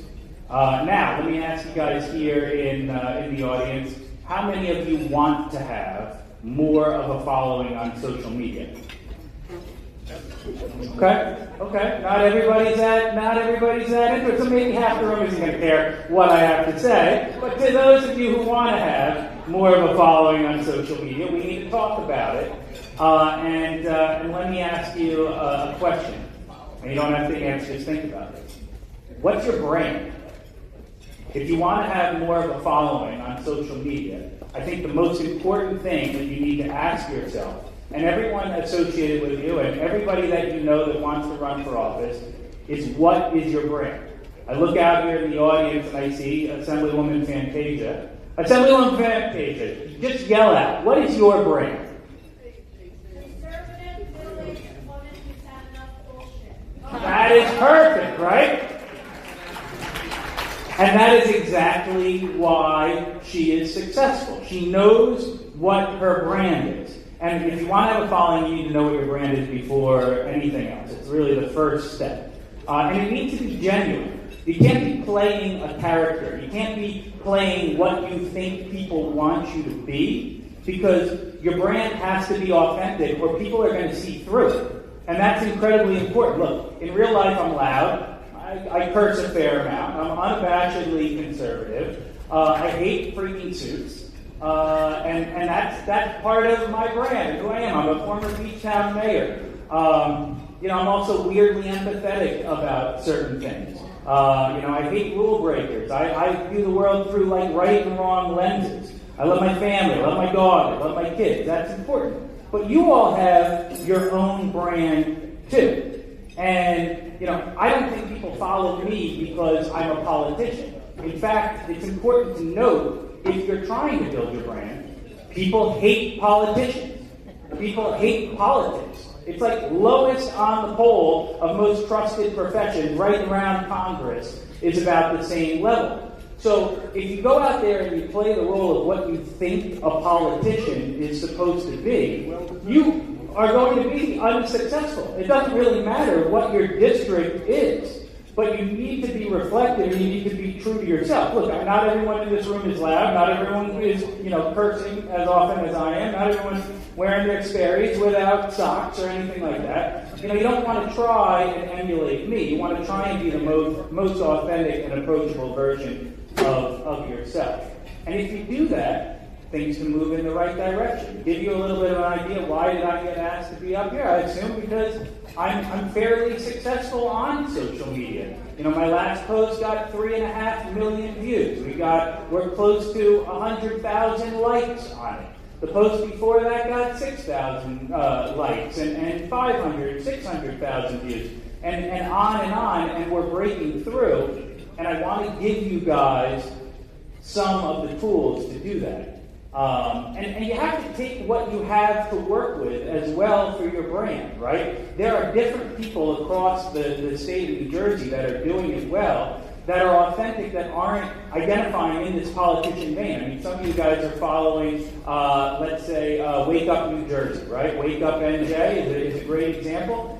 Mike Curry is just a construction worker. He's just a dude, right? But he loves politics, and he actually digs in, and he does a little bit of investigative journalism in a time where there isn't any. You've got Teacher NJ or Teacher in NJ. Some of you guys follow her online, Rihanna. She is literally that. She is just a teacher. She makes a lot of her videos from her art room in her own house. And she relates to people that way as well. So if you take what you have inherently to work with, I think that's incredibly important. Because the next question you need to ask yourself once you figure out your brand is, why should anyone care about what you have to say? What do you bring to the table? And again, it's like your brand. Different backgrounds. Are you young and are you hungry? Are you older and are you more experienced? Are you super conservative or are you middle of the road? It doesn't really matter, but you need to know it and you need to be consistently yourself. What's your job? Where do you come from? What's your background, your interests, your specialties? That all needs to move in that right direction. So now you know your brand. You know why people need to care about what you have to say. Who is your audience, right? What is your audience? What are your goals with your followers? Can you answer that question? Are you running for statewide office? Is your audience the entire state? Are you trying to just speak to a specific county? Are you trying to speak to a specific town? Is your district, super conservative, or are they middle of the road? That's all important questions you need to answer. Are you in some wealthy commuter suburb where everybody's going to wine tasting events? That's great. You need to be reflective of that. But if you're in the country and everybody's drinking beer on Friday nights or going out to a dance hall, then you need to be reflective of that as well, or else you're not going to resonate with everybody.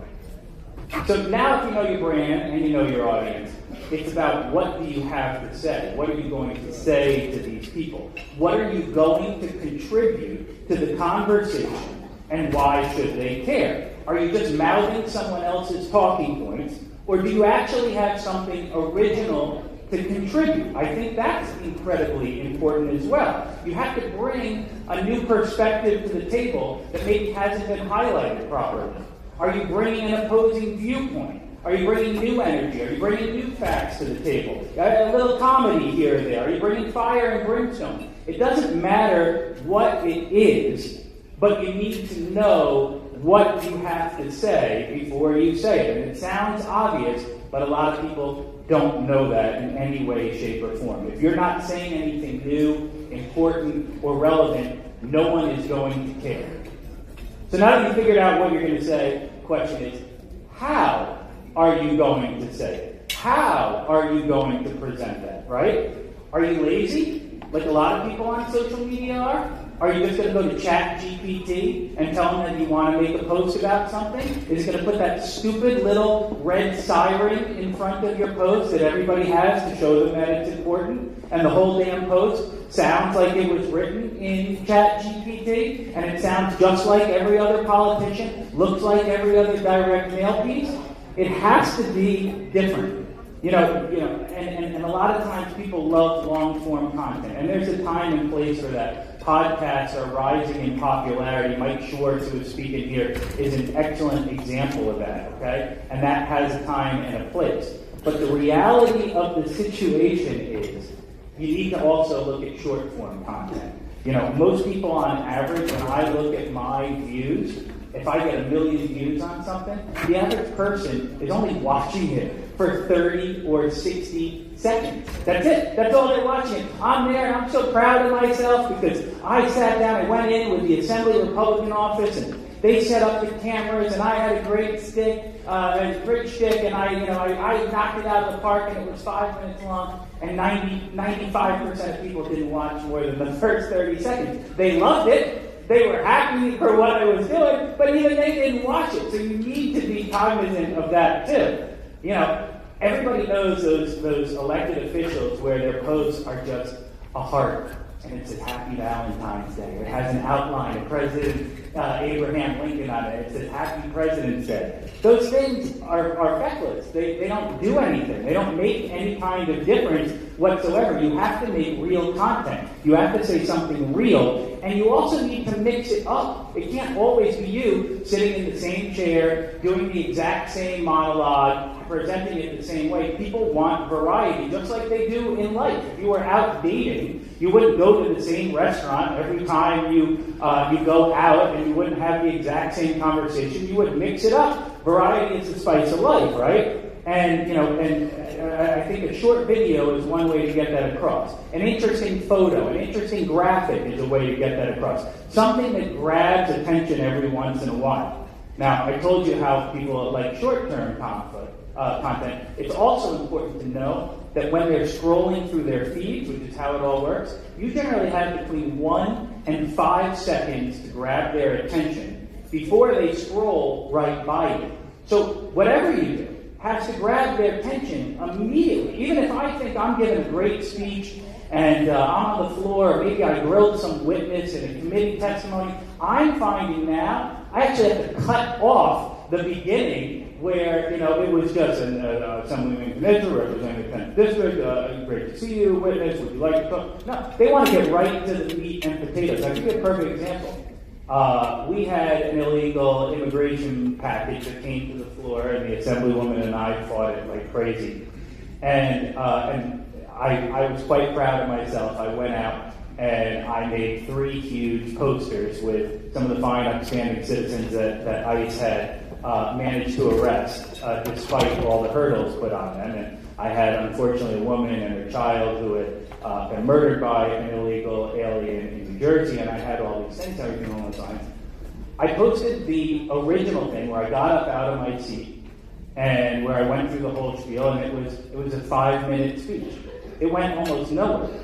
I cut it, and it started with me holding one of the posters, and it went nuclear. It got, I think on Instagram, it got 30,000 likes. On X, it did similar as well. So that highlights what you're saying. You need to connect immediately. Whether it's good or bad, people's attention spans are not what they were 5 years ago. They're not what they were 10 years ago. They're not what they were 15 years ago.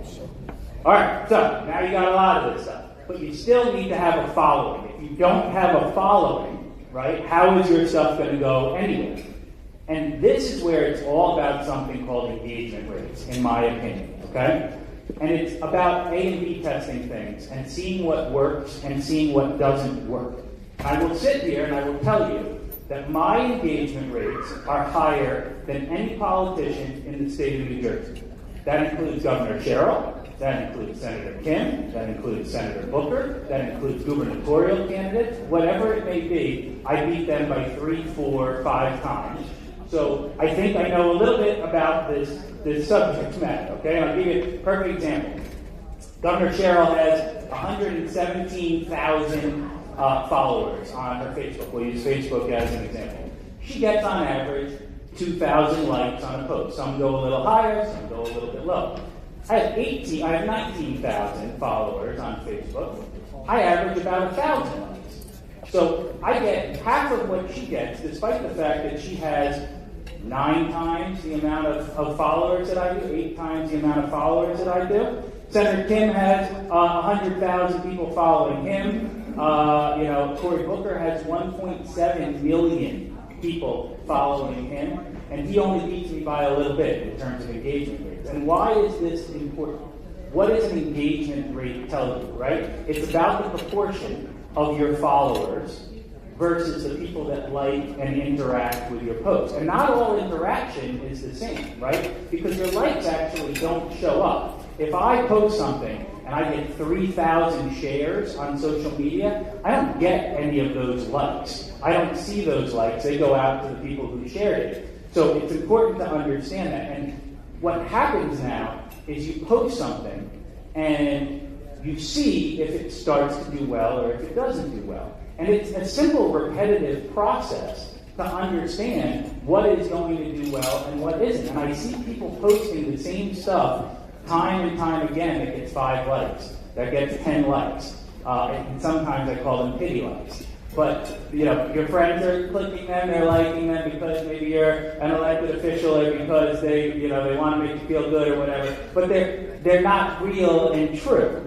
And it's very important. National politicians get their followers simply as a result of who they are. Okay, the more name recognition that you inherently have built in, the more followers you're going to get. It doesn't mean that people like what they have to say. It doesn't mean that they're dynamic individuals and they're putting out dynamic content. It doesn't mean that what they're saying is of any major importance or resonating with the masses.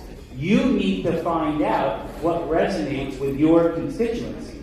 So I'm telling you to watch your posts, see what's working, and see what isn't. If it's not gaining traction, don't do it again, try something else, and then repeat it semi-regularly. Mixing it up is important. Can't always be upset or angry. Dawn and I like to get angry quite a bit. Dawn goes into X and she fights with Democrat politicians, and she'll jump in and they'll post something positive and then she'll crap on it right under it. And that's part of her brand, and that is awesome and excellent, and it is perfect for that platform. And I'm going to get to the different platforms in a second. But you can't always be angry, right, Dawn? You can't always be angry. You have to show a little empathy. You have to show that you're a real human being and that you also have solutions. And validation is important too. You know, why should people be following you? You know, if you accomplish something, you need to highlight that. You need to take pride in that. You know, when Pat leaves today, she needs to talk about how great a Republican Renewal Summit this is, and she needs to quantify it. She needs to talk about it was a packed room, and we had this many speakers, and it's already directly related to this amount of additional financial contribution in the state. The more that you can quantify your successes, give facts and figures to bolster your arguments online, and the more that you validate yourself. Look, I mean, if I win an award, I go out and I put it online because I want people to see we are making progress. We are doing good. Why am I worthy of being followed? And you need to ask yourself why you're worthy of being followed too.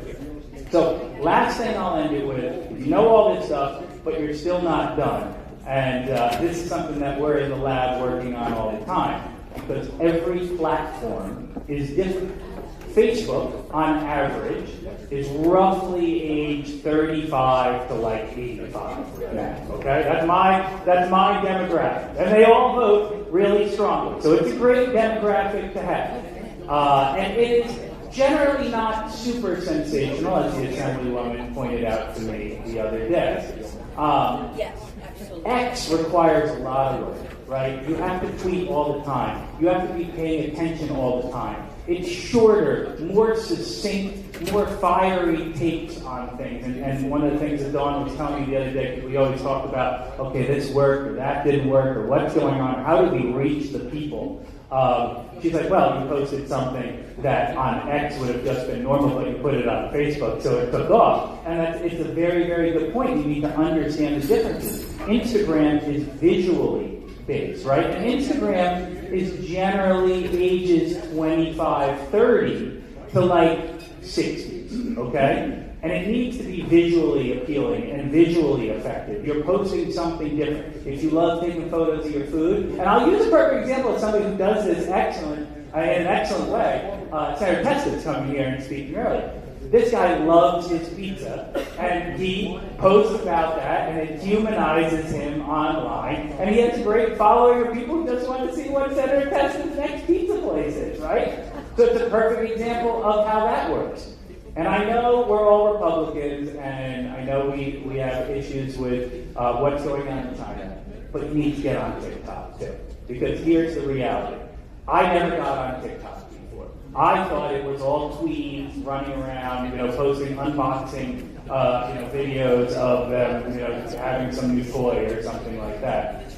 There is a significant portion of people in their 30s, 40s, 50s on TikTok right now, and it is totally different than anything else. And things can go viral right out of the gate. If you do not have a following and you get on TikTok, I joined TikTok, and I had 1 follower, 4 followers, 5 followers, and some of my first posts got 250,000 views, 300,000 views, just because it was what the algorithm was looking for. So if you are starting from zero, it's a nice place to go. It just needs to be more sensational. And they like text above the video. And you need to pull them in, and you need to be like, you'll never guess what happened in the assembly yesterday. They want to go, oh, what did happen in the assembly yesterday? And then they click it and they watch it.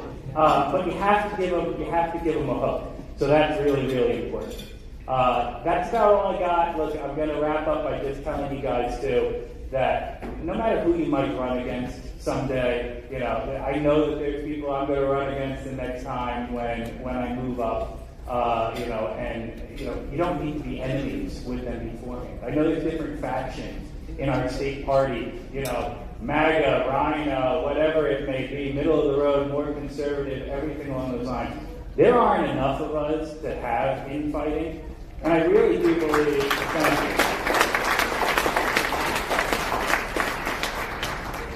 I really do believe that a rising tide lifts all ships. At the end of the day, this isn't about any one of us individually. We are fighting a war for the very existence of this state in New Jersey.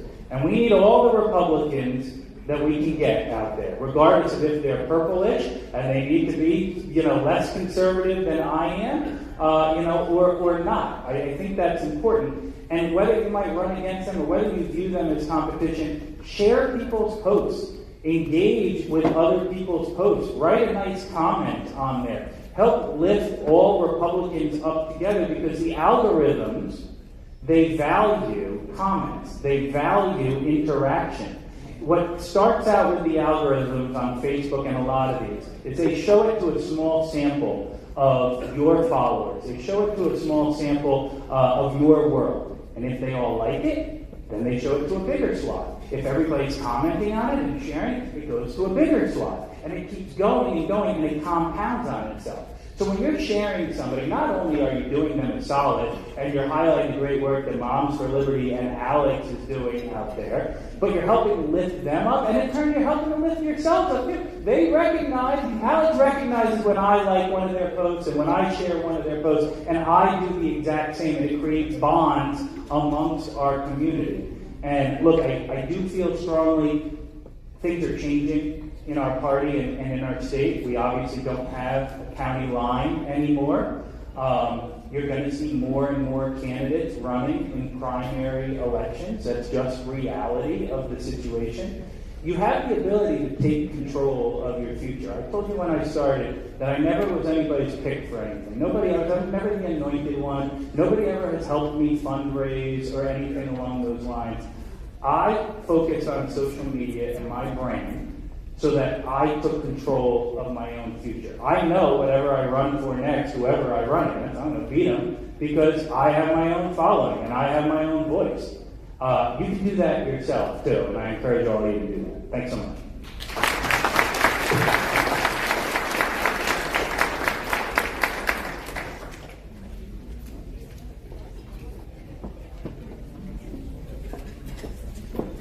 Thank you, Assemblywoman.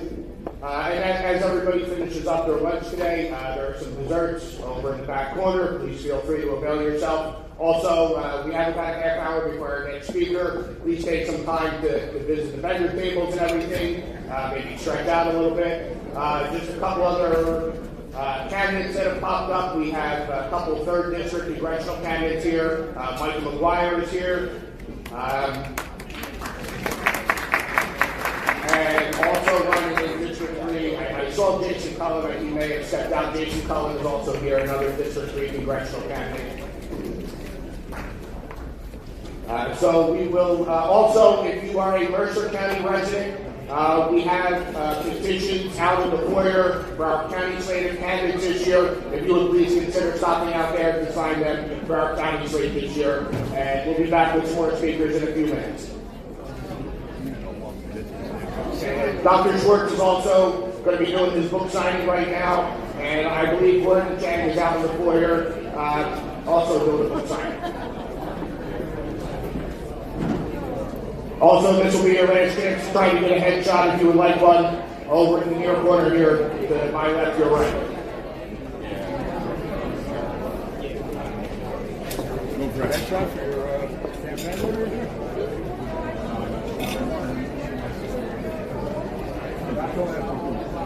Okay, guys, so we're going to have a little bit here. Let me just turn this around. So good to see all of you again today. Thank you all for joining us. In about half an hour or so, we're going to have our next set of speakers and, of course, go through till the end of the evening. I do believe we're wrapping up somewhere around 5:30 p.m. today. So we do have quite a few more people coming up to speak very, very soon. I am going to flip this around. There are some people that asked me if I could just stop and check in with them really quick.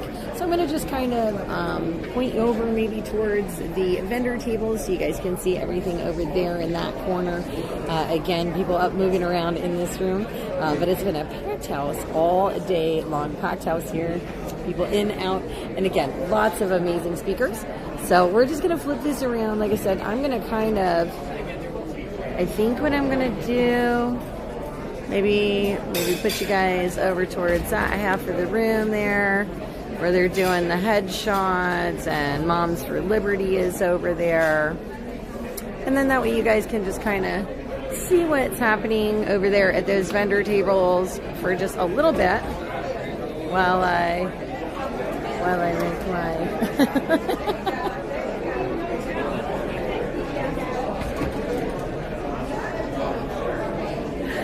while I make my rounds here, guys. So again, we will have a couple speakers in just a few minutes. I'm going to go run around some information to some people before they leave for the day, and I will be back with you guys very shortly. So please hang out there in the comments, enjoy your brief break, make sure you take your bathroom breaks and all those fun things, and get ready for a wonderful second half of the afternoon, guys.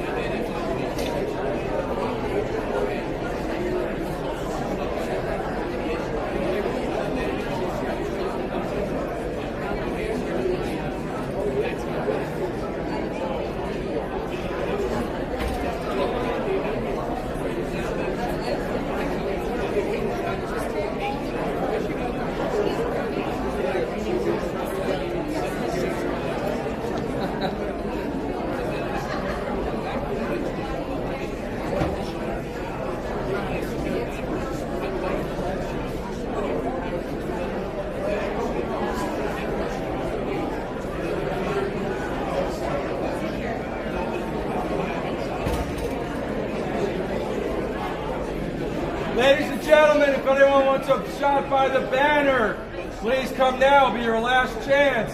Headshots and banners. You only got 30 minutes. Shot afterwards. Come on. Let's go. Come on, Tammy.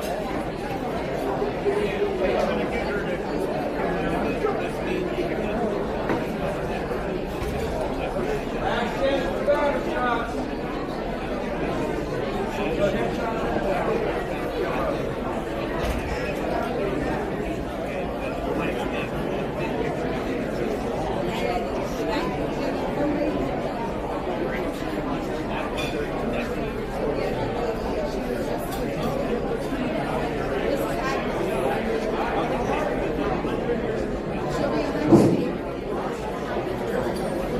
Please remember, ladies and gentlemen, this is your last chance for headshots and taking shots by the banner by a professional. Certainly the banner will be up, but it's our last break. I look forward to seeing everyone.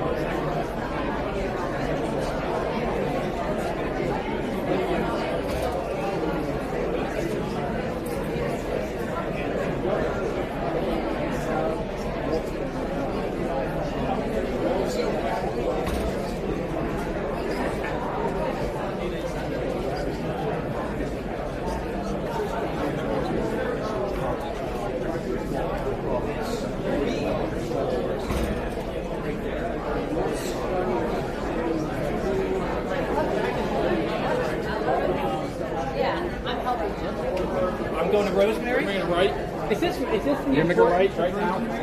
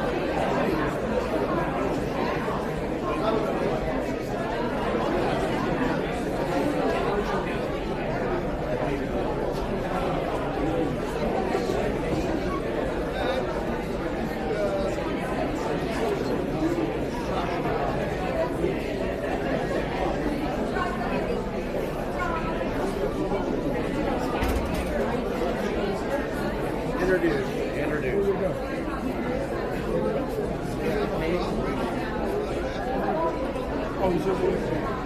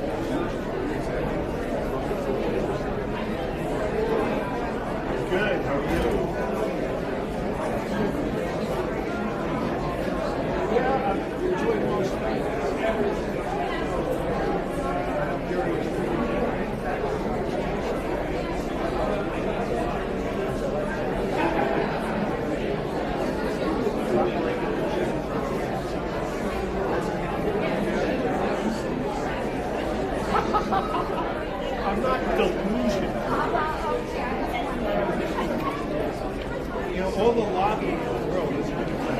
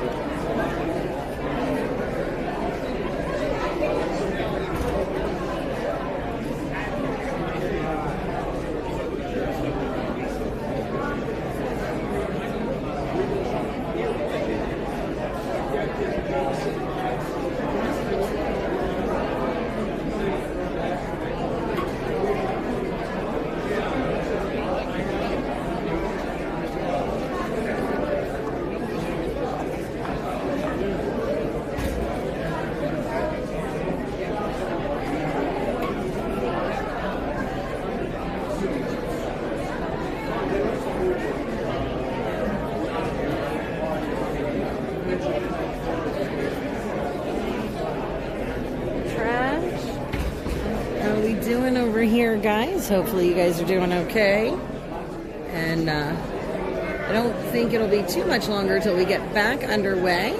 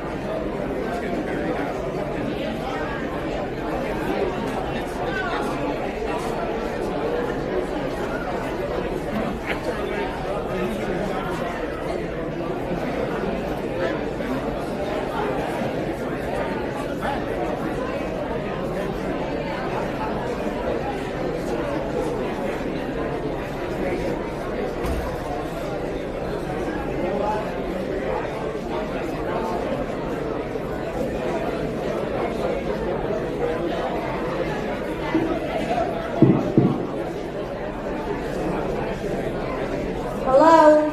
Can I call everybody back to seats, please? Hello, everybody? Can you come back to your seats?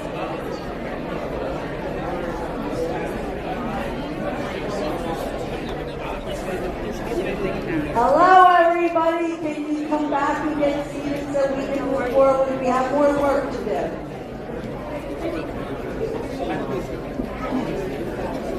All right.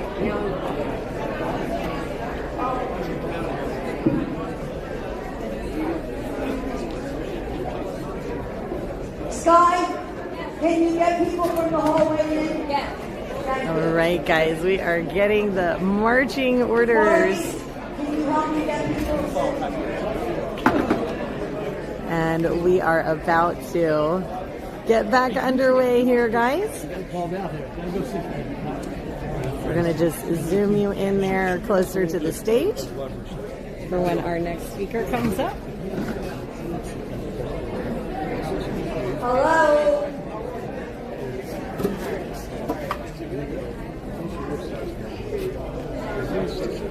Oh, you're fine. Hello? I'm speaking. I need you back in. I followed instructions. I checked out. I loved it. She's like, boss lady has spoken. Let's go. It's like herding cats.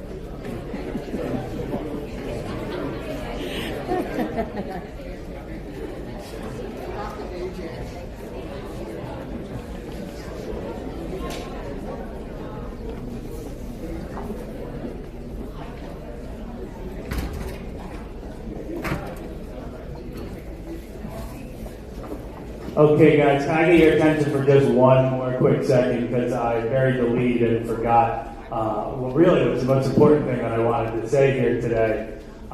We, as I mentioned earlier, kind of unabashedly conservative, so this is going to jive with that. We had the package of 3 illegal immigration bills that came up in the state assembly at the end of last session. Governor wound up pocket vetoing 2 of those bills. The new governor, Mike Fitzgerald, and the Democrats in the new legislature, new session, decided this is going to be their top priority coming out of the gate. So they've already reintroduced these 2 bills plus 1 more. They've already gotten them through committee, and they are coming up for a vote of the legislature. They were supposed to be voted on just a week or so ago, but we had the blizzard, and it shut down the government, and they couldn't vote. Which is good for them. But they're going to just bring them up again probably on May 26th. So all of you are micro-influencers in your own towns and your own counties, and we need your help. We were at a rally that was planned for the steps of the state capitol right before those bills, and we had about 100 to 150 people that had already signed up. We thought we were going to get close to 200, and then we wound up getting 2 feet of snow. Alex is going to be speaking there. Dawn Fantasia is going to be speaking there. Assemblywoman Sawicki is going to be speaking. And we've got some really powerful national guests that are going to be coming too. Anybody who ever saw Numbers USA, the guy who did the gumballs, who showed the world's population in need versus what we could actually take into the country, Numbers USA is coming. If the shutdown ends, DHS is going to send somebody. Unfortunately, we have some angel moms who have lost somebody as a result of illegal immigration. They're coming. And the chairwoman is going to be there as well. She already had a car organized. So if you all could mark your calendars for March 26th, it would mean the world to us in the assembly. You could come out and show, generally the only people protesting and holding rallies are the extremists on the other end of the spectrum. We need people here to show up and to show some numbers and show some support. It's going to be March 26th on the steps of the State House Annex at 11 a.m. The vote most likely will be 1 a.m. Who knows? They could wind up pulling the bills one way or another, which would be a victory for us. But we're going to express our support against this package on the 26th. And last thing, if you can't make it, we have an online petition. We launched it a week ago. It already is up to about 8,000 signatures on it on change.org. If you can spread around the petition and get everybody to sign it, it's a very simple URL. It's change.org, which is the organization, change.org, and then it has a slash, and it's vote no, send them home. That's it. Change.org, vote no, send them home. Every signature counts. Thank you so much. Thank you again, Chairwoman. Appreciate it. Okay, we're going to get started. The next two people that I'm going to introduce are exceptionally important to me. I'm sorry that some of the people left, but we've got people coming and going from events to events, so I'd like to introduce Senator Bucco. It's truly an honor to introduce not only our Senate Republican leader, Senator Anthony Bucco, but someone I'm proud to call a mentor, a role model, and a friend. Public service runs deep into Anthony's life. As the son of the late Senator Anthony R. Bucco, he learned early on that leadership is about integrity, humility, and standing firm in your principles. Today, he carries that legacy forward with strength and grace, our Senate leader. But beyond the title, what makes Anthony special is who he is as a person. He is a devoted family man, a small business owner, and someone who genuinely cares about the people around him. I can say personally that he has always stood by me, offering guidance, encouragement, and steadfast support whenever it was needed. He leads not by ego, but by example. He listens, he shows up, and he is always willing to help. As Senate leader, he has been a strong voice for affordability, particularly on issues of housing. He understands that families are struggling with rising costs, and he continues to fight for responsible solutions that protect taxpayers, keeping our community strong. Anthony Bucco leads with heart, conviction, and loyalty.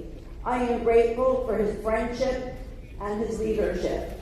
And at the same time I'm introducing him, I'm going to introduce our Assembly leader. They are coming up together.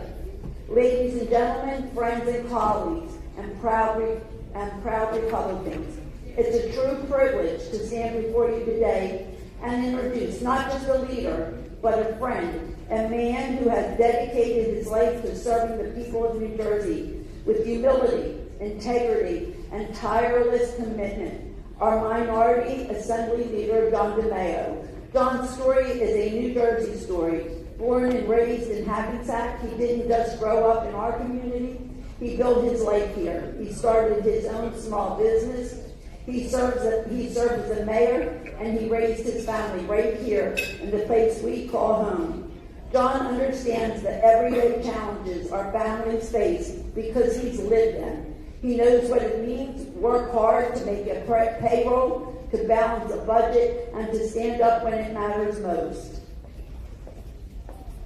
What sets John apart is not just his experience, it's his steady hand. He has an honest leadership and his deep belief in the potential of New Jersey. Whether he's walking the halls of the State House or talking with folks back in his district, John brings the same focus, fighting for lower taxes, protecting our freedoms, supporting our law enforcement, and making New Jersey a place where our families can thrive. But beyond all the titles and accomplishments, John is a devoted husband, a proud father, and someone who never forgets his roots. He brings that personal touch to everything he does. He listens, he cares, and he leads by example. Please join me in giving a warm welcome to our friend and leader and minority leader of the New Jersey General Assembly and Senate, John DeMeo and Anthony Bucco.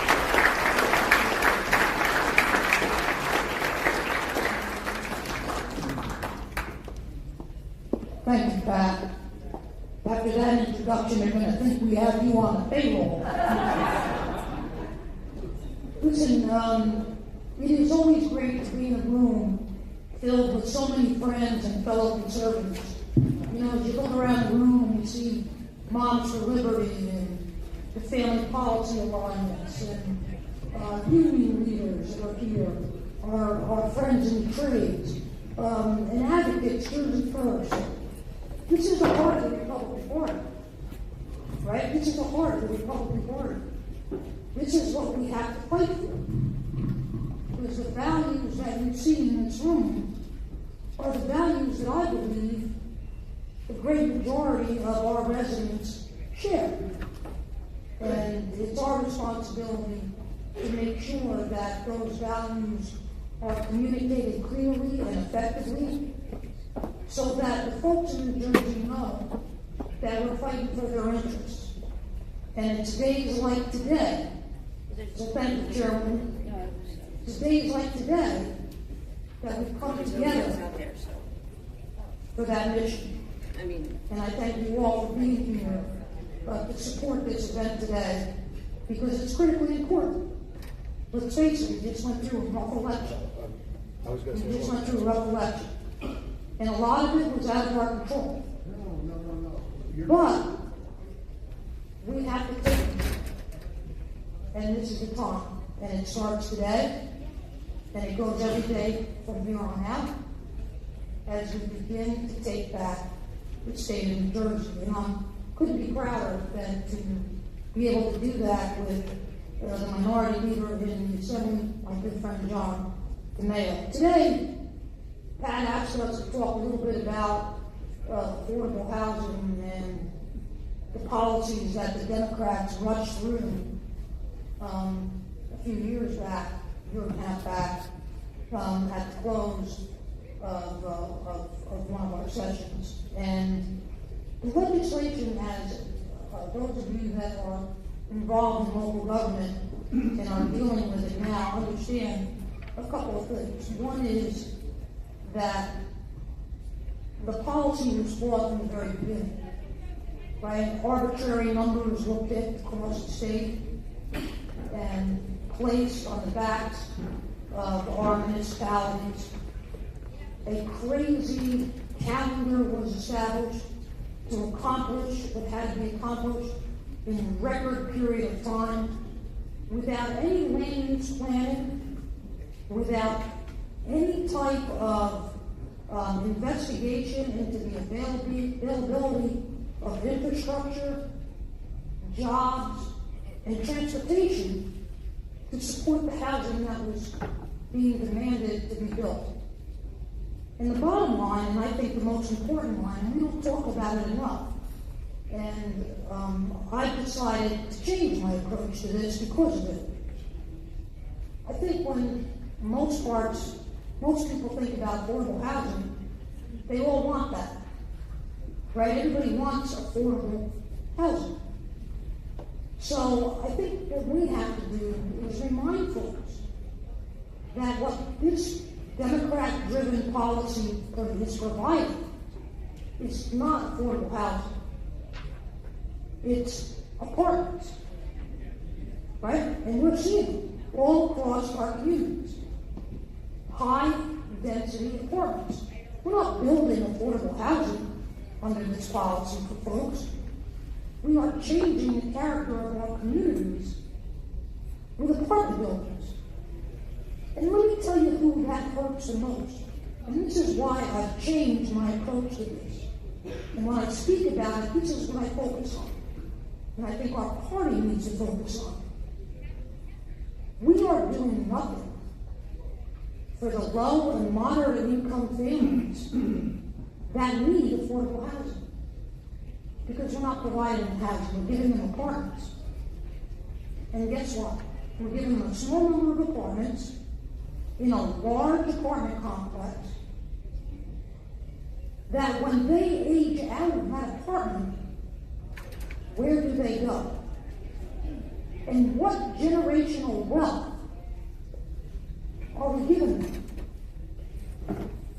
Their families, their children, and grandchildren won't benefit like folks that are able to purchase a home. And as the value increases, the generational wealth and opportunities increase.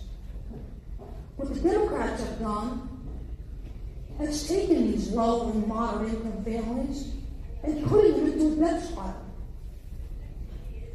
Because their families are not going to have the benefit of homeownership.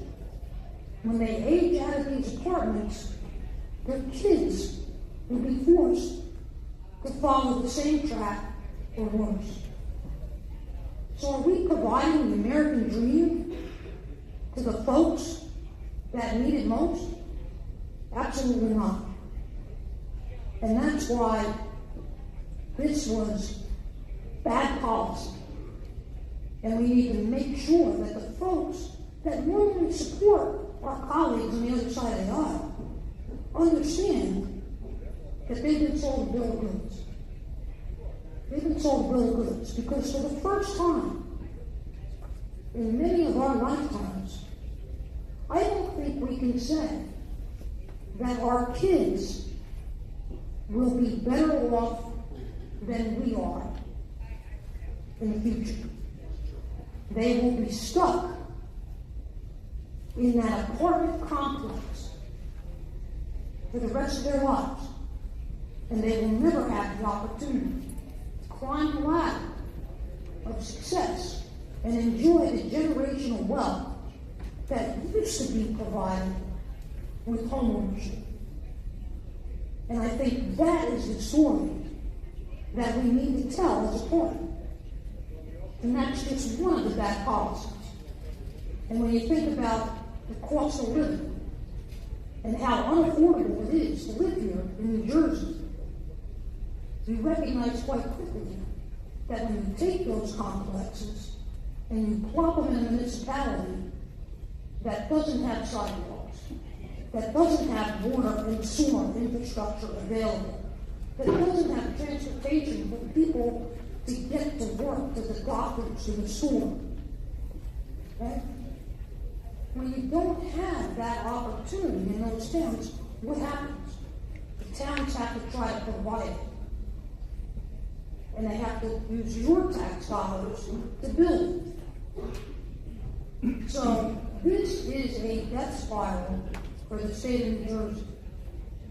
And hopefully, people will begin to understand it because we're just at the beginning phase. Just at the beginning phase. Next month, March 15th, start tomorrow, 15 days from the first. All of these plans have to be approved. And then guess what? Then the shovels start going into the ground. So we have an opportunity coming up. An opportunity coming up as we begin to see these municipalities, the character of these municipalities change. So let's make sure we focus on that. Let's make sure that we let people know that we're not against affordable housing. We want to provide our residents with affordable, clean, and safe housing. But that's not what's being achieved under this latest legislation. And it's got to be changed. It's got to be changed because if it's not, we will continue to see increased costs and no opportunity for those that need it most. And now I'll just take a couple of seconds to talk about what's happening in Trenton. You all may have seen that the governor came out and admitted that she's facing a $3 billion structural budget deficit. Now let me tell you something, John and I, we look like Houdini when she made that comment, because we've been saying this for the last couple of years now. We've been talking about this fiscal cliff that's approaching, right? We didn't have that crystal ball. We weren't like that Zollar guy that you put the quarter in. But I can tell you this, we just use a little common sense. We just use a little common sense and looked at the spending, looked at the revenues, and figured out that they never met. Right? And when that happens, you have a deficit. And let me tell you this, Governor Murphy did them no favors because the billions and billions and billions of dollars that he got from the federal government for COVID were swamped. Spent on museums in Jersey City and giraffes for some zoo somewhere, gazebos for for some other town. Crazy stuff. Let me tell you, the general public knew what happened under the Gold Dome, under this Democrat-controlled legislature. They burned the place down. At our last voting session in January, right before the Sherrill administration came in, the Democrats put up a bill to spend $128 million. They had $128 million that somebody must have found in a drawer somewhere. And they said, hell, we can't leave without spending that. Now, I can tell you this, that bill passed, but it didn't pass the our votes. It didn't pass the Republican votes.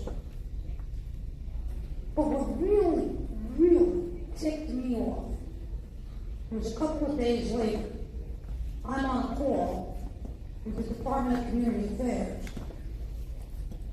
And the Deputy Commissioner, I had called them for a meeting to talk about the homeless situation.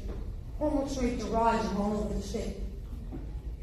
And they started the call off by telling me that as a result of some changes in the way that the contracts were being issued at Washington, that we were going to be about $8 million short between January and June for the programs that address caring for our most vulnerable homeless population, including veterans. And I said, wait a minute. I said, you're telling me we're going to be $8 million short. What's going to happen? She said, well, we don't know yet. We're trying to figure that out. I said, you know what? I said, shame on you. I said, we just spent $128 million on nonsense.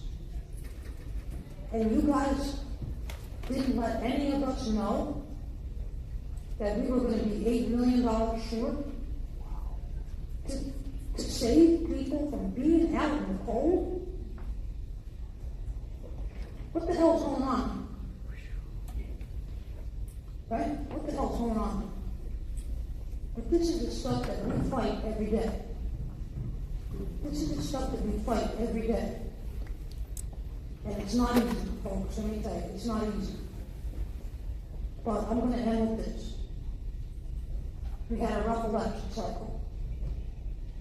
But the one horrible thing I think that came out of that election cycle is this, is that it left a lot of Republicans angry.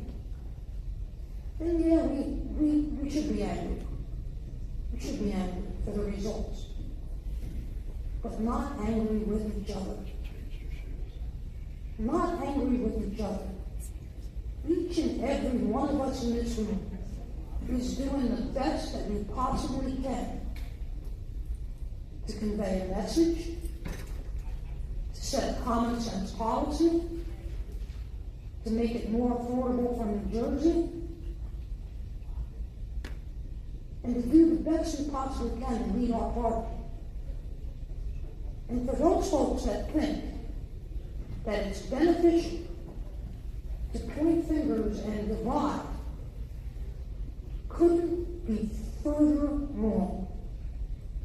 Because if you think that we can work our way back to the majority by being a divided party, you're wrong. It'll never work. Because you know what? Because your friends and neighbors hear those messages. And they say, why should we vote for the Republicans? They don't even like each other. Let me tell you about my friends across the aisle. They fight. But when the fight is over, they circle the wagons. They circle the wagons. And on the floor, you never hear one Democrat say anything bad about another. They get him on. Now, I'm not saying Republicans need to get him on. That's not the type of party we are. We like to speak our minds. But, let me say this.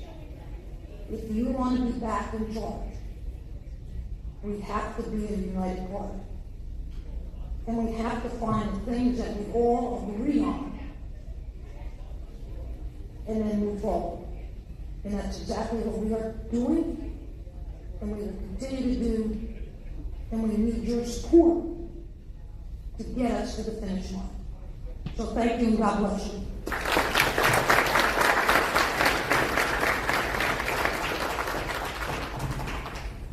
Okay, that's a tough act to follow.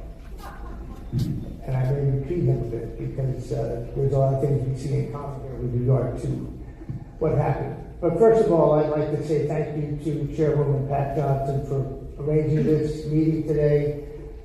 She has come in as the chair of this party in Mercer County, the capital county, and done a fabulous job for the Republican Party. And a lot of credit goes to Pat.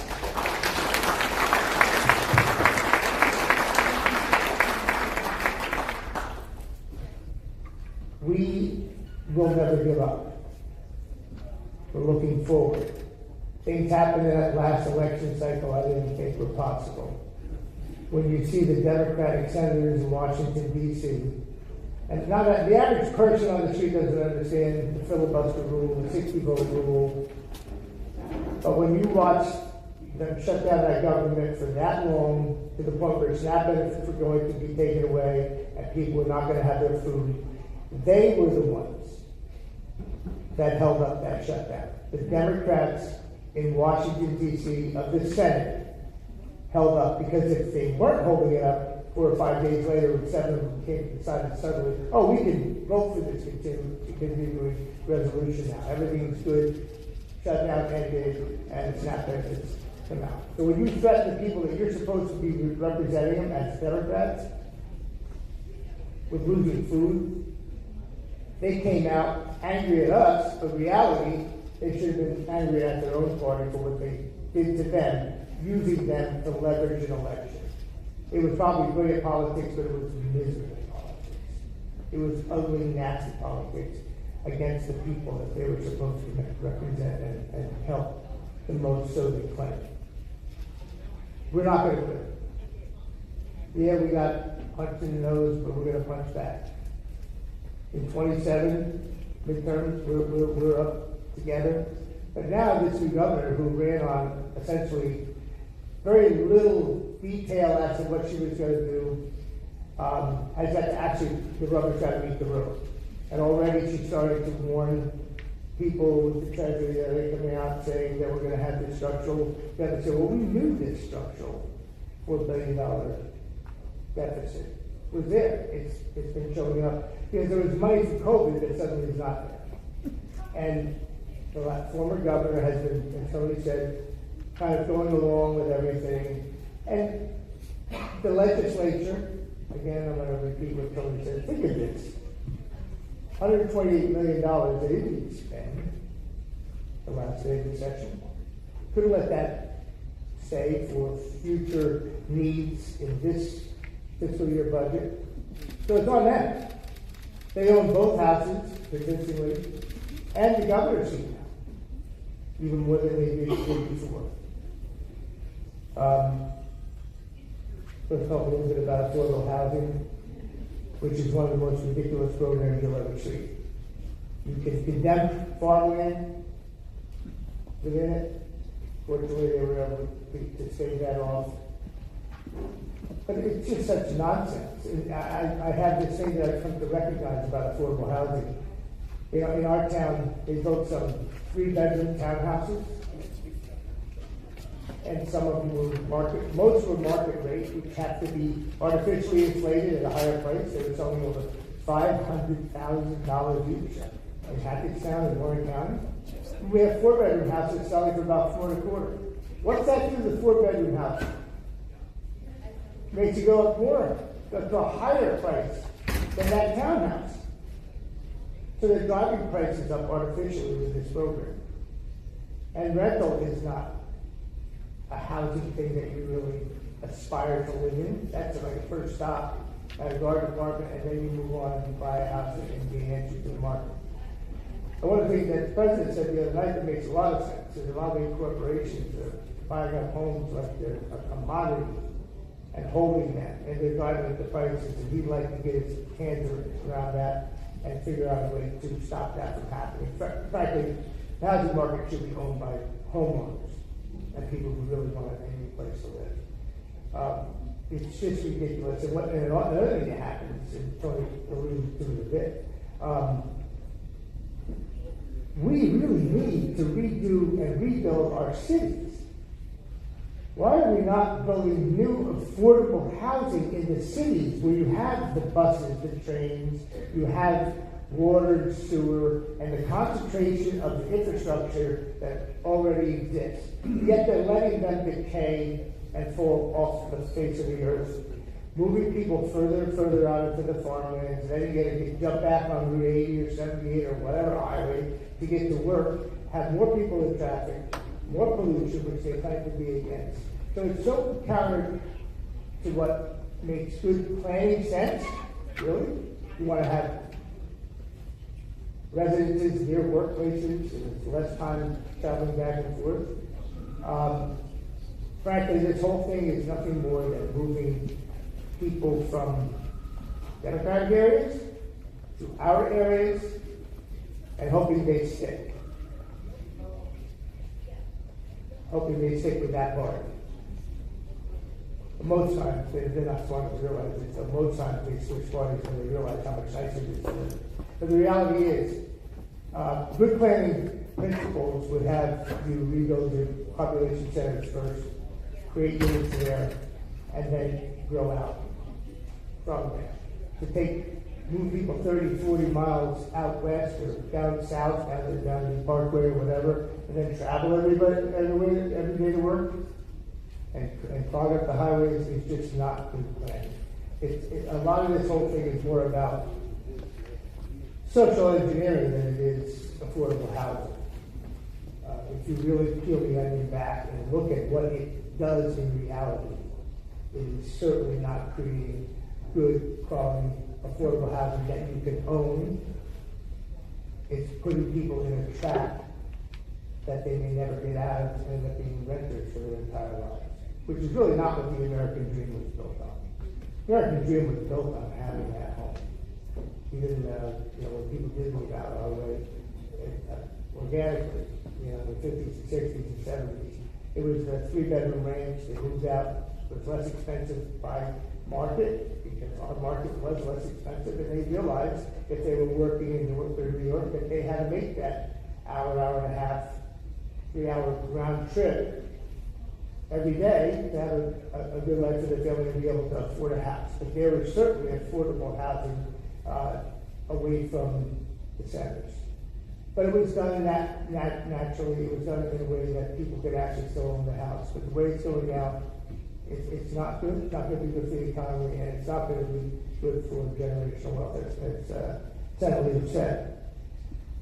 We look at what's happened over the past 24 years as the Democrats have been in control in Trenton. It didn't get better in New Jersey. Tax structure is terrible. Corporate business taxes, one of the highest, if not the highest in the country. We have situations where some of our hallmark industry, Johnson & Johnson, I'm going to say, is building a new facility, $2 billion construction job, by the way, in North Carolina. Now, back in 2013, when we did our economic development plan over, the rates still stayed high, but we still found ways to fund money to certain businesses and not others. At the same time, North Carolina had 6.2% corporate business tax. They cut it by 1%. And as revenues rose, everybody just said, as revenues rose, they cut it again. And again, and again. Anybody know how much North Carolina's corporate business tax is currently? 2%. And in 7 years, they're going to phase it out. What better economic plan does any state need? And how can we compete with that? And you add on to that, Pennsylvania's cutting theirs, New York State's cutting theirs, We're going to continue to bleed jobs out of the state from the construction end and from the operational end right here where we're spending $250,000 per child from pre-K through 12th grade who might go to North Carolina to college and decide, hey, you know what, it's less expensive to live here. Johnson & Johnson's here too, they're in New Jersey, but I can work here for a similar salary. What do you think they're going to say? They're going to come back here after we invested all that money in them? No, we're losing those well-educated young folks to other states. So those investments that we're making, not in all cases, but in some cases. Hey, Tony had 1:30 seconds.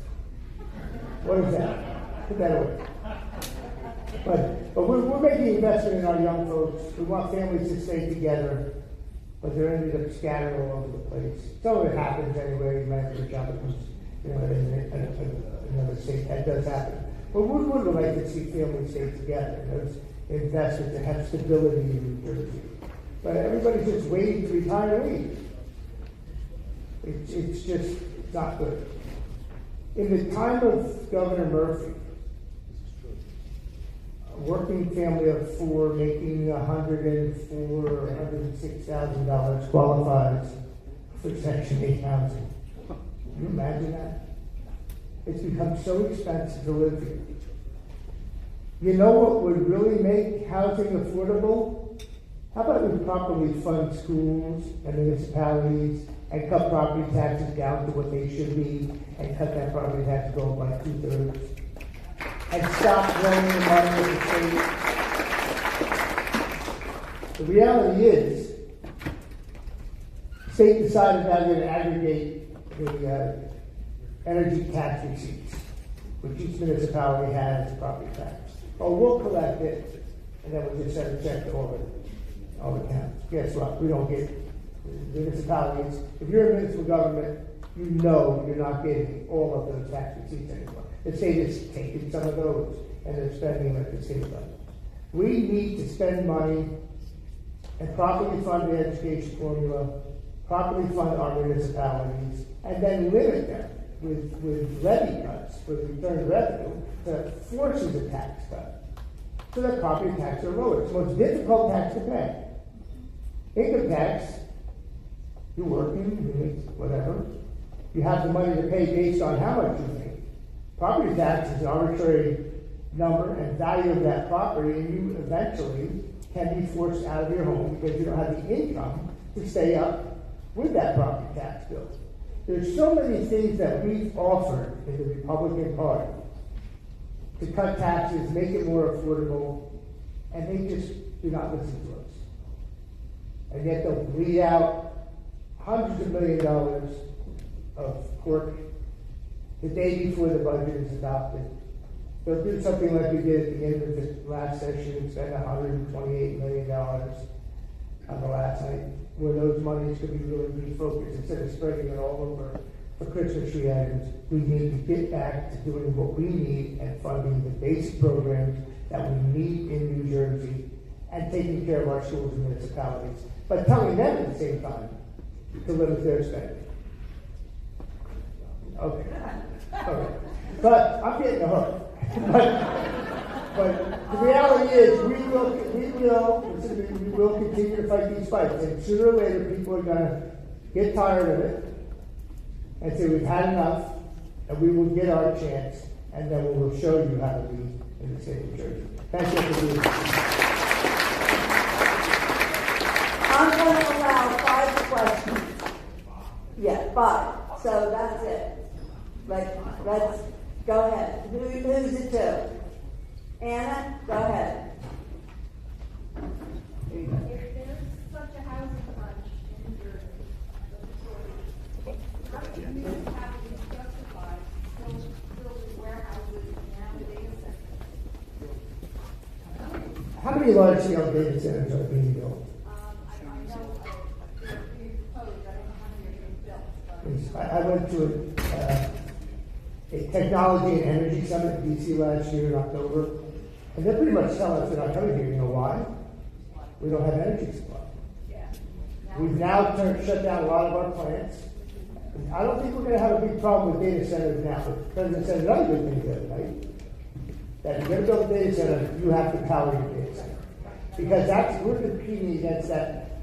We may not get data centers here, but Maryland, Virginia, Loudoun County alone has 10 of them.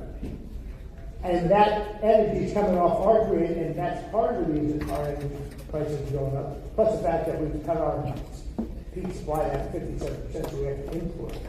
We need to get some gas generation online quickly. She can mix in solar and batteries, whatever. You have to put solar panels on the entire Stoke State Forest to have enough electric from the state budget. I'm going to let Tony jump in here on that question for a while. We're going to take that down to 2 questions. No, I think the leader hit the nail on the head, but the bottom line is this: as long as there is a demand for certain types of development, it's going to get built, right? The bigger Amazon gets, and the more that people want to press the button on the computer and have it delivered to their door 15 minutes later, the more demand there'll be for warehouses. Some municipalities are now having to force decisions as to whether or not they can fit the affordable housing that's been demanded of them versus other more acceptable types of development, right? So these are struggles that we're going to see in our municipalities, and I think, again, as I said before, I think it's an opportunity for us to shed a light on the bad policies that have got us here. All this stuff is going to come around, just like, us preaching for the last 4 years that we were headed for a fiscal cliff, and nobody believed it because it was all that federal money. Now all of a sudden it's here, and for the first time, last night I heard a reporter say the Republicans have been vindicated. Right? The Republicans have been vindicated. So if the press is recognizing that, our residents will start recognizing that as well. Okay. I'm going to only do one more gathering about first. Sorry, Jeff, because we got to get to the report.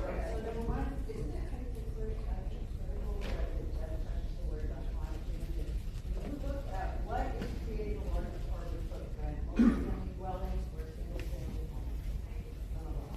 This is being that to consider. The other thing is, I came up with a concept of a possible solution. I call it the developer infrastructure impact tax. And that would be a fee these developers would have to pay the municipality to mitigate the cost burden to the single family homeowners of the demand of the building out the infrastructure to accommodate those large apartment buildings and whatnot. And then the last point is regarding our taxes and affordable state in New Jersey, 60% of our tax dollars are going to the education. A lot of it is covering healthcare benefits. And what are your thoughts about breaking down the state borders and allowing other health insurance plans in New Jersey to create a more competitive environment for our municipalities and our board of ed? Well, I think you're correct. There is a healthcare crisis here, right, in New Jersey. And I think it's a couple of ways we solve it. One is breaking down borders, allowing competition, but it's also allowing changes to the policies, right, on what's covered. Even the state employees unions have said to the administration, the policies are too rich. And you know why I'm saying it is because now they have to pay a portion of their health care coverage. So the problem is the Murphy administration, for the last 8 years, refused to take into consideration any of the proposed changes to the health care coverage market that the unions have proposed. One of the things that we sent to Governor Sherrill just last week, the Senate Budget Committee members and I sent a letter to her with a number of suggested reforms that we thought would help, bridge this gap. That was one of them, to allow the changes that are needed in these health benefit plans to make them more affordable and less impact on the taxpayer. So I hope that you'll take that reform into account and move forward. I'm going back to your first question quickly because we need to move on because there's other folks coming. I said it earlier that the affordable housing thing is not well, it's not a good plan at all. It's a carbon footprint. Let me say my observation on the Democrats. They love to message, and they message well, but they don't really perform on their messaging. And that goes to a lot of things because it's totally counterintuitive that they want all this development and have more cars on the road, more pollution like they do with the environment, and then go around and talk about other things. They just message what sounds good to people, and they don't really perform. Watch this stuff. Thanks, folks. Thank you.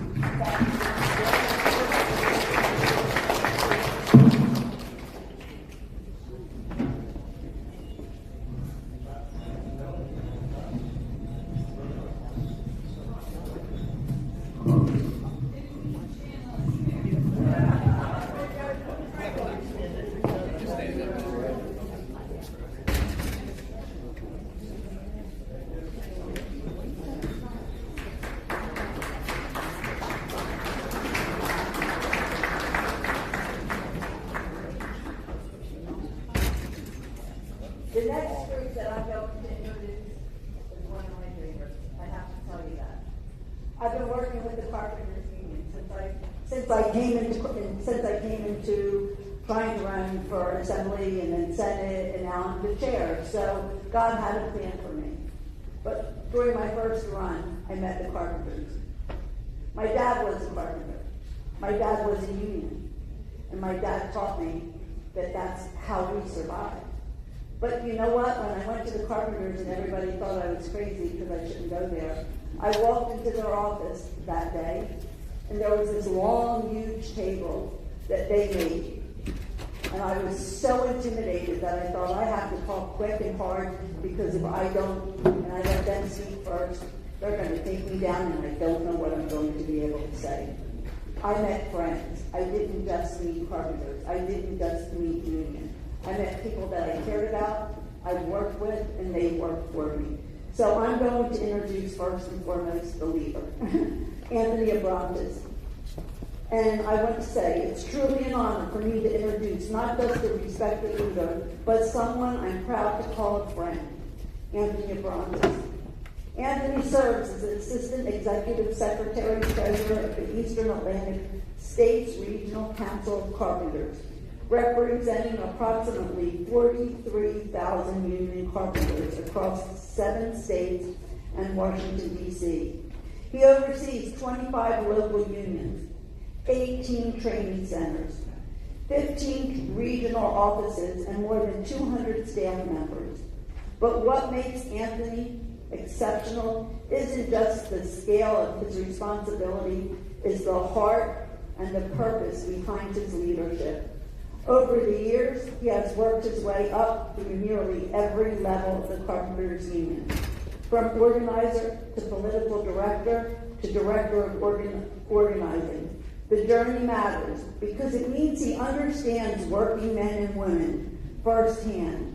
He's lived it, he's fought for it, and he continues to fight for strong wages, solid benefits, and real pathways to middle class.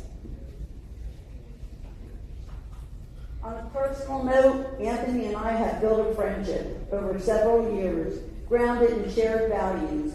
We've spent many conversations talking about the importance of labor, about the responsibility we have to pass those values on to our children, and about how we can work together to build opportunities for the next generation.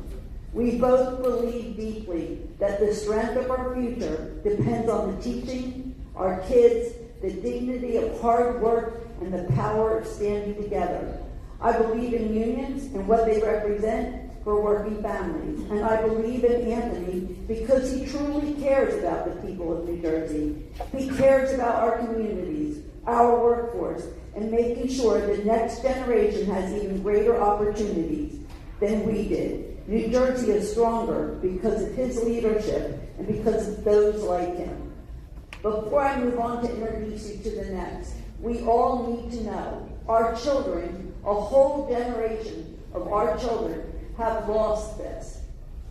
They walked away, they felt that they only had college, and they walked away from labor work. And we no longer have what we need. We are constantly reaching out.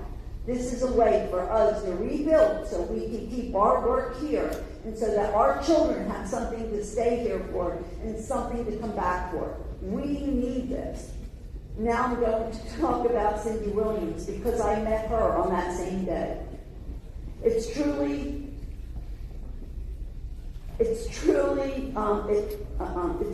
honor to introduce someone I have a great deal of respect for, Cyndie. Cyndie is a distinguished leader in the union construction industry whose career reflects decades of hard work, perseverance, and commitment to the labor movement. She began as a union carpenter apprentice and rose through the ranks into top leadership, a journey that speaks not only to her skill and determination, but to her deep understanding of the trades from the ground up. Today, she leads the Carpenters Contractor Trust, representing 42,000 carpenters and thousands of signatory contractors across 6 states, including New Jersey. Throughout her career, from council representative to executive director and workforce development leader, she has consistently built strong alliances and strengthened the connection between labor contractors and community. Remember that. She brought them together. While Cyndie and I may not have had many personal conversations, I've seen firsthand how vital she is to the industry and how hard she works for what she believes. I especially respect her commitment to defending labor and her strong advocacy for women in the carpenters' unions. She understands that expanding opportunity and inclusion strengthens our entire workforce, and she has been a steadfast voice making that happen. Her leadership, her integrity, and her dedication to workforce development continues to make a meaningful impact across our region. I will introduce her up here with Anthony, and we have the third one, who today is the first day I've met him, but I'm sure he's as great as the others, and I'm going to tell you a little bit about him. It is my pleasure to introduce Harry. Harry, how do you say your last name? Chowansky, okay. Respected leader in New Jersey construction industry and someone who truly understands that at the heart of every project are real people. Harry serves as the vice president of the HC Constructors, Inc., bringing more than 40 years of construction leadership to the Northeast. He oversees complex, heavy civil projects across industry, public sector, healthcare, energy, and higher education markets, always with a strong focus on safety, labor relations, and operational excellence. But what truly sets Harry apart is his commitment to the workforce behind those projects. He has long been a champion for union construction workforce development and maintaining the highest industry standards. He currently serves as a vice chairman of the Associated Construction Contractors of New Jersey and is a past president of the New Jersey Utility Contractors Association. Can the three of you come forward, please? Please give them a big hand. I want you all to know this is you, that they are here with us today. This means so much. Thank you so much.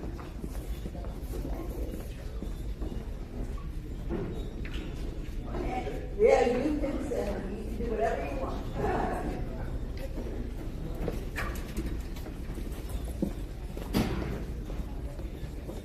I guess it's super informal. I thought we were going to be asked questions, but the good thing is I'm always prepared. So I do want to touch on something that the Senator said since it's fresh in my mind. The one thing that we didn't touch on, and I think you're going to hear coming out of the folks on the stage, is The real underlying issue in so many of the topics that you guys discussed today, and I'm sure some of the stuff that was discussed earlier today, is making sure we're investing in people and that people have the ability to work their way into the middle class. And if we can do that, they're less reliant on government subsidies. They're able to purchase health care. They're contributing to the system. They're contributing to taxes. They're giving back to their community. That's the real underlying issue. That's the real underlying issue of affordability as well. As someone who's a first-generation American here who grew up in North New Jersey and took the organic approach to moving into the suburbs, there's nothing wrong with living in a stepping-stone community. It's been happening for generations. It is the American dream. So the fact that we need to force affordable housing into communities is unfortunately not the right process. I don't necessarily believe that solution. I believe if we invest in people, people have the ability to actually make money. They can find their way into those communities organically and holistically and actually be fabric of the community and not be put on the outskirts of suburban community where they don't have access to infrastructure or to public transportation or to jobs. And I know the Democrats will hate me for saying this, but you can't push people into the suburbs and talk about affordability and then talk about segregation when you're moving people from one diverse community to a non-diverse community, but you're putting them on the outside of the community. How would that make anybody feel if they were a person of color who's moving to a white community that now lives on the outskirts? The reality is we should have focused on investing in people and allowing them to move wherever they so choose. That's the freedom of opportunity. So I just wanted to touch on that before the senator left. I had told you when I asked you to sign up that I had some things that I wanted to ask you, and I'm going to ask you. I wanted to know what we as Republicans can do to help you, so in turn you look at us as a valuable person to help as well, because we're not the party in power, and so it's really difficult. So what is that we can do? Because we need to realize that you don't walk away from us, because you didn't walk away from me. So we in this room need to realize what is it that you need from us and that we can help you with so that you see us as worthy of working with us. Sure, that's an easy one. So I'm not going to say I'm a political strategist and I'm not going to give you guidance on how to become a more powerful Republican Party, but I'm going to tell you this. So the one thing I always hear, and I'm nonpartisan when it comes to how I navigate and work with policy leaders. I work with Senator Bucco in the minority. I work with Senator Scutari in the majority. But I had the fortunate opportunity to do both. And what I learned was, and this goes from the federal level all the way down to the bottom, is that the Republican Party, believe it or not, actually talks to working people, and their message resonates with working people. However, their policies would say otherwise. Now, as Republican constituents, you may not know that, right? What you hear on TV sounds like it really impacts you as a working class person. But at the end of the day, the policies that are enacted, particularly at the federal level, do not protect working class people. I can tell you that right now. I live it every day. On the other hand, the Democratic Party, who does say, okay, or talk to working class, or I'm sorry, let me say this. The Democratic Party, who does not talk to working class people, in fact, by default, does naturally support policies that represent and protect working class people. So I'm giving you guidance, right? If you're Republicans and you're looking to be a Republican leader, practice what you preach. If you're going to be talking about rebuilding the middle class, then make sure your policies reflect what you're saying, because that is not happening right now as we speak. And that's unfortunate, because as Pat and myself talk all the time, the majority of our members are actually voting Republican. Regardless of what the leadership is telling them, based on the policy we see, our members are supporting Republican candidates, even though in many cases they're voting against their own interests because they don't understand how politics work and how it affects policy. So that's one thing I would make sure that everyone understood, is that the messaging is not aligned with policies. And I don't expect people to understand that or how policies are made, but at the end of the day, we're being affected as working class people, Republicans or Democrats, by bad policies coming out of the federal government that specifically target working class people that we're trying to protect. That's the first thing. And this is the easy thing here. So how many people, I'm assuming everyone here is a Republican, right? So how many people here believe that we should be investing in America first? We'll do show of hands on every question I got. Okay. How many people believe in capitalism, responsible capitalism, free market? making sure Americans are able to work their way into the middle class naturally without public assistance, making sure that people have health care, not public health care, but have the ability to get health care on their own through their employer. How many people believe that we should hire people based on skills and merit and productivity? Okay. Then every single one of you folks believes in organized labor, whether you realize it or not. Because that's what we do on the stage every day, day in, day out. The story is just not being told. Harry Chowansky on the stage is one of our union employers. Right? So when you think about unions, you're thinking, well, these folks only care about the working class people and protecting their members. That's the furthest thing from the truth. Because at the end of the day, whether you realize it or not, unions do not survive without partnerships with employers who choose to use union labor. And I'm sure Harry's in the business of making money, because otherwise he probably wouldn't be on the stage. He's making money by sustaining good middle-class jobs. So you can be a capitalist and still support organized labor and bring balance to the industry. You do not have to sacrifice one for the other. And we talk about this all the time. You can make as much money as you want as long as you're taking care of hard-working middle-class people and giving them what they're entitled to if they deserve it. And that's what a good partnership looks like across the country, regardless of what party you're affiliated with. There is a system in place that we don't necessarily execute on. This is a good system. And I always have been preaching that the union model, particularly for private sector unions, the union model is truly the solution to so many socioeconomic issues that we always talk about, where unfortunately folks rely on government assistance. I can tell you that every person that's been part of our union, regardless of where they came from, what they look like, what color of their skin, what their socioeconomic income circumstances were, each and every one of them had the same opportunity for training, get the same wages, same benefits, same working conditions. And if they lived in Newark or they lived in Patterson or they lived in Trent, they moved out and they moved into suburbs naturally. That's truly the American dream that we've always been part of. So I'm just giving you that advice that if you take with a grain of salt, there's a real opportunity here for you to embrace organized labor and unions for the right reasons and not the wrong reasons. Thank you. I've got another question. I know at least one, if not more, in this room tonight or today, whose child wants to go into some sort of labor, and they're having a really difficult time getting into one of the unions and getting into the schools. How can we help those parents or those children that want to get in that can't find that way through the door? Sure, I'll take that piece. Thanks, Pat, and thank you for allowing us a platform to speak with you today. I think it's such an important, pivotal topic to discuss. Career opportunities for youngsters coming out. And it's one that we've been shut out of for many years as trades, construction. Schools didn't want to talk to us. They would close their doors to the conversation, college-only type of atmosphere in our schools and high schools. And the ability to learn a hard trade is almost obsolete. Now we're seeing we become the topic of conversation. I am personally on a board for a community college here in the state, and I'm very proud to be. And they're recognizing schools, colleges, high schools, vocational schools are recognizing this boom of AI technology is we are now the sexy job again, because we are the hands-on skill that's going to remain in 10 years.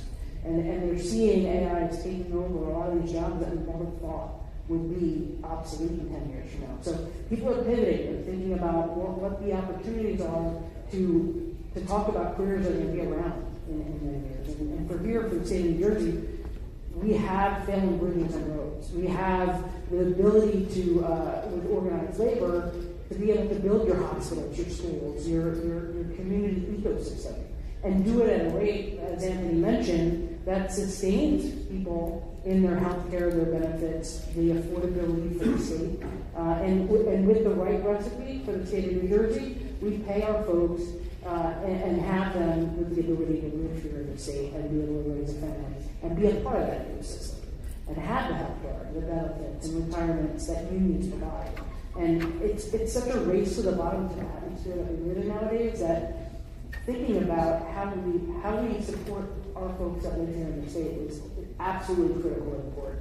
And the race to the bottom in construction is paying out-of-state workers, cash payments, wage and mid-class. We won't even get into that because we could really get into the weeds there. But, for us, we want to connect the schools. We want to have our curriculum there and be taught in our high schools.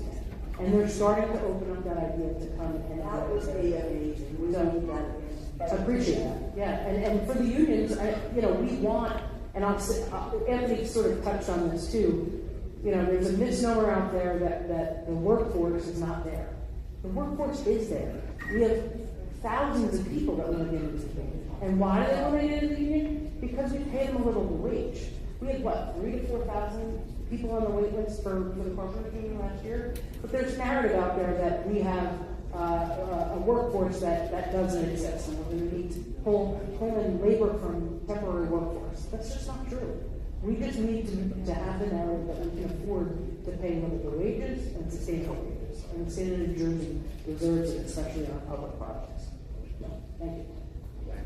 I would ask you, but I could find one. So I'm the person that always likes to tell the hard truth, whether people like to hear it or not. So over the last 2 years, we had 16,000 people try to get into the carpenters union in our jurisdiction. We had to turn away 14,000 of them and bring only 2,000 into our apprentice program. Can anyone understand why we would do that? Right? The reason we would do that is because the market share won't bear the fact that people want to pay a decent wage to workers.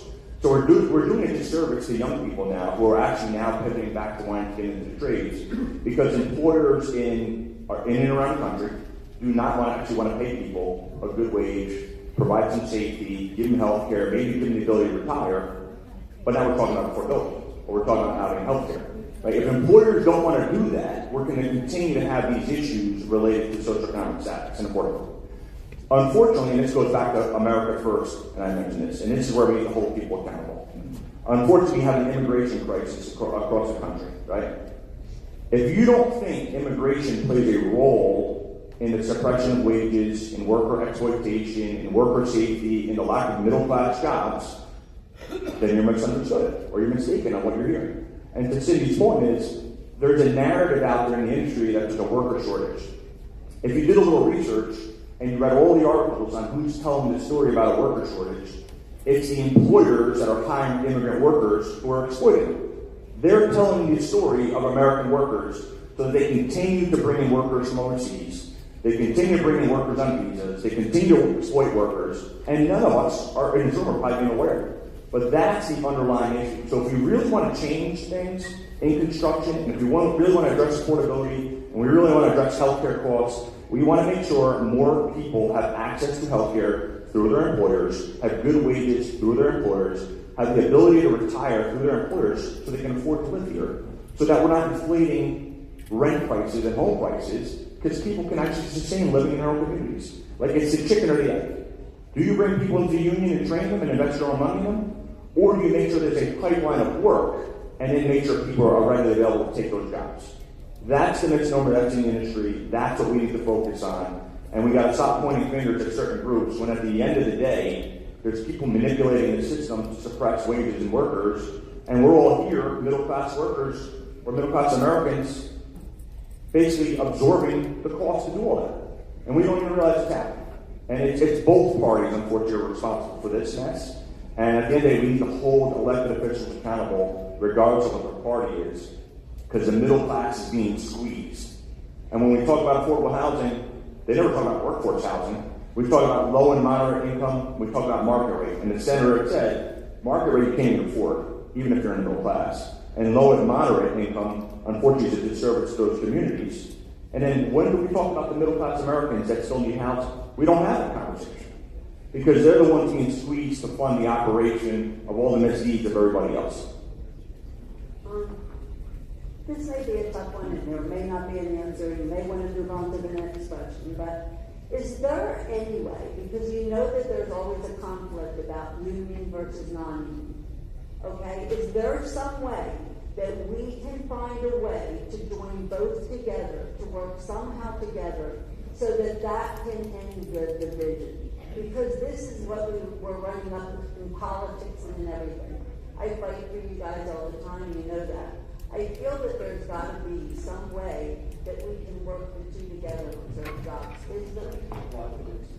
Yeah, I want to talk about Harry, but I want to just talk about a level playing field. It's not even a union and non-union conversation. It's about leveling the playing field so that there is competitive bidding, right? We're about competitive bidding, but I'm going to let Harry just give his 2 cents.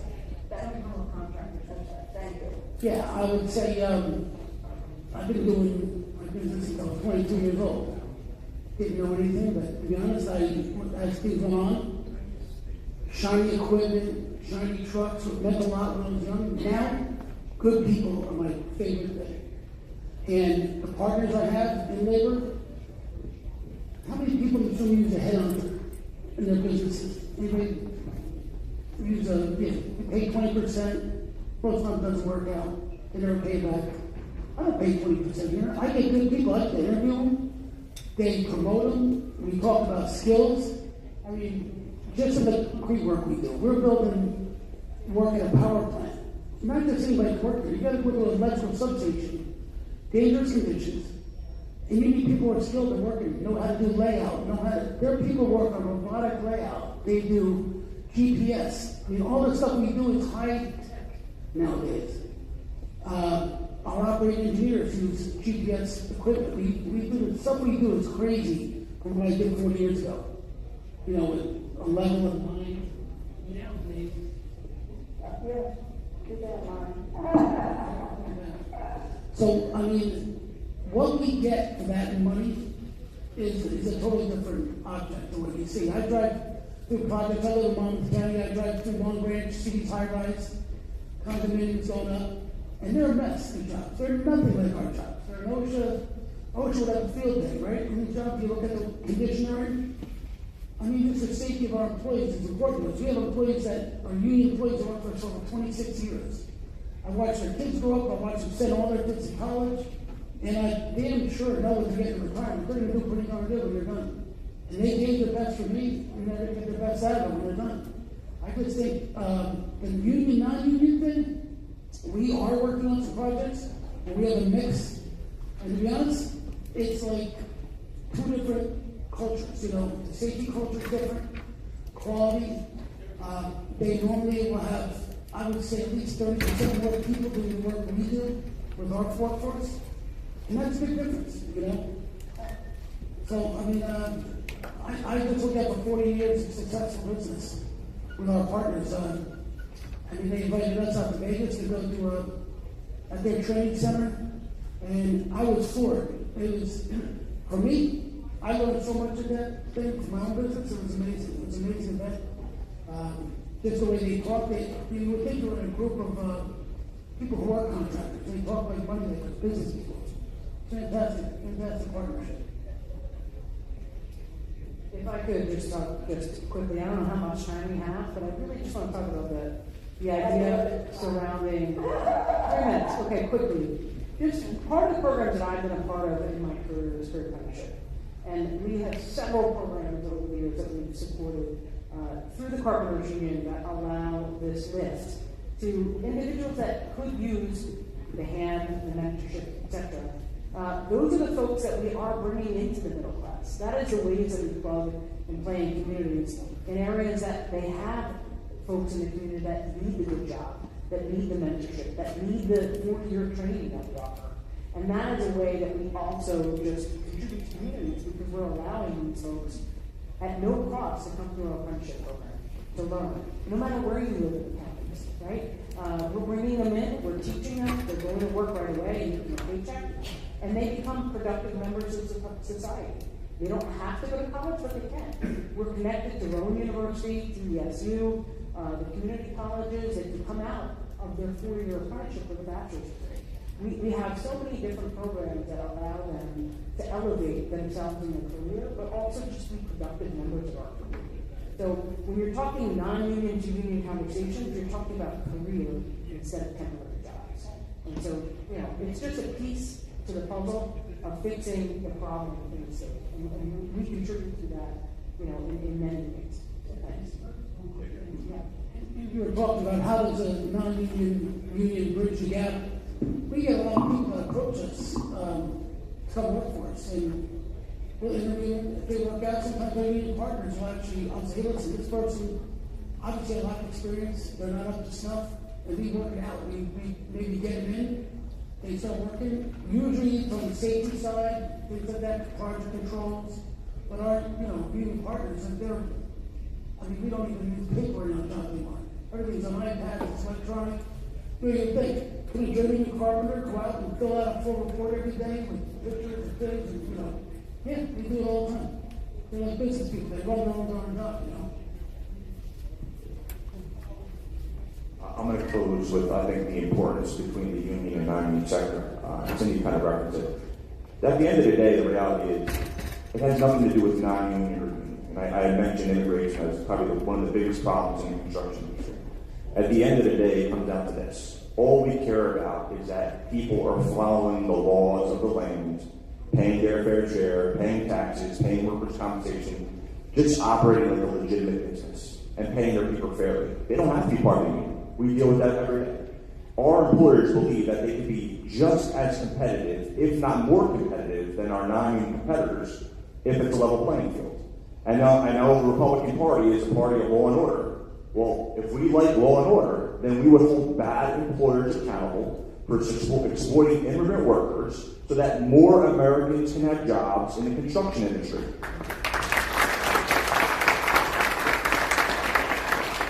Doesn't stop us from enforcing immigration laws and reforming immigration, but at the end of the day, we have problems internally from American businesses that take advantage of workers. That is the underlying issue in the construction industry. If we can address that, you'll cultivate a new, dynamic, American skilled trade workforce. Businesses will prosper. Harry's business will make more profit and reinvest that in communities and workers and development projects. That money is cyclical. It goes right back into the system, and we'll stop talking about healthcare costs, we'll stop talking about affordability, and we'll stop talking about all the socioeconomic issues if we invest in people. Thank you.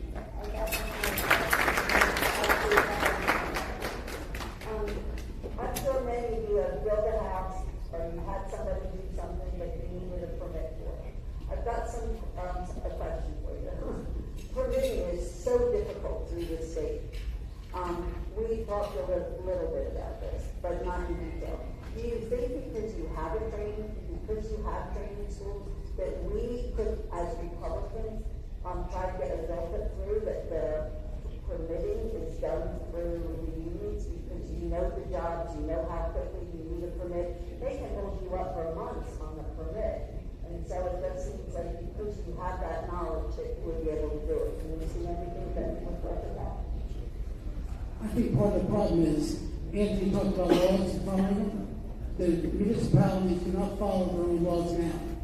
I personally think it should be one agency for the whole state.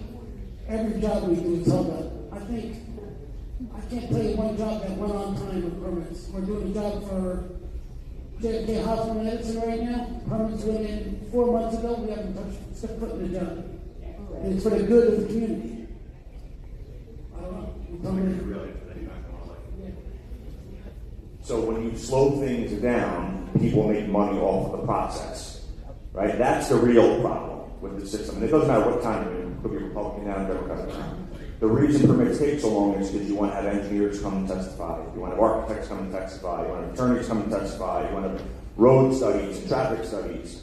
Every single time you slow down a process, there's somebody making money off that process, particularly professionals. Nothing against professionals, that's just the system we have. That's why I think we move forward government, is there's somebody making money off the top as we progress through the process. Believe me, we are the first ones to say we should expedite construction because we believe if we reduce costs on the front end of the project, which could cost millions of dollars before you put the shovel in the ground, contractors and developers are more likely to spend more on the back end, which is investing in people, but they got shafted on the front end. That's one of the biggest challenges. So we believe in expediting permitting. And actually, there was a law that was passed that would allow third parties to handle permitting, to expedite the process. The problem is that power doesn't want to be released to those folks. I saw Mark Schwartz, who had his hand up. Oh, did you want to? Okay, I'm sorry. Does anybody have a question?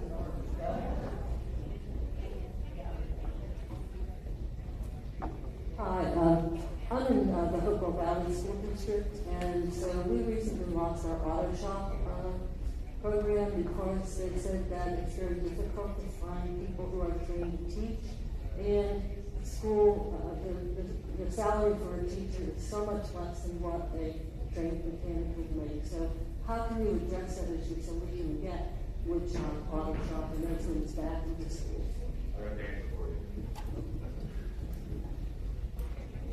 I have all the answers for anything you guys want to talk about. So the easy answer for us is on that. So what we've done is most schools did away with vocational studies, wood shop, home ec, sewing, all that stuff. And a lot of it was because of a cultural thing, like higher education was going on. Now that it's coming back, the cumbersome barriers are cost. Like how do we pay for a program like that? And auto shop's expensive.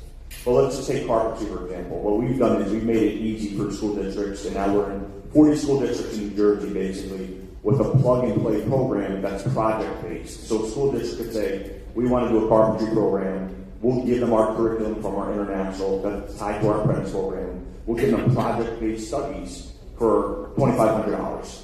And that $2,500 will run for junior and senior year, and now you're going to have people exposed to the industry for a minimal cost. And by the time they finish that curriculum and decide they want to get into the trades, they get advanced placement into the apprentice program.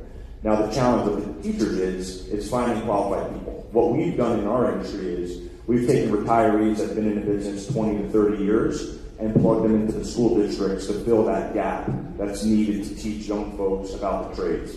So we've done that as an organization. We see the value in it. Now we're actually getting involved in middle schools through summer program and recreational programs. You can't even keep up with the demand of parents and students that want to be part of that. We really need school districts to kind of pivot and take some of the fat off the top and actually reinvest in students. And it's really working with their minds and their hands at the same time. Right? These aren't dummies. These are smart young people that want to work with their hands and their minds. Two more, if there's two more, if not, we have to move on. Where? My friend.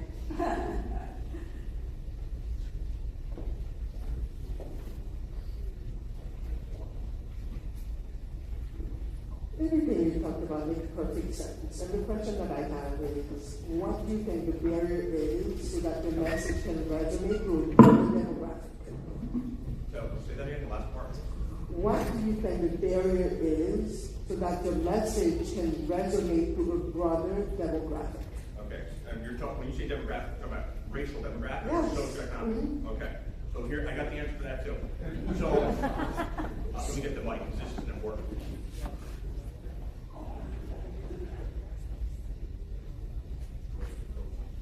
This is the truth I was talking about. So every day we fight this battle about unionization and racial demographics. Are unions inclusive? Are they representative of certain communities? And here's the great thing, is that our unions are in every single community of the state of New Jersey and around the region. Our training centers are centralized so people have access to them. There was actually a time, and business is really what changed this culture. There was a time in the Carpenters Union, not that long ago, where you had local unions that were based in communities. You could have a union, a black union, a Jewish union, a German union. That's because the market was localized in terms of how businesses operate. The world we live in now is so regionalized that you don't have that anymore. So what you end up having to do is organically and intentionally go into communities that may not necessarily have the resources that other communities do and expose folks to the opportunities that are available to them. So Cyndie was referencing some of the programs we do. We will go into the city of Newark, the city of Camden, the city of Patterson, every single urban community in the state of New Jersey that may not be aware of what we have to offer, and put programs into those school districts, expose individuals to those programs, and then recruit them into the apprentice program. Because I'm going to tell you that the schools are doing a disservice to some of these young folks. And when we talk about school funding, the reality is all the schools get the proper funding. The question is, do they use the funding in a way that is effective for those students? The answer is no. What we've seen is, and our local union is probably, I think, 37% minority now, 7% female. And those numbers are skyrocketing because of who's in the industry and who's actually been more likely to be part of a union. And anybody knows labor statistics. Hispanic workers and black workers more likely are to be part of a union than white workers. The problem is no one's been in those communities for decades, and the school hasn't told them about the opportunities. That's changed. So we are in every community. We are recruiting from those communities. Those communities are not only creating individual wealth and family wealth, but what we're seeing is we're creating generational wealth.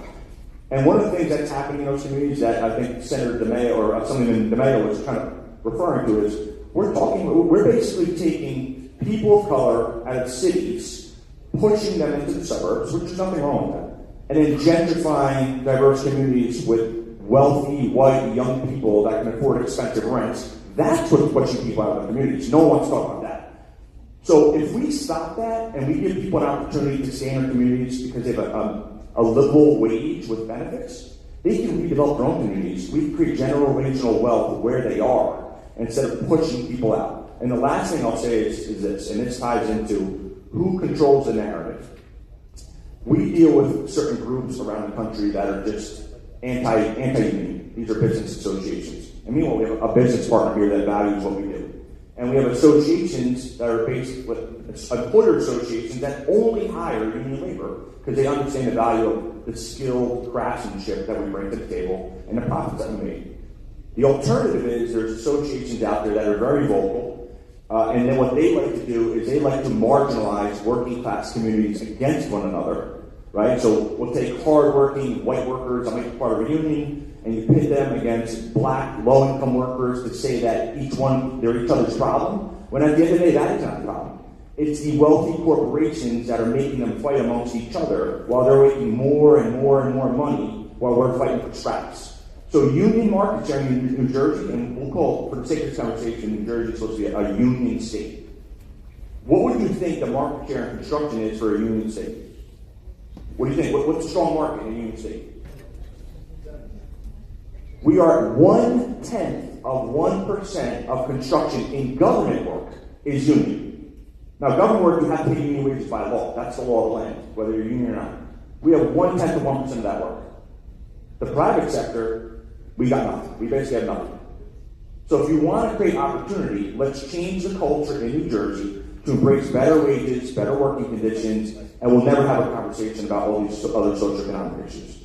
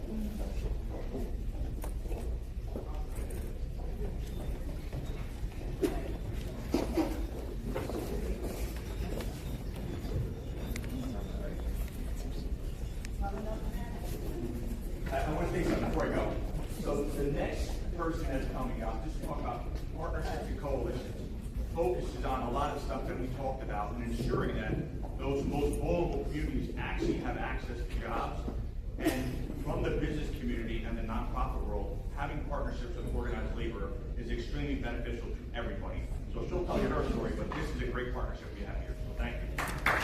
Thank you. I'm privileged to call our next speaker a friend. She's a proud mother of 2 children, Angelo and Rosalie. She enjoys music, road trips with her children, exploring local dining spots, and spending time with her church community. Professionally, she's a competitive edge coordinator and executive assistant at JDC Energy Services, an energy services company specializing in energy engineering, procurement, and construction management. Competitive Edge is the company's signature community relations program designed to promote workforce development through training and talent placement, supporting those entering the industry while advancing core values centered on diversity, education, and industry-leading best practices. Speaking to us this afternoon about workforce development, please welcome Ms. Alisha Frenczi.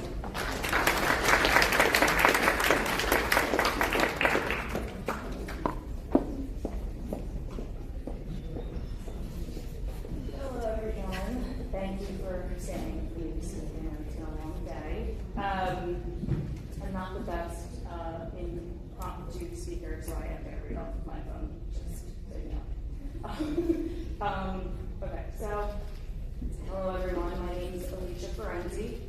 Again, I'm a proud mother of 2 was necessary and important for them to join us here today so they can see firsthand what strong leadership and positive influence look like. When the right tools and support systems are available, they can truly help guide our young people in the right direction. I want to sincerely thank each of you for taking time away from your families to join us here today. Your presence and commitment mean a great deal. I would also like to extend a special appreciation to Patricia Johnson, our Mercer County Chairwoman, and her dedicated team for creating this important platform. Because of your leadership and support, today's panelists have the opportunity to share meaningful ideas and practical solutions that help carve a strong, successful pathway for young men and young women to thrive in all of their endeavors. Thank you all for being part of this important conversation. I've had the privilege of working with JDC Energy Services for the past 2 years, and the culture here is truly unmatched. Professionally, we are a company built on excellence through compassion, dedication, and meaningful involvement within local communities throughout New Jersey. The program I am designated to coordinate, focused on community and workforce development, is known as Competitive Edge. Competitive Edge is structured into 4 distinct program tracks offered to the local school districts we actively partner with, and in some cases, the hospital systems. We make a deliberate and consistent effort to ensure that students and young men and women who participate in our program are equipped with the resources they need to succeed. This includes access to academic guidance, trade ally collaboration, union affiliation and information, and any additional support necessary to spark and sustain interest in the industry. Wherever there is an opportunity to help, we are committed to being there. We have 4 designated programs that the Competitive Edge program in particular is equipped to deal with. We offer a live classroom, a train to hire program, garden safety sports, if anybody is familiar with it, and a couple other specific ones. The live classroom in particular is a program that has been proven to be truly successful. We have intentionally expanded this initiative to engage young women who show interest in the industry. While engineering and construction have traditionally attracted more young men, young women are an increasingly powerful force in this field. I know this firsthand, as I have had the privilege of working for one of the most talented and successful women in the industry. A well-deserved shout out to my mentor. Live Classroom is structured as a 10 to 12-week program that brings together professionals across multiple disciplines, including engineers, project managers, construction managers, and executive leadership, to provide students with real-world insight into the day-to-day responsibilities within their respective roles. Our goal is to empower students with the confidence to ask questions, expand their knowledge, and ultimately spark interest in pursuing summer internships or participating in our Train to Hire program when opportunities become available. Our Train to Hire program is a comprehensive 12-week paid internship on-site training designed to prepare motivated individuals for meaningful careers in the construction and engineering industry.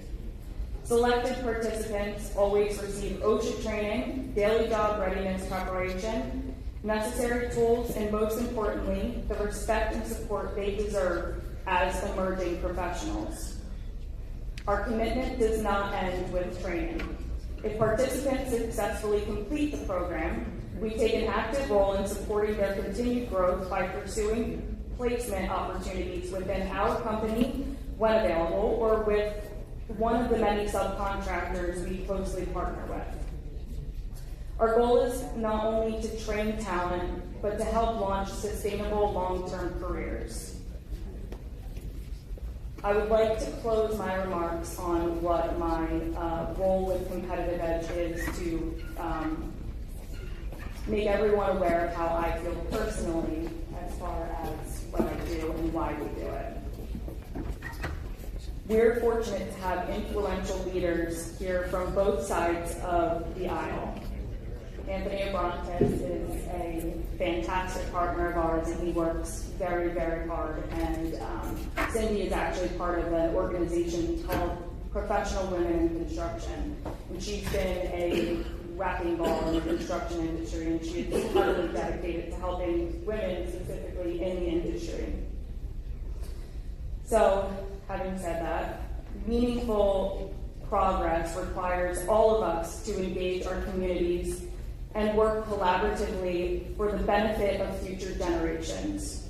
Without that shared commitment, we cannot become the change we hope to see. I stand here committed through hard work, positive influence, and a promise not only to my family, but to yours, that New Jersey can and will grow stronger with our collective effort. Let us remain focused on being for the people. I know I am. God bless each of you. God bless our troops, and God bless America.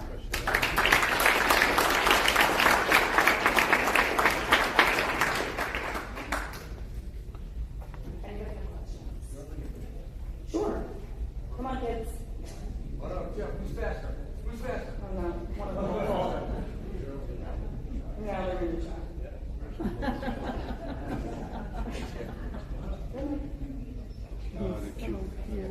The Chinese patriot that you'll all ever see here.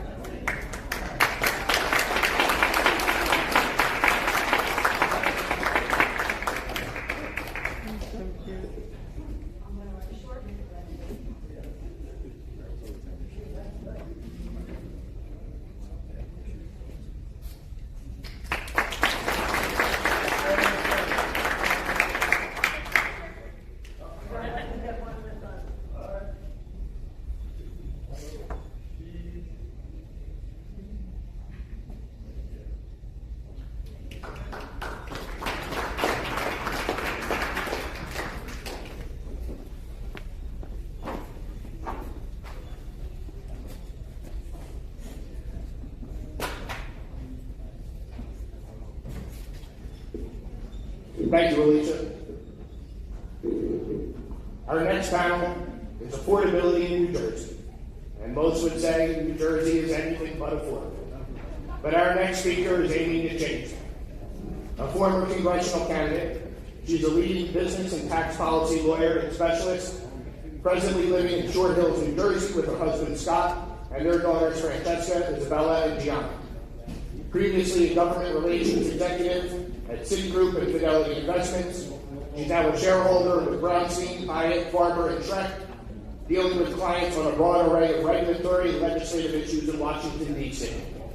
Earlier in her career, while counsel to the majority staff of the U.S. Senate Finance Committee, she co-authored the 529 college savings plans that have helped so many families save for their children's education. She's the founder and president of Jersey First, a grassroots advocacy organization dedicated to making New Jersey a better place to live, work, and retire. She also launched the New Jersey Policy Initiative, a 501c3 nonprofit seeking to ignite, incubate, and launch winning ideas for effective education, a strong economy, a thriving business environment, and affordable energy. Her organizations have graduated over 200 students, developing them into strong leaders through their internship programs. Please welcome Rosemary Bechhi.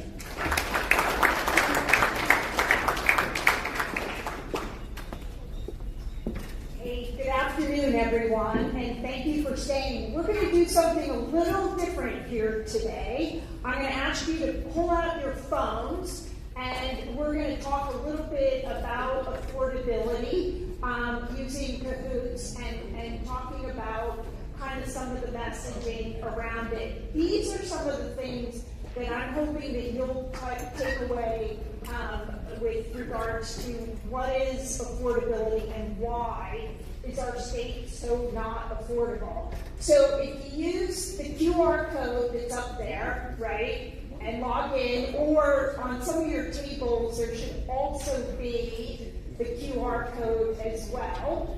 And we'll start to get everybody signed up. There we go. We've got the participants that are getting signed up here. And again, I want this to be interactive. It's late in the day and we should talk about these issues. It's important to really understand these issues so that we get the message out there that this state is not affordable and that we need to make real changes.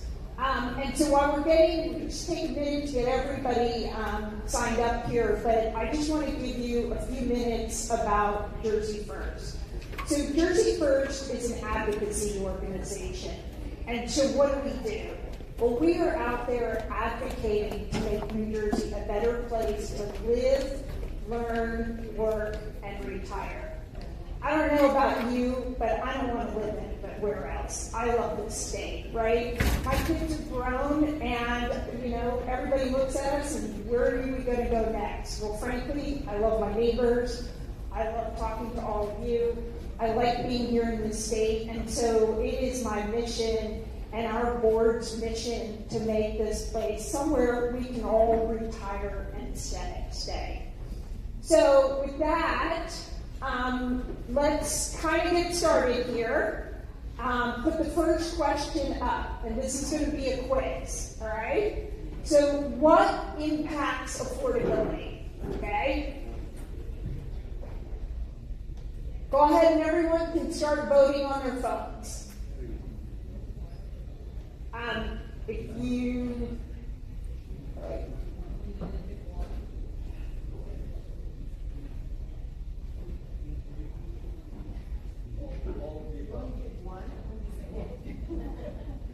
You could pick more than one. All right. So the answer is actually all of the above. Okay. All of these things impact affordability. The price of everyday goods, the price of groceries, household supplies, government spending, that affects affordability, right? Energy costs, the tax environment here in the state. These things all affect affordability. And actually, right now, in terms of affordability, 44% of New Jerseyans today say that they are falling behind financially. Think about how big a number that is. And when you start to drill down on that number, 55% say they can't or they're struggling to pay for housing. 55% say they're struggling to pay for food. 52% are struggling to pay for health care. And 50% to pay for utilities. That's pretty drastic. And so we've got a lot of work to do to make this state more affordable. Okay, let's go to the next question. How much has the state budget increased from 2015 to 2025? Go ahead and vote.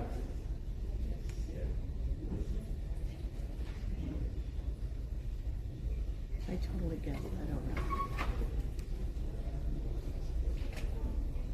All right. Okay, go on to the next. What do we think the answer is? 25. 25. So there you can see. Yes. So roughly in 2015, our state budget was around $30 billion. And last year, it hit a record of $56.6 billion. Think about that increase over a 10-year period. It's just astonishing. All right, let's go to the next one. What is the projected 2027 structural deficit in New Jersey? I think we heard a little bit about this today.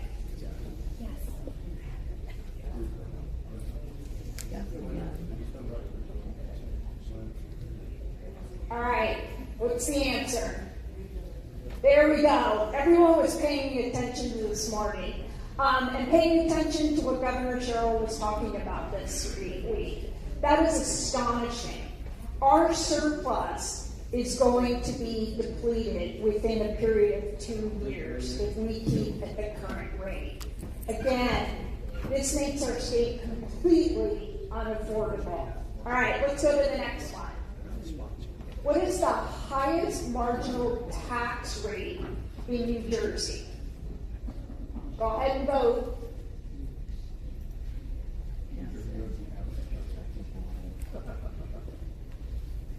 Oh, this one has a timer on it.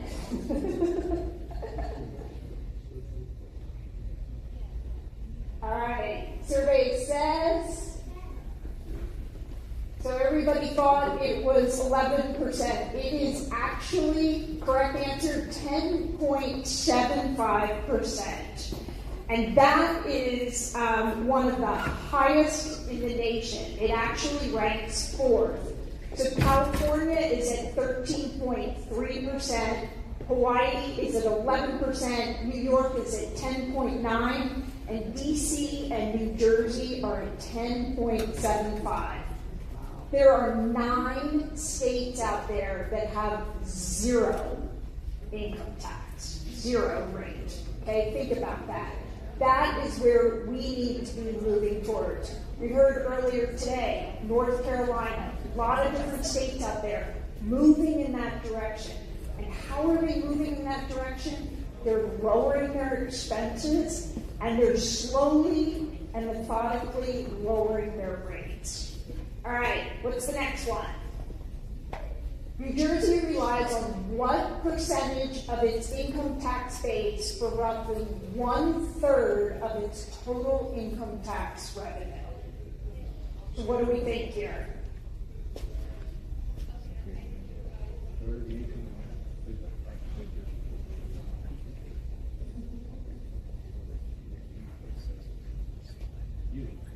All right, let's go to the answer. So what did everybody think here? It looks like the majority thought 36%. No, it's less than 1%. So think about that. Less than 1% of the people paying income tax is what we rely on. That's an astonishing number there.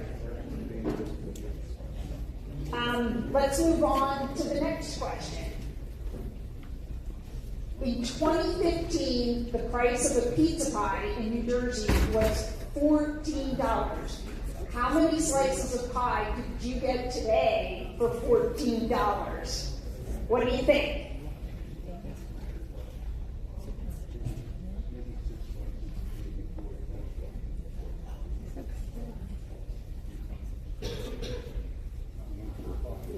All right, and the answer, 6 slices. It actually varies in the state. It's somewhere between 4 and 6 slices. Now, since 2015, pizzas typically exceed $20 with a single price for each slice being somewhere between $3 and $4. All right, next question. True or false? New Jersey indexes its income tax brackets to inflation. What do we think here? True or false?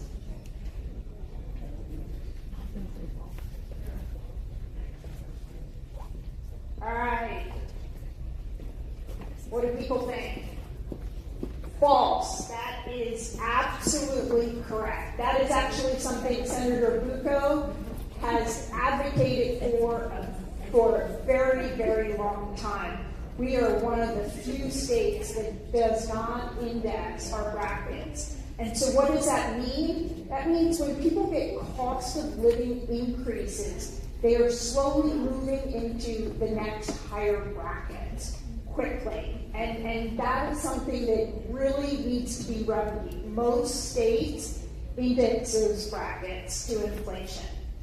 All right, let's move on to the next. True or false? New Jersey has the highest property taxes in the country. True or false?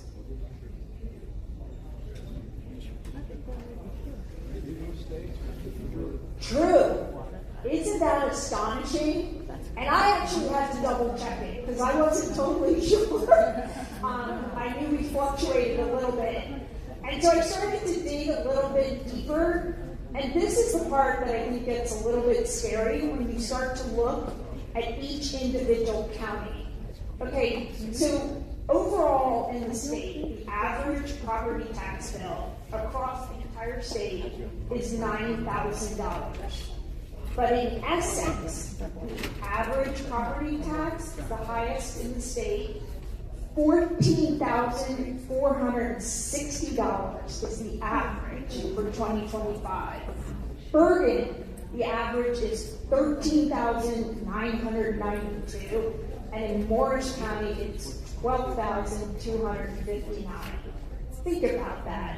Those are astonishing numbers, and certainly something that we've got to work on here. All right, next one. What is New Jersey's ranking in overall tax competitiveness?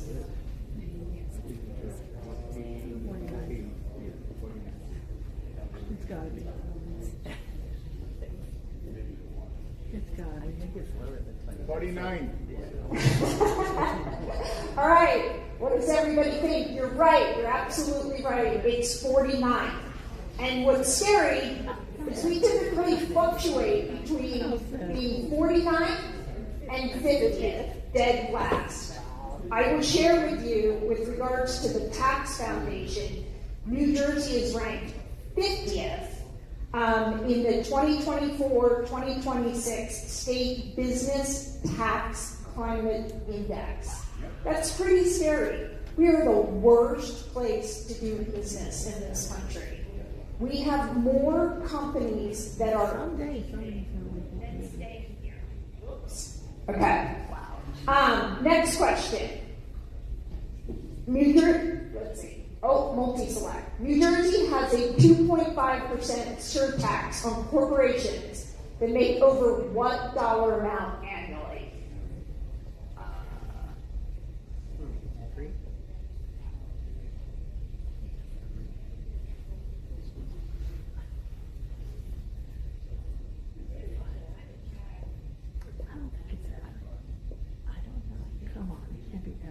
All right, what do we got here?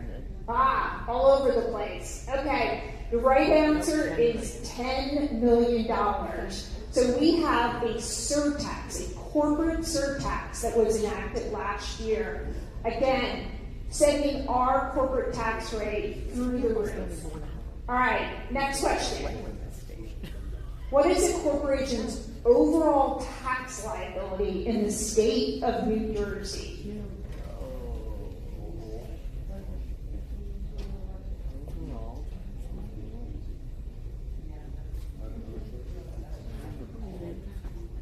All right, what do we think it is?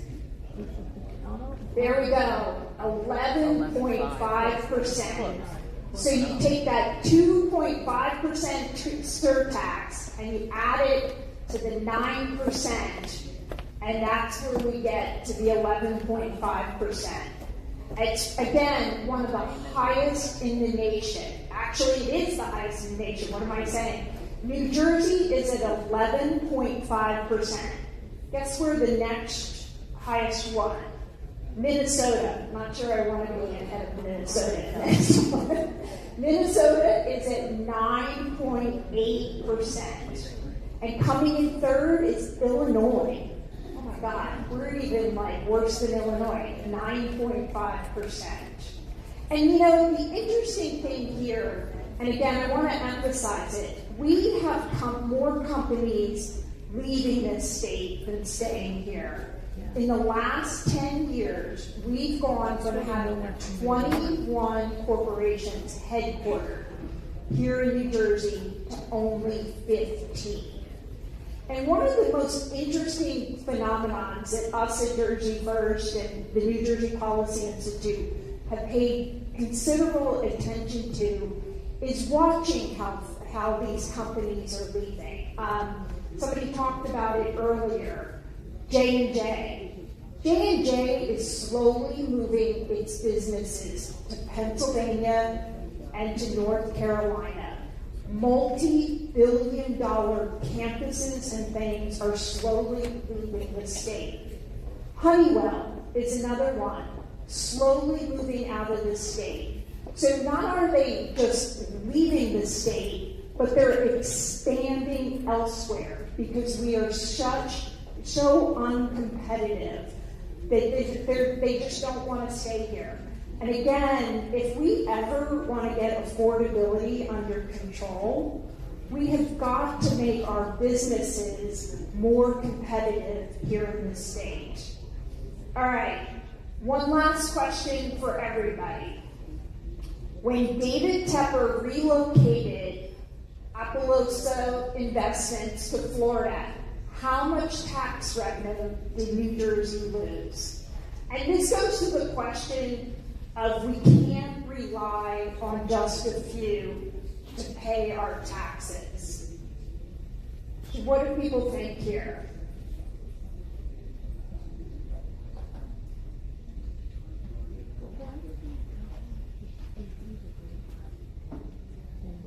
There we go. People, great answer. So we lost an estimated $100 million to $140 million annually by David Tepper just leaving the state. And there is a phenomenon, I will tell you, going on across this country. You see it happening in California and other places. People looking to tax people's wealth, billionaires and things like that. Billionaires, millionaires, Washington State, Rhode Island, California. And we have the same problem here in New Jersey. And we have to stop focusing on taking revenue from the wealthiest people, and we have to make our state more affordable. And how do we make our state more affordable? We have to lower our spending, right? We have to stop draining things. We have to cut out the fraud, waste, and abuse, and we have to cut out the excess. We can't have budgets that double over a 10-year period. So those are some of the things that we need to do to make the state more affordable. And I'll stop there, open it up for any questions.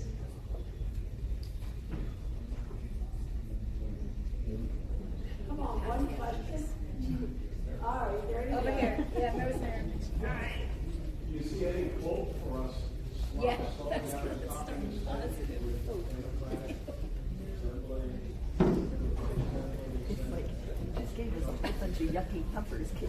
I do hold out hope. I really do. I think it's very important that all of us in this room continue to have a voice and continue to advocate for lower taxes and less spending in this state.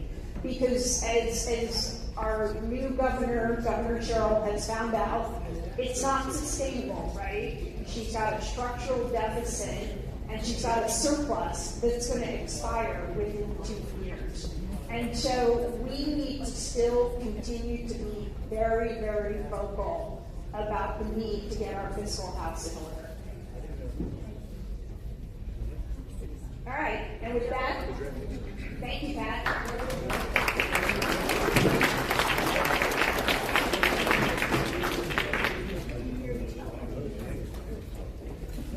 So much. I love it.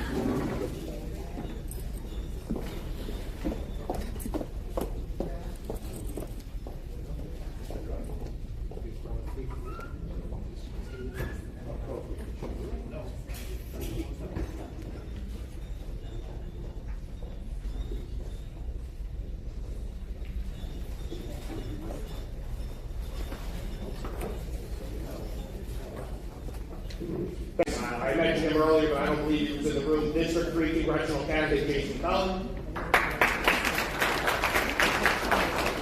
And also District 12 congressional candidate David Douglas Brown. Also, at the conclusion of our presentations today at 5:30, you're all welcome to join the Mercer Young Republicans are hosting a reception downstairs in the bar area. Please, everybody, they are asking for a small donation if they're able, but please, everybody, come down there at 5:30 to join our Mercer YRs. And without further ado, Chairwoman Johnson.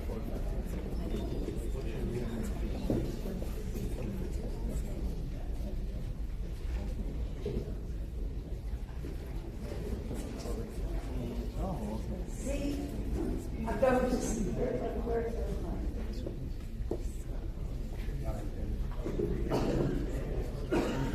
Now I'm going to tell you again, this is one of my great friends. My story with Bruce Goodstein is exceptionally funny. I met him at Senator Bucco's house. And little did we know that our talk about building, manufacturing, and construction would lead us down a path. I want to introduce him. It is a true privilege to introduce a leader whose name has been identified with quality, integrity, and excellence in home building. Bruce Goodstein. Bruce is the owner of Statewide Custom Builders based in Toms River, New Jersey, and he represents not just a company, but a legacy. His family has been part of the manufacturing housing industry for 7 decades, spanning 3 generations and dating back to 1963. What a history. That doesn't happen by accident. It's built on trust, reputation, and an unwavering commitment to doing things the right way. Under Bruce's leadership, Statewide Custom Builders has reached remarkable heights. The company has been named Best of the Best in Modular Home Building by Gannett, New Jersey 10 times, a testament to consistent excellence and customer satisfaction. Bruce and his team have also received official commendations from the New Jersey Legislative Office, including recognition from Assemblyman Hospital and Wolf and Senator Sisley, I don't know, honoring them as the best modular home builder in Ocean County.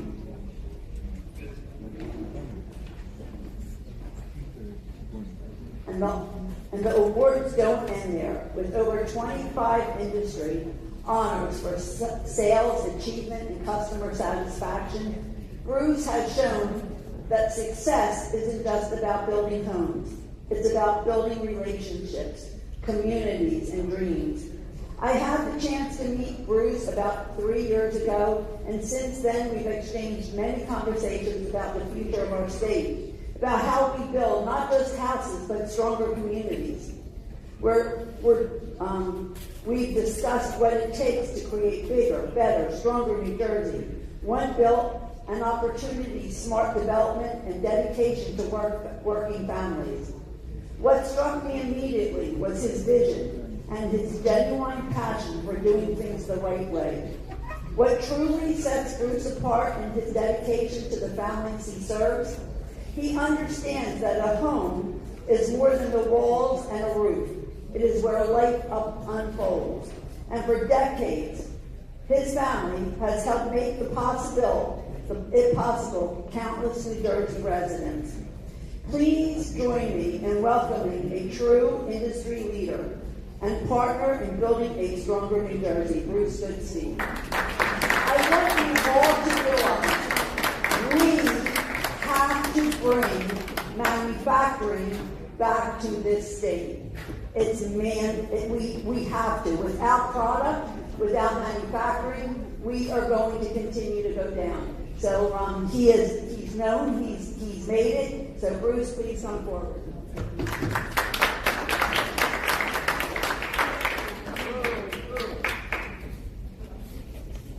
Pat, thank you very much for the kind words. To all you fine folks that have sat in the room today and heard some tremendous presentations. I hope I'm up to that same level of presenting. So, I really didn't know what I was going to speak for today. As Pat invited me, by the way, to speak to only 4 or 5 of her closest friends. So, when I got here today, I said, wow, this is 150 people, Pat. What the hell? I've only prepared for 4 or 5 people. 175 people, where's yet? So that being said, thank you for the invitation. Thank you for the opportunity. I hope my message is on point. I hope that I create an atmosphere for dialogue after this conversation, because what I'm going to say has changed. I really didn't know what I was going to say. I really didn't necessarily have an exact story to tell. But after I listened to Senator Bucco and Anthony Abrantes of the Union, I said, these guys must be in my head. They're speaking toward the issues that must be challenged and changed. The difference is, I'm a little bit different. I'm not a politician. I'm a guy that believes in common sense. I believe we all believe in common sense, whether it's how we raise our children, how we manage our households. There's no playbook. How do you treat your spouse? There's no playbook for these things. They're forever evolving. We must evolve as a state. We must evolve to move the state toward affordability. And it is no longer an evolution. It truly has to be a revolution. Okay? But revolution with a cause, revolution with a starting line, and revolution with a finish line. So let me speak to a couple notes I wrote after Senator Bucco and Anthony Abrantes spoke, because I threw out all of my notes. So if you don't mind, I'm going to refer to some handwritten notes opposed to what was in my head as I walked in to meet 4 or 5 of Pat's friends. So affordability is not a red issue. It, quite frankly, is not a blue issue. It's a purple issue. And if you don't recognize that, then we have to probably have a continued conversation. Because I'm tired of the challenges that I have to see nieces and nephews, children move out of the state for lack of affordability. However, with some common sense approach to affordability, and I'm going to speak toward housing. It's my industry. Now, if my notes haven't fallen out, maybe it's lucky. If my notes fell out, it's a pleasure meeting you. If I find my notes, hang in there, okay? And please excuse my passion is not anger. My passion is frustration, okay?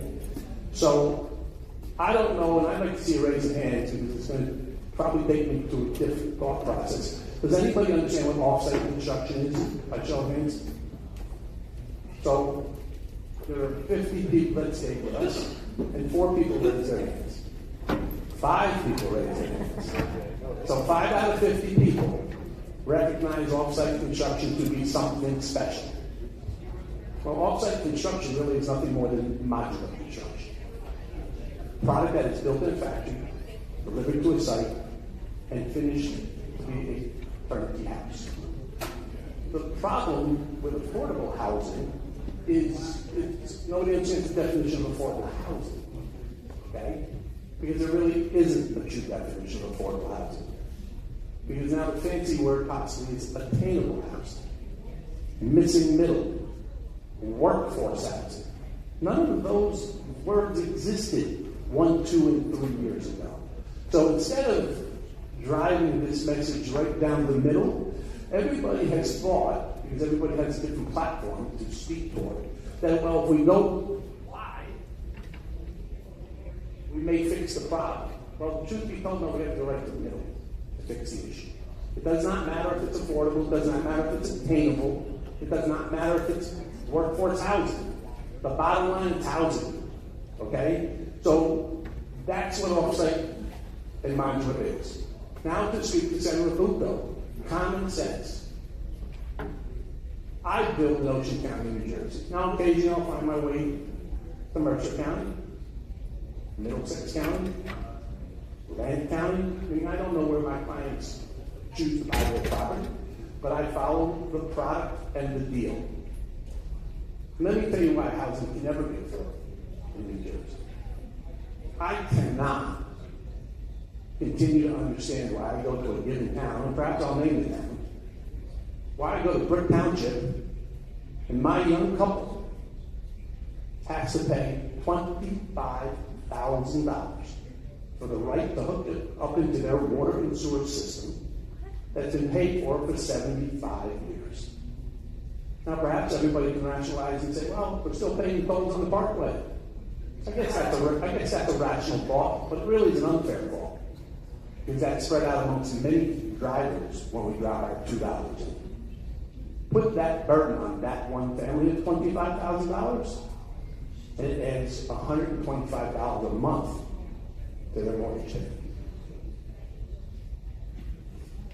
PMI, mortgage insurance, private mortgage insurance. If you default, I guess somebody's supposed to pay the bank back. I don't know why we're continuing to bail out the banks when they're the ones making all the money. They're the ones that should be contributing to buy down the cost of affordable housing. But yet we pay them mortgage insurance. Yet if you foreclose on your house, it ruins your credit. Well, wouldn't it make sense if I had insurance, the bank got paid off, I was paying the premium, but that adds 4% to your mortgage payment. 4%, so it's $70 a month on average. Homeowners insurance. Yeah, who said up? Okay. So up is really an interesting word because I think it's in Webster's dictionary this year. I remember as a young homeowner, first-time home buyer in 1984. By the way, I paid $75,000 for new construction. We were paying $700 or $800 for homeowners. Now we're paying $2,500 a month. So back to common sense. Why are we paying $2,500 a month? Why? Because California's on fire every other week. Florida's getting flooded or hurricane every other week. Texas, Alabama, Louisiana is underwater. Why is our state not mandating that the claims, the aggregate dollars of claims, be divided into the cost of that homeowner's insurance? Why are we allowing the insurance companies, again, making the billions of dollars like the bank, to spread it out across 50 states when the issues are not in this state? Legislatively, that can change. So common sense or challenge the politicians. I don't know that this is separation. Affordable housing, lack of land. Why has land got to be so expensive? Well, quite frankly, because it's a supply and demand issue. There isn't any. Business could be great in my office if Mr. and Mrs. Smith can buy land. So on the way over today, again, not knowing what I was going to speak to, but I was challenged after Senator Bucco spoke and Assemblyman DeMayo and Anthony Abrantes spoke. I was challenged. I looked at my phone. I don't know if it's a smartphone, a flat phone. I think it's called a bullshit meter. And you can get anything off of it you want. So I Googled, because I'm from Ocean County, but I don't travel to Mercer County today. I Googled how much land does Ocean County own in Ocean County? Would anybody like to guess? Okay? 30,000 acres of land they have preserved. They've paid for, but they don't pay for anything. I paid for it. It's on my tax bill. $86 a year. It's open space tax. They're not building anything on it. They're just anti-building nothing. Well, I knew I was coming to Mercer County. Guess what? I Googled how much land does Mercer County own in Mercer County. Anybody want to guess? A third of the size of Ocean County. 30,000 acres. Think about that. 60,000 acres off the market. So supply and demand will tell us if it's off the market, the next guy selling the property is going to get a premium. So what if we challenge the government, go right to the local level, and said we'd like you to give 10% of your 30,000 acres to a land trust, a land bank, or whatever fancy word that you get comfortable with. And you donate that land to that trust, and you let the builders bid on building on that property, and the person that can deliver the lowest priced unit gets to build on that property. But let's assume we can convince them for up to 6,000 acres, and we need to get 4 homes per acre. I'm not real good at math, but I think it's 24,000 homes. Now maybe let's draw a parallel to the rest of the counties. And maybe every 2 counties equals 24,000 homes. We just fixed affordable housing in the state of New Jersey. I can tell you, and I'm not making this an advertisement about statewide, but I would be one of the bidders for that open space at a value of $1. I can build a 1,400 square foot home, stainless steel appliances, central air conditioning, 3 or 4 bedrooms, 2 full beds, tile backsplash, tile shower, white cabinets, blue cabinets, gray cabinets, I don't know what color cabinets are. for $265,000. Now let's mortgage it at 6%. That mortgage payment is $1,400 a month.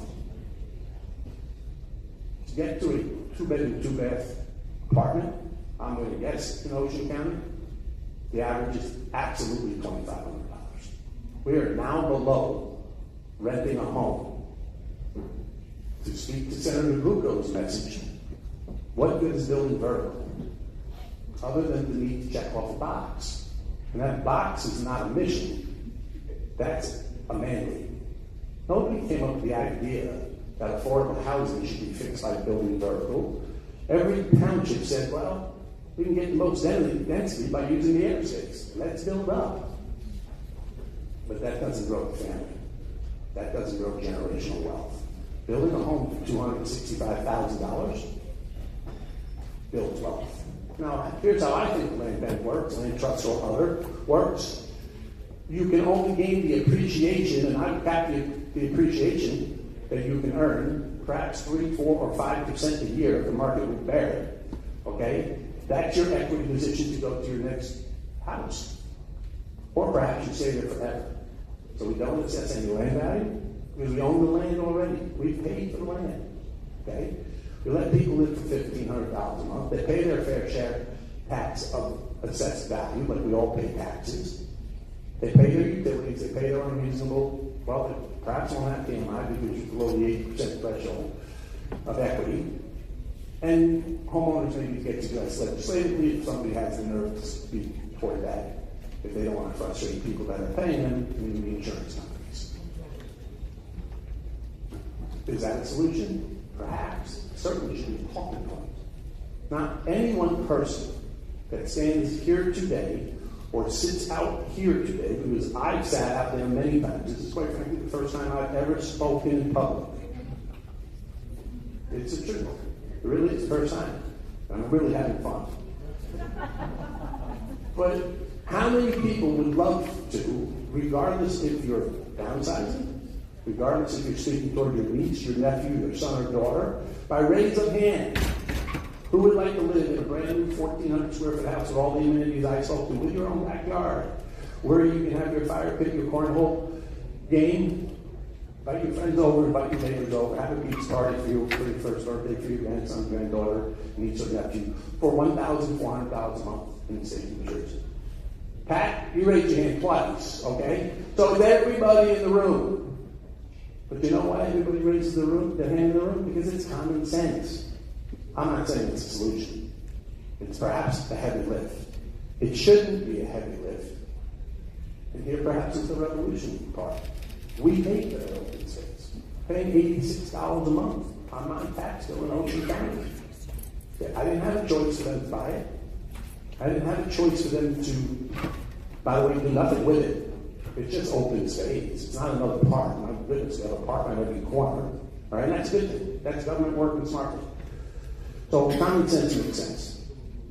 Smart growth, I don't know what it means, but I guess that means overdevelopment doesn't work. But smart growth is really a place for all the politicians to hide because they don't know how to handle people that say Route 9 and Tom River is congested. No, that's because the state didn't invest in infrastructure. So the young lady that just did that quiz with us and said in 10 years our budget doubled. There was a young lady sitting at the table back there with me and said, where's money? I think they're all prepared to answer that question. I know Route 9 is still Route 9. It's 2 lanes. It's full of potholes. Okay? Well, I could probably, again, I don't know the road infrastructure in Mercer County, but we probably could say the same thing in Mercer County. So the politicians say, oh, we don't have infrastructure. Well, you know, sooner or later, there's a self-fulfilled prophecy. We don't have the infrastructure, therefore we can't build the houses. I go the other way. If we build the houses and collect more tax dollars, we'll have more revenue to put into the roads, the water and sewer system, etc. Okay, so when you create a self-fulfilled prophecy of the school system's upside down, right? Tom River's going bankrupt. How the hell can Tom River be going bankrupt? But Tom River's not the only one. I thought one of the fancy places up north, big zip code, right, is going bankrupt. I don't understand how it's possible other than irresponsibility of politics. They get it down. So self-fulfilled prophecies get to come down. So I'm all about affordable housing. And more importantly, I'm all about building the state of New Jersey back to the great state it once was when I moved here 40 years ago. 40 years ago, Pat just reminded me we had a half a dozen automobile plants. Think about that, right? But New Jersey's not supposed to have half a dozen automobile dealers or manufacturing facilities. They're supposed to be someplace else. Unfortunately, it's Mexico or it's Canada. But so be that. I can't control that. I don't want to speak about New Jersey. Pharmaceutical, we got a dozen, we're down to 2. So all these things are not necessarily self-fulfilled prophecies. They're real facts. But let me tell you what I'm going to do if I want to do so.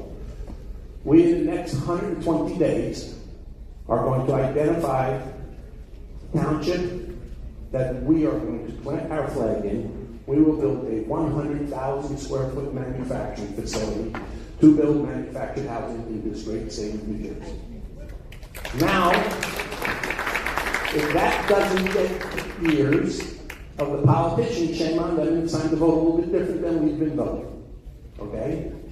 So I met Senator Bucco's house because I believe in his message. He will stand shoulder to shoulder with me, with Senator Testa, Senator Singer, and whomever else they'd like to invite when we put the shovel in the ground. But I promise you, in the next 120 days, Pat and I will identify the property that we will plant that shovel in the ground. To speak to the largest gap that I see for our young children, largest gap, is the struggle of the choice of going to college and being in debt or not going to college. But then where's their path to success? So we have met with Ocean County GOP. They are, to my understanding, my limited knowledge of the rest of the state, you're that good there. They invest a lot of money in GOP. The problem with the investment in GOP is, yeah, it's necessary. The problem is it's in a controlled classroom. You can only teach that young man or that young woman how to wire from that stud to that stud, and then come back to class tomorrow and wire that from the next stud to the next stud. They're not building a product. They're reading a book. They're applying science to an environment that's not conducive to gaining the ability to be employed, regardless of the county we land in. And by the way, okay, Pat has stolen the key in my car. She said to me, Bruce, I'm going to drive you around Mercer County. You're not going back to Ocean County, and we're going to go find your 25-acre location at some of the Mercer County. I said, Pat, 100%, you're on the top of the list. We're going to partner with VOTEC. So a modular manufacturing factory is an assembly line, just like you would see a car get built. And they're called stations. It takes 14 stations to build a house. Framing, flooring, windows, siding, roofing, sheetrock, plumbing, electric, etc. We are going to partner with VOTEC. We are going to build a production line in our factory. It would be called a non-static line. The boxes will not move because we want to use it as a training center, not as a profitability. It would almost act as a donation for us. Perhaps if there's any accountants in the room, maybe someone can get creative and say, oh, you can write that side of the factory off and you're donating your space, your time, your energy. So we're going to partner with VOTEC. We're going to take them out of the classroom. We're going to apply every technique and every science of building in that factory so they can build a product. We're going to start from surveying, mechanical engineering, how to draw plumbing, heating, electric, architecture, framing, roofing, windows, siding, insulation, sheetrock, heating, plumbing, electric. Every single discipline that you see cooking Pat. We had your brownies, they were delicious. Every discipline that goes in the building house will be built at that factory in conjunction with VOTEC. Why is that important? So when they come out of their junior and senior year, they can actually, number one, I want them to come into my factory. Why? Because I've trained them to build my product. But more importantly, they can go into the workforce at 19, 18 years old and say, I have 2 years experience. Give me a try. Now, when that employer gives them a try, they're going to say, wait a second, where do you learn that skill set? I had sheetrockers with me 15 years. They can't polish sheetrock as well as you can. I went to school 40 hours a week and learned how to polish sheetrock. And I learned it at this particular factory. So we're trying to connect the dots from a concept to a completion, and then the ultimate end game is to build houses at $265,000. But I, quite frankly, need your help. I need you to get the messaging to the politician of your choice to say, hey, you should listen to that gentleman's message. He doesn't have all the answers, he doesn't have the solution, but I don't understand why it's horribly wrong what he's speaking for. And by the way, why does that county own 30,000 acres?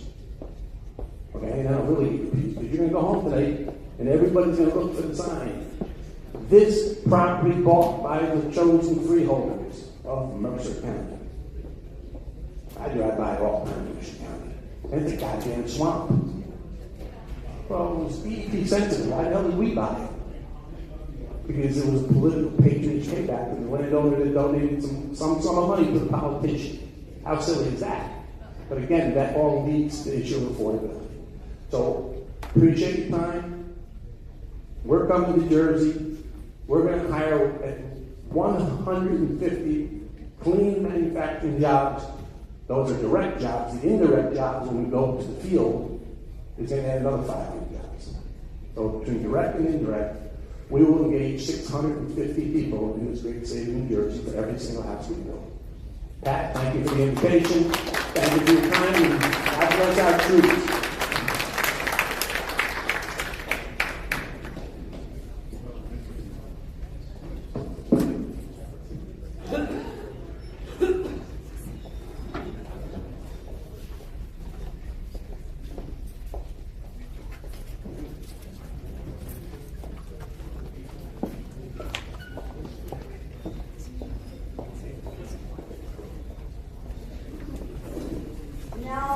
To bring up somebody that I met just weeks ago, maybe 2. He was somebody that I needed help to pull this off, and I met Mark Valquez. And Mark offered his assistance to help us get our social media in order, to help get it out so that we could get more people here. So Mark, I'm going to ask you to come up because you were amazing. He offered his assistance, and I found out so much about him and how he wants to move forward. And so I'm going to let him share some things with you. Before he starts to speak for everybody that's left in this room, I want you to know that today is not the end of this summit. Because from today, we are going to be offering classes. They're either going to be on Zoom or they're going to be in person for multiple reasons, for multiple things. So if you did fill out forms, we are going to be doing something with social media. We're going to be doing something with technology. Rosemary is going to be doing something on affordability and other issues. So we have multiple classes that we're going to be offering to follow through on what you heard today. Okay, so Mark, can you come up? Because you're one of them.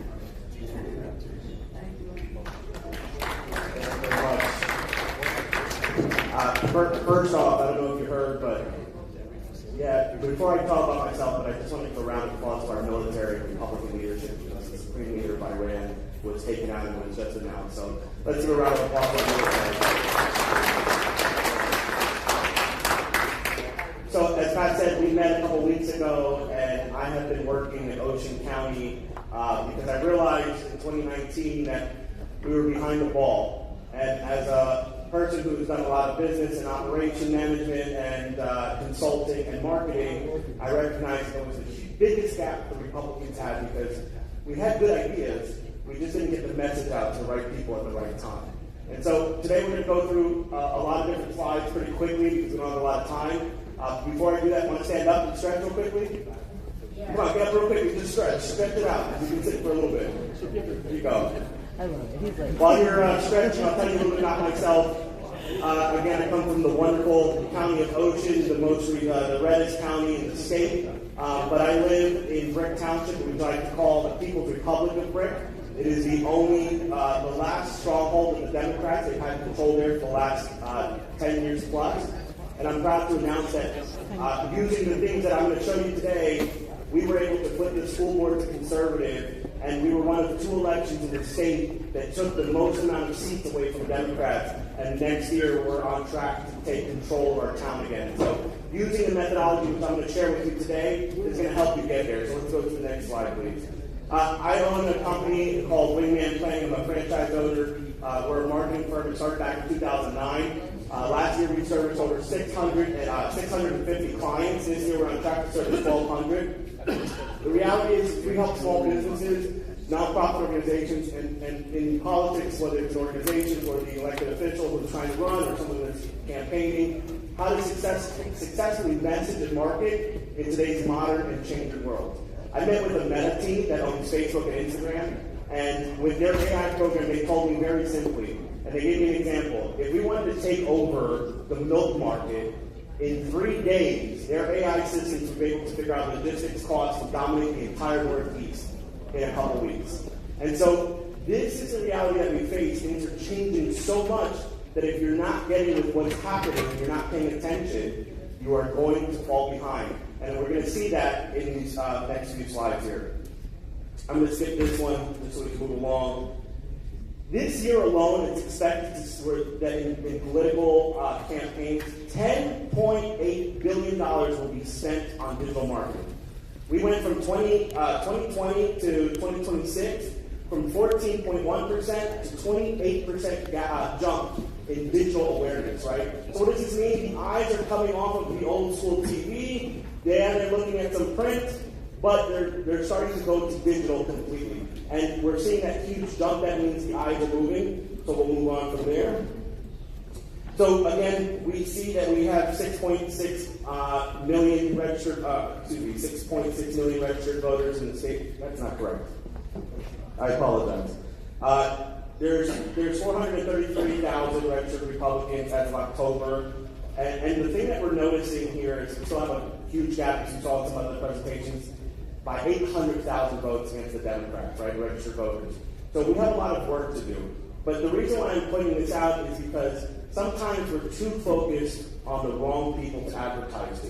And I'll get to that in a moment here. And I apologize. I'm going to move a little faster because I want to make sure we're not here all night listening to my presentation. But let's look at how Trump and what Trump did versus Kamala. And I'm going to sum this up pretty quickly. Kamala Harris spent money on targeting the 400 million accounts that were online. Donald Trump only focused on 14% of the available voters. And so what did he do? Instead of putting a lot of money towards the Republicans that we know are going to come out, he wanted to grab the attention of those who usually don't come out. And that is the strategy in New Jersey that we have to start focusing on. It's a young population, right? It's the moms that are at home that don't want to leave the kids to go out and vote. This is where this is changing, where we need to start being more strategic on where we're advertising. Go to the next slide there. So, one of the biggest things that Democrats had success in 2025, right, again, there was a 14% margin, is that they communicated their message much better than we did, right? Yes, they spent money on broadcast TV, but then the second biggest thing they spent money on was digital and streaming TV, right? And why did they do that? Because now with streaming, we can figure out the specific device in the household that's connected to that voter, right? So now instead of spending money on the entire house, we're spending on the specific people that are focused that we need to get them to get out and vote. And so that is the way that you can change your elections at a local level. Again, Brick Township, this was the cheapest campaign that we ran in the last 30 years, and it was the best results that we had in over 2 decades. And I only spent $6,000 on using digital advertising to make that happen. And so that can be applied to any, whether it's a local race, state race, federal race, but you need to start identifying the people that you need to get out to vote. The ones that are coming out to vote, yes, we're going to do some standard stuff. They'll see TV and they get some flyers, but they're not the ones that we have to spend too much money on. It's the ones who don't usually come out to vote that we need to connect with. So AI is changing absolutely everything, right? From messaging to be able to create content, to creating websites. And I'm actually going to show you something really quickly. If you go to the website. So I'm running for state Young Republican chair, and what I did is I had it's level up. Why aren't they up? So I want to show you something that I put together. It took me about 3 days to do, and this entire website was built by artificial intelligence. So I want you to go ahead and scroll all the way to the very bottom for me. And it lays out my platform very clearly, where it's interactive, where people can see and learn more, right? They get to know who I am. They get to see what the plans that we have for the Young Republicans. And the whole focus around this is that we need to make sure that when we're communicating, it's in a way that is both modern, but makes sense, right? I always say this to all my clients. Simple and stupid is the best way to market. If you make it complicated, nobody's going to pay attention. You have about 3 seconds to grab somebody's attention. If you don't do it, you're going to be lost. And so this is the perfect example of that. So if you can scroll all the way to the very bottom there for me. So this video I made was just something I did for an announcement yesterday. But the song that you're going to hear on this was also made by AI. And these are the new tactics that we're going to use so that we can reach this newer audience, or the younger audience that's interested in finding out how their lives, they can better their lives, right? The messaging that we're using is, it's not time to get by anymore, it's time to get ahead. And that's what we want to hear. What are you going to do to make my life better? Hearing that house, I could buy a house for $260,000 is huge. Right now in Brick Township, a bungalow is $400,000, and a project home is about $500,000 to $600,000. On top of having to spend another $50,000 to make it look good. So these are the things that we care about. Go ahead and play that real quick. We're going to play about 15 seconds.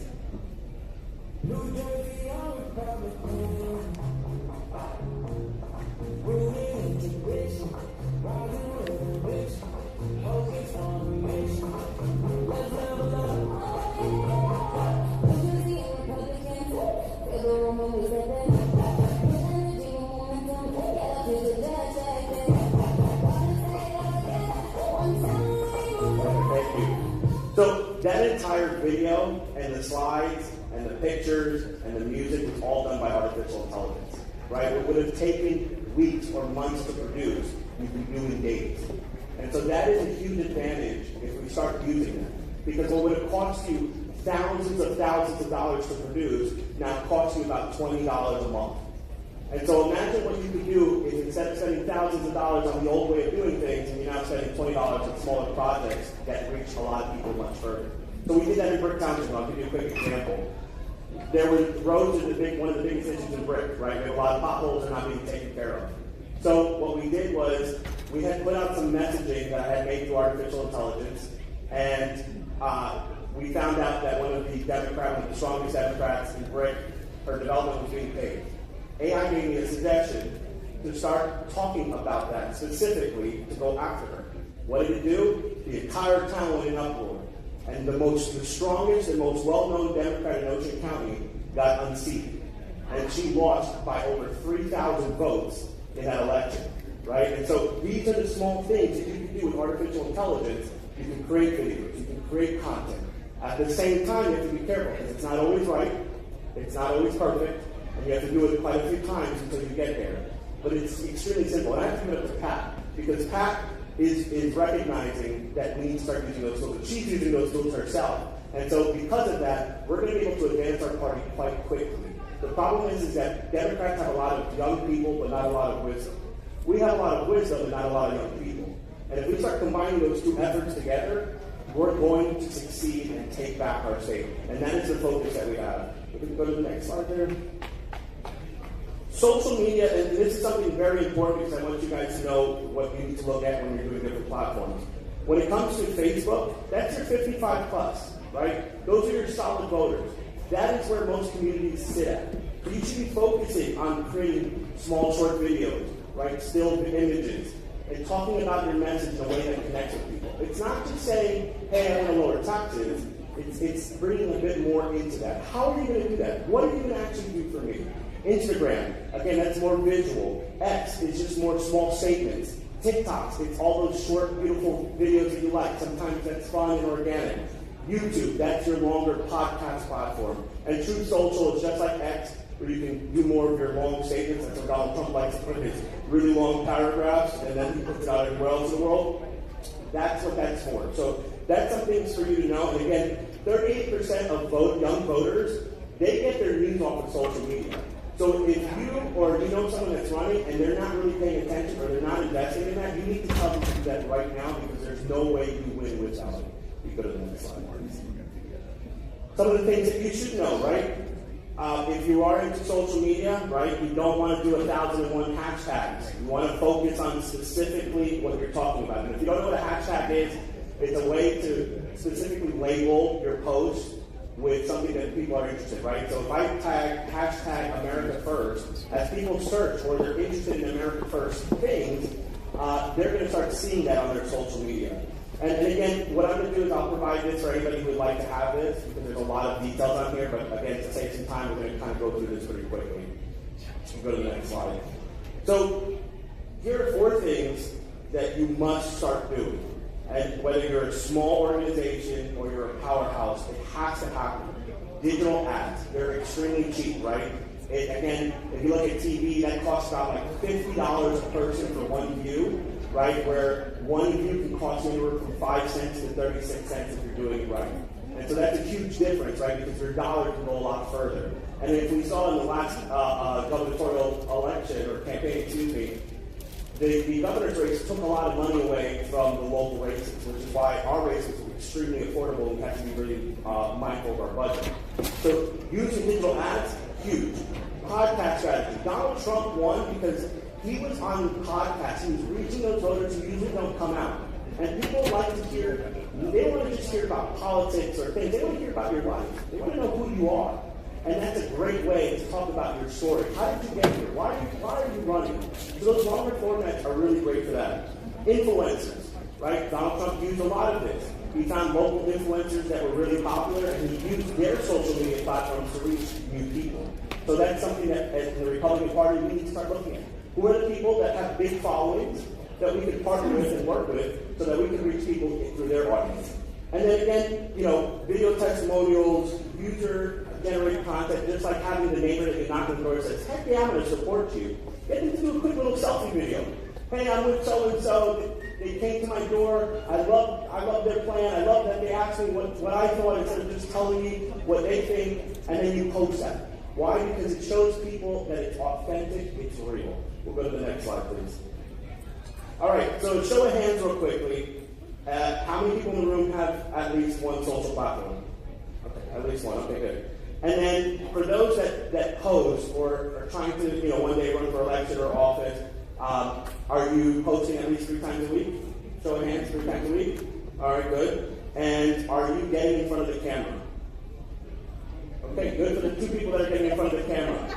And the reality is that people want to see your face. They don't just want to see AI. They don't want to just see images. They don't want to just see pictures. They want to hear from you. And it doesn't have to be this super polished $10,000 video. It's that 30-second clip of, hey, I'm in the neighborhood today. Or, hey, I'm at this event here at the local town or the county. This is what's going on. Hey, this policy is coming up, and this is what you need to know. Paul Knitcher is one of the best in the state of New Jersey, and he's doing it properly.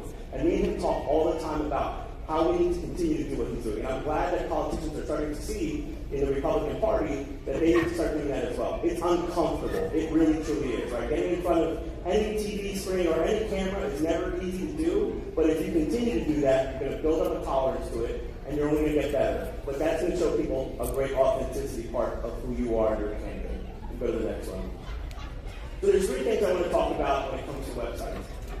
You must have a website that works on mobile. You can't just have a desktop because most of us don't use the desktop to search things anymore. We're on our phone, we want it quick, we want it fast, we want to understand it.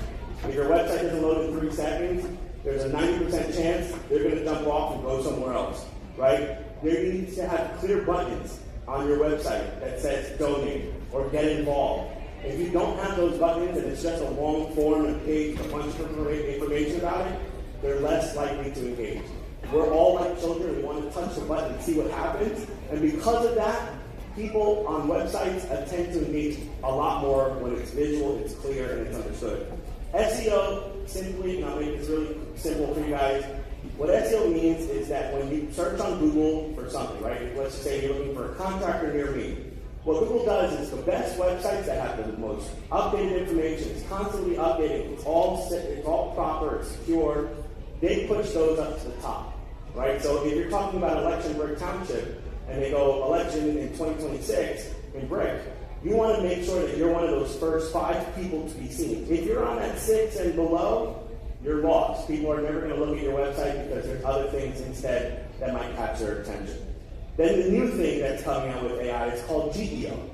And what that simply is that that's the information that AI looks for to serve up when you ask a question.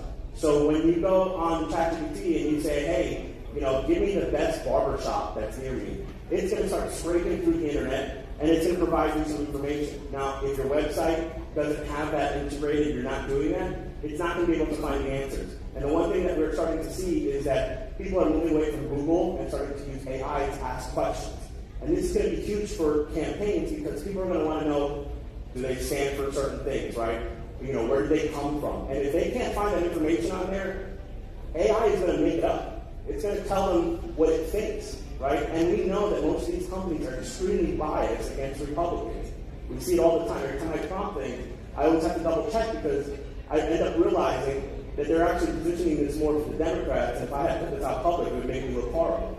And so you have to make sure that your data is connected, it's proper, and it's secure, but also you have to make sure that your data is being driven to different areas like artificial intelligence, Google, and other platforms. CTV and streaming, again, we know 46% of people don't use cable, right? 46% of people are specifically on streaming, and 33% of voters don't have cable at all, right? So there's 33%. Imagine we had 33% more people come out and show up at the polls. Half the time, we probably weren't even marketing to them properly. We're going to go ahead and move on from there. Text message marketing is huge, right? But it has to be done properly.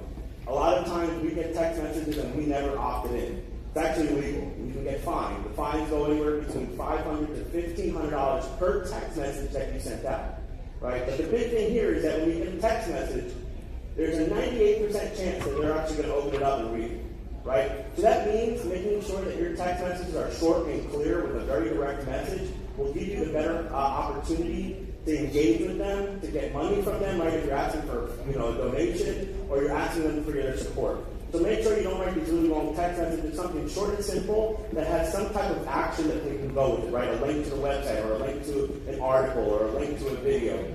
That's going to help you convert and make that message much more clear and connect with them. Again, with that said, got to be mindful if they did not opt in. You're probably saying, well, how do I get these numbers in?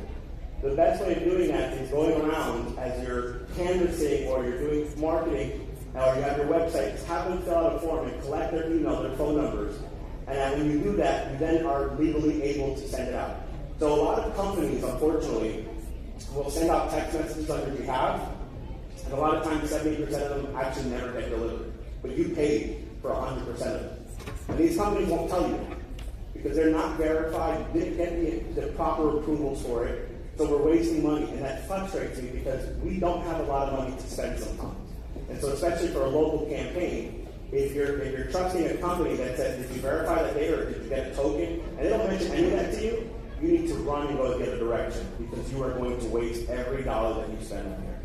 Go to the next slide, please. Email marketing. While it may be old school, it's still really good. 40% of people that get their emails when it comes to government, actually, or politics and government, they actually open it and read it.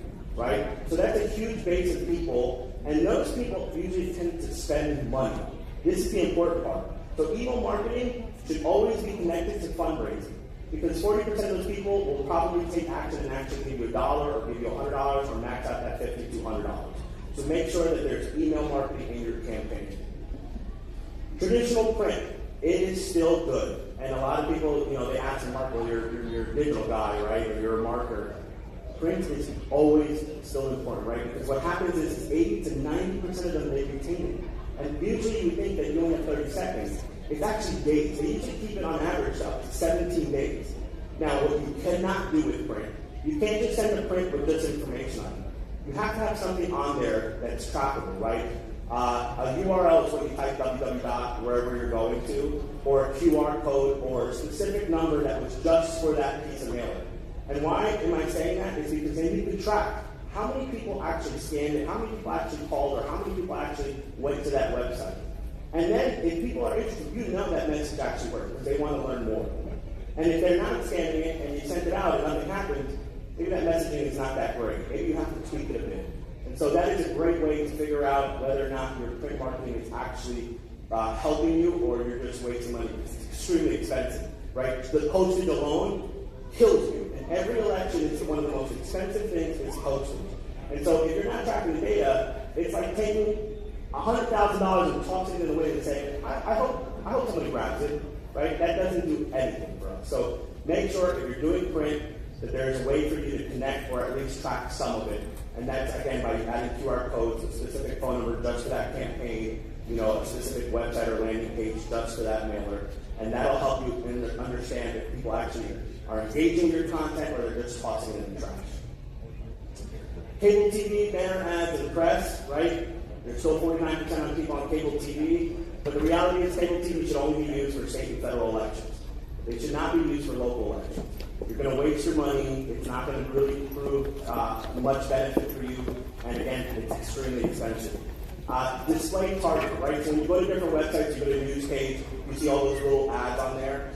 Those ads are really important because those ads, what they do is when they saw your message one time and we know that that's a voter, we start retargeting. So they see you as they go around through the internet. And so the more that they see you, the more likely they're able to retain your information and actually get out for you to vote. And then the big part is the press, right? Earn the press that you have. That you have to start building relationships with your local press. Go out to lunch with them. Have conversations. The press used to be against the Republicans in Burke Township heavily. And I started going out with them and I asked questions. I said, how can we work with you better? How is it that we can make sure that you're not misunderstanding us when we put something out or we make a statement? And because I did that, the press started working with us. So when I found out that there was one rat in town hall, I called the press and said, hey, look, I think there's rats in town hall. We became front page news. And all the town thought there was rats all over town hall, right? And when it came to building, right, there's certain pledges that they make so they can get grants. When I put that out to the press and I said, hey, look, inside the details of this, it talks about urbanizing the suburban area, right? They want less cars, they want more dense housing. So people freaked out because they didn't want that in Burke Township. We're over 95% developed. So building those relationships with the press was huge because that was free advertising for us. And again, when something bad happened, we positioned it against the Democrats, and people ate it up like it was the headline news of the year. So we'll go ahead and move on from there. So again, one of the biggest things that the Republicans are trying to do, and I give them kudos, is we're trying to get better data. Because when you have better data, you're able to target people much more efficiently, right? So if I have emails and phone numbers, and I put that into, let's just say, Facebook to do an advertisement, Facebook's going to find any account that's associated with that email and that phone number. So instead of wasting money for the entire area, I'm specifically focusing on the people that are actually that might come out and vote or are registered. And then on top of that, as we get better data, we'll be able to update the list on a daily basis, those who voted, right? Because we don't need to spend the money on those who we already talked to or who already went to the polls. So having really good data, right? Having commercial data, third-party data, right? Maybe that might be interest. And then using those combinations to really create a structured advertisement will help you spend less money and help you actually get into the houses that you really need to get into and speak to the people you want to speak to. All right, so there's two statements, and I want to show by a raise of hands. So there's two statements. The first one says, candidate Smith supports lower taxes for New Jersey families. And the second statement says, candidate Smith will cut your property taxes by $2,400 per year. So version A, if you think version A is the best, raise your hands. All right, and if you think version B is the best, raise your hand. All right, good. You're absolutely correct. Version B is absolutely the best version of that, right? It's specific, it's personal, right? It's proof, it beats generic claims. And really what it does is the voter can start thinking about, what could I do with an extra $2,400 in my pocket? It's not a generic statement, it actually impacts my life. If I have an extra $2,400 in my pocket, I can invest that money, right? Maybe I can start an online business. Maybe I can start paying my debt. And as people think about it, then they get excited about their messaging. So stop using the generic stuff because it worked for Donald Trump or it just seems to be the fad to use. Make sure you're very specific about what your plan is and make sure people understand how that will impact their daily lives or their entire life. And if you do that, you're going to have a better opportunity. And again, we did that in Brick. What would happen if we urbanized Brick Township? More traffic, right? More social services, right? We would have to pay for more cops and more township services that we just don't have the money to afford. So making sure you're very specific is extremely important. We'll go ahead and move on. All right, so the local race playbook. Again, door-to-door is the number one way. The number 2 is text message. Number 3 is digital ads. Number 4 is organic Facebook. Number 5 is targeted mails. The number 6 is local press. The number 7 is email marketing. And the number 8 is Google. And if you follow that structure, if you invest your money in that order, you will have a better chance of winning your campaign. So keep that in mind. Again, we'll share this with you if you would like a copy of it. We're going to go ahead and skip this. Statewide, again, like I said, it's cable and streaming and digital. But again, if you're running for state, come talk to me and I can give you those specific details. So this is the specific flow. Again, you have the voter. Then you have all the data that goes around that voter. And then you have all the areas that you can use that data to target them. If you follow this ecosystem and you start learning this ecosystem, you will have successful campaigns. Now, I can't promise you, if you have a bad candidate, you have a bad message, there's nothing you can do about it. But there are times where you have a horrible candidate who can't get in and talk to anybody, and you have a message that's okay, but if you have a really good team that knows how to market properly, you have a really good chance that you can pull it off. And I'll give you an example. One of my candidates, he comes off very tough, and people would go, oh man, I don't know about him. But the way I marketed him was that he was the everyday guy in Brick Township. He was a dad. He has so many grandkids. He was a veteran. And I positioned that instead of the way people saw him when he presented. And he beat, again, the most popular Democrat. He was the lowest vote getter for us, but he beat the most popular Democrat that has been winning for the last decade by over 3,000 votes. And she was on the Meals on Wheels director, so she's inside with the seniors, so she had the best opportunity to engage with the number one voters in Brick Township. And we still beat her because we made sure our people look good online. This will be something that we'll share with you. Again, this is your roadmap, right, to build out your plan. You have to use this. If you're not setting this up and you're not talking about this with your team, right, the race, the budget, your top 3 channels, which is where you want to market, and one action this week, you are going to fail. There is no question about it. It's usually the lack because we kind of go, oh, well, this week was great. Next week we'll let it go by. Maybe in 2 weeks from now we'll do something better. You have to be constantly doing this on a weekly basis. My team, we did it on a daily basis. We tried to figure out what were we doing today? How are we going to market today? What was the message today? Who are we going to go meet today? And that helped us stay relevant in the town because I had candidates that people had no idea about. And so by doing that and following the structure every week and every day, we were able to make sure that people understood who to vote for. So what do campaigns need to do differently, or must do differently, right? You can't go dark. And what we mean by that is that Republicans do this all the time. It frustrates me. We go to the election season and, hey, you know what? Let's pick it up. Let's spend a lot of money, and then the election's over, and then we say nothing for months. While the Democrats, even in the offseason, are spending money to continue their message. And we have a disadvantage. The Democrats own culture. They own movie. They own TV. They own the music. And their messaging is all within that 24/7. And Republicans think it's okay just to show up, only when it comes to election season. And that is the biggest way to come off as unauthentic. And that's a huge problem for us. So if you're a leader, or you're part of a club, or you're running, post constantly. People need to know that you're a voice. People want to find out what you think and your perspective. They want to hear what's going on in your town. And then if you do that, then it doesn't come off as, oh, they only care about my vote and that's all they care about. So the Democrats have figured out that game and that strategy, and I truly believe that was a huge success for Mickey Sherrill because she motivated her people. Now, we had a lot of things going on, but she motivated her people on the messaging that truly works for people, that the Democrats truly love. And so it was anti-Trump, it was Jackson raise your taxes, Jackson to bring ICE in here. And so that's in the music, that's in the movies, right? We see it all the time for the Democrats, and so that message just stuck. It was easy for them to just kind of walk their way through this. And then embrace, again, short videos, right? Getting in front of the camera. You got to connect your print with your digital. You got to use AI to bring down your costs and speed up your workflow. You've got to start building your lists in the off seasons and right now, because if you wait until then, you're not going to know how people really think and how they feel and what they're interested in. And then you've got to target the people that are persuadable, right? Those people, for instance, I'll give you an example. Young people, again, like I said, they're right now struggling. Me and my wife are trying to find a house to buy in Brick Township. And I'm going to call you later. But again, we went to look at a house, and it was $600,000, and it probably needed about $50,000 in repairs. That made me feel so disgusting, because I remember as a kid, $1 million home was a home on the water in Brick Township. Right now, I'm almost paying that, and if I want a house that I don't need to do any work, it's $700,000 to $1 million, and that's unaffordable for us. That's not reality. And so we have to figure out what's the message that people are really feeling. It's not just, hey, let's cut taxes for seniors. That's important.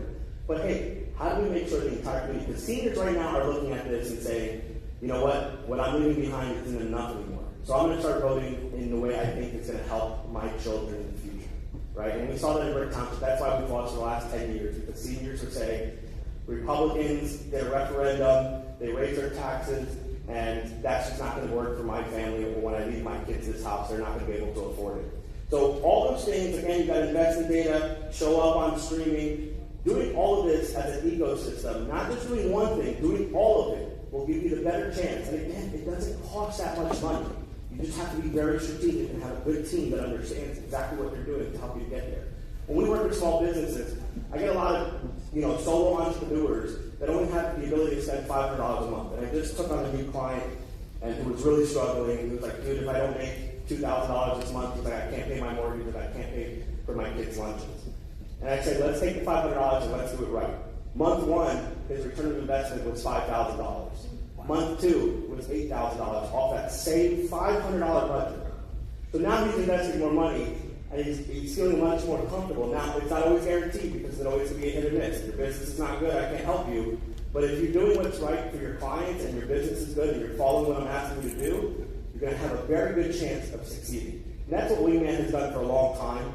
We know how to penetrate local because we understand how people operate here in New Jersey. And so that's why we've been able to work with over 600 clients, and that's why we're on track to do 1,200 clients this year. Because they know when you work with us, you're getting authenticity, you're getting an entire team that's here in New Jersey. We have 3 offices, Belmar, Manasquan, and Middletown.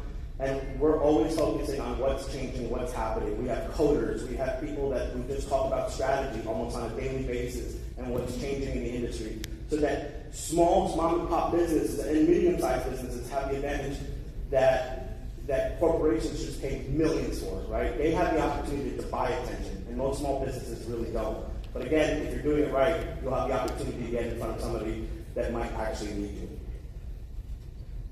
We're going to skip this one, kind of was the same thing there.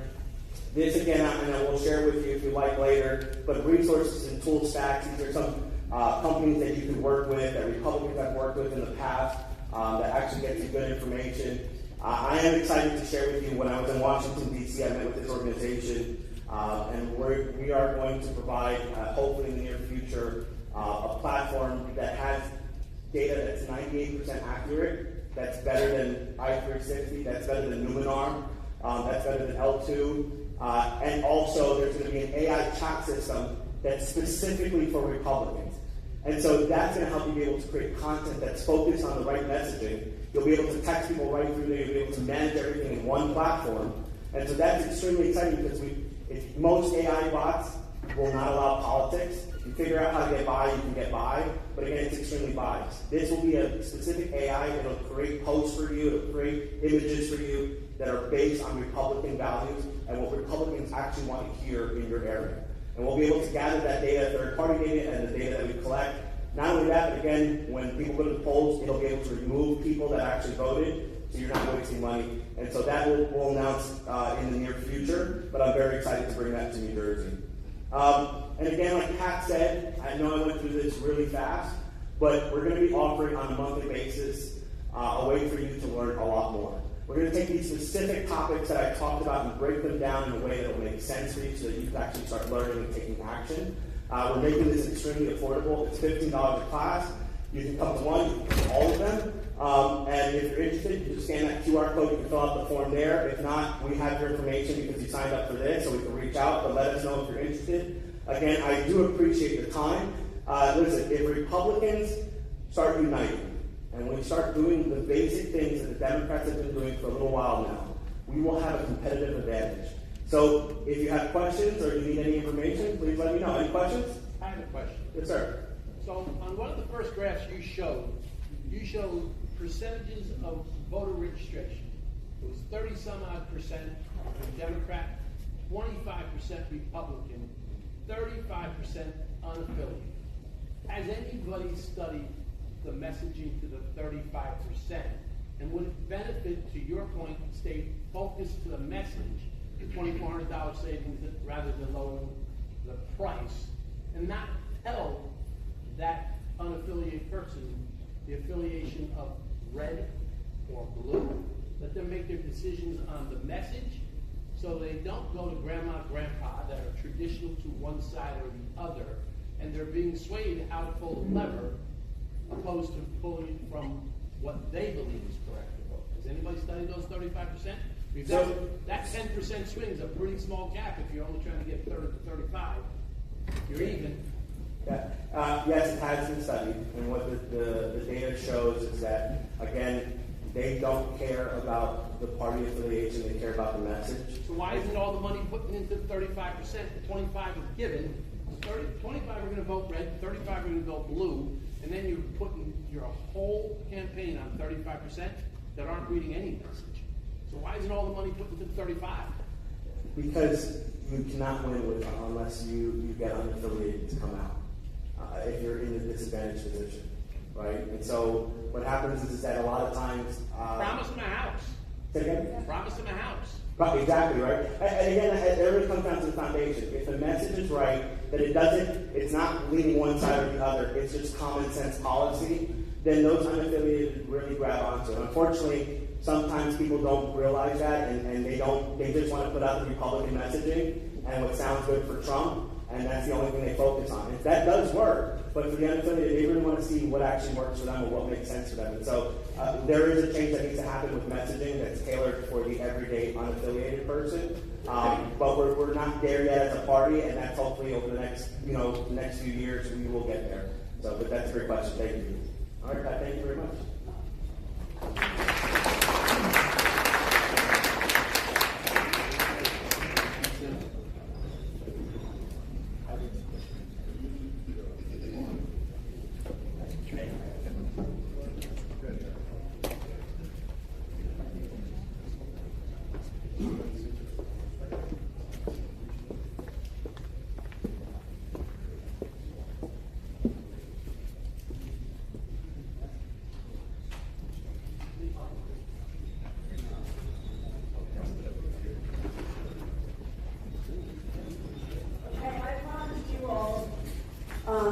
First of all, I want to apologize. Michael Testa is not here. And if you were waiting for him to come, I apologize. His children are ill.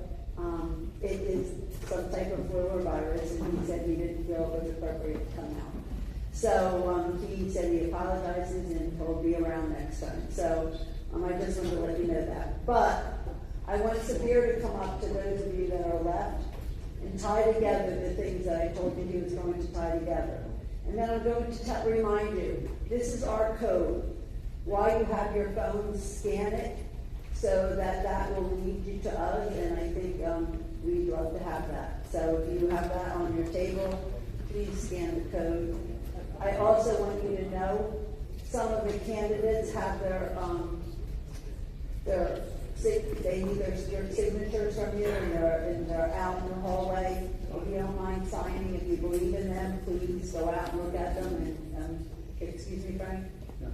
I'm just saying, if you're not going to be at the convention on Tuesday, please sign, because we're going to have to go door to door to put our candidates on the ballot.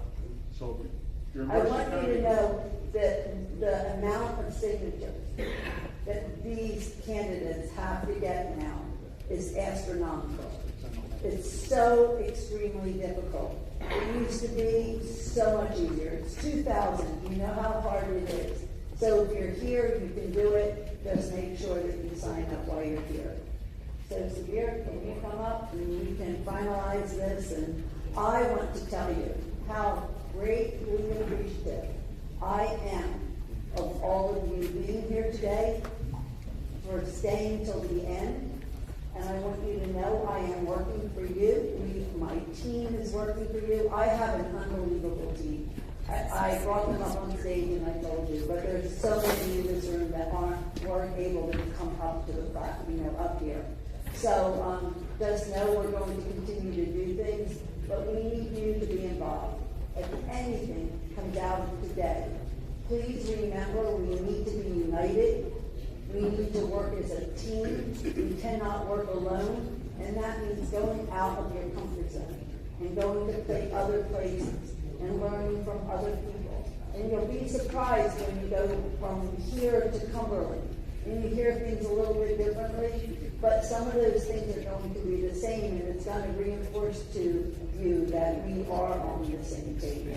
So I want to thank you, and I hope you had a great day. I hope you come to other things that I have, and so I'm going to support Subir, come on up. And as I said, we are going to be doing a lot of different classes from that he's going to talk to you. Hopefully we're not doing another three.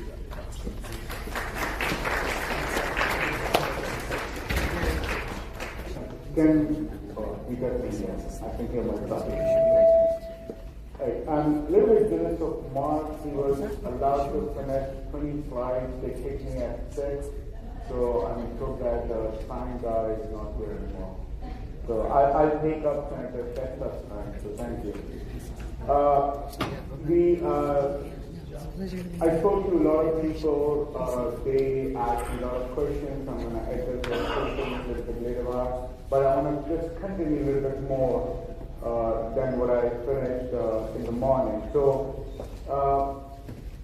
we are, as I said, we convert data to intelligence.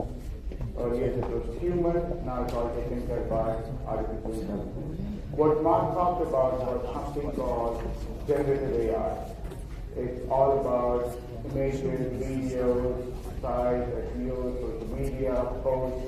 That's a particular section of AI called generative AI.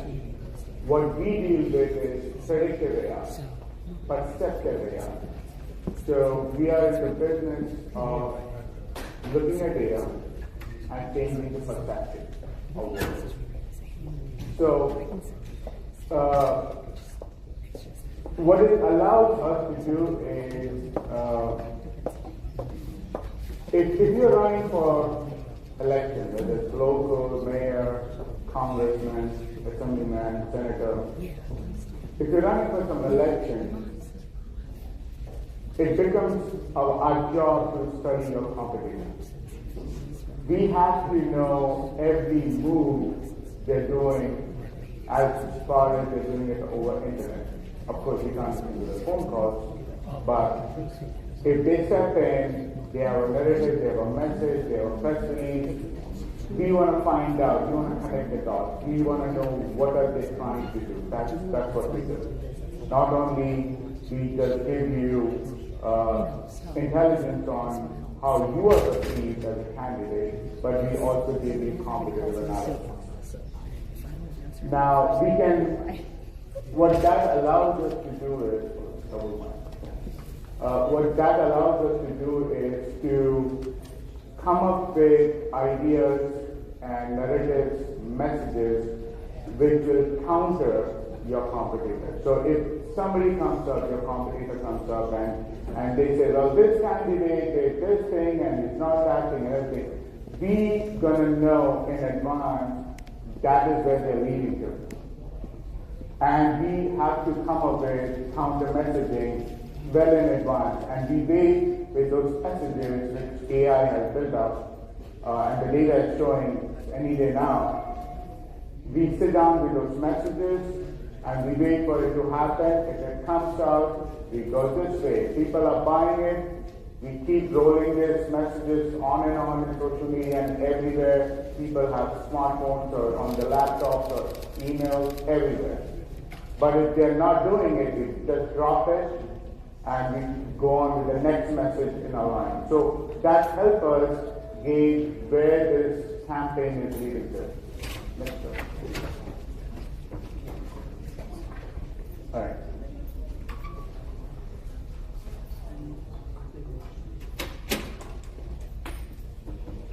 So how does a typical workday look like? As I said, we are always in our basement, wearing pajamas, on a laptop, with a coffee, and we are running algorithms. That's our day job.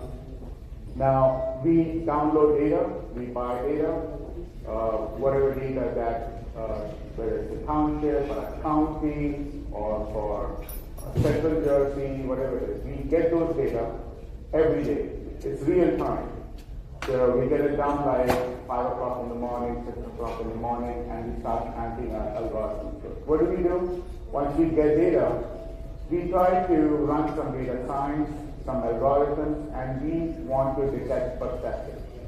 Once that is detected, we run our models against those messages. Like, so if you go out and get this message based on what the data we're saying, is it going to run? Are people going to believe you? Can people trust you with the messages?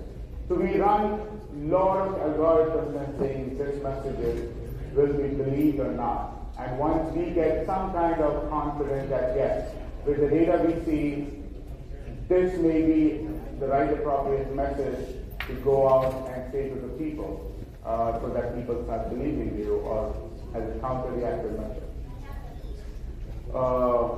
We do cross-validation, and basically what cross-validation is, we make sure that our things are working fine. If a message goes out, we don't see the data favor us. People are not, scrolling back and forth. They're not listening to our messages. Then we fail back. That's like a performance check for us. And then we say, well, fill the ad.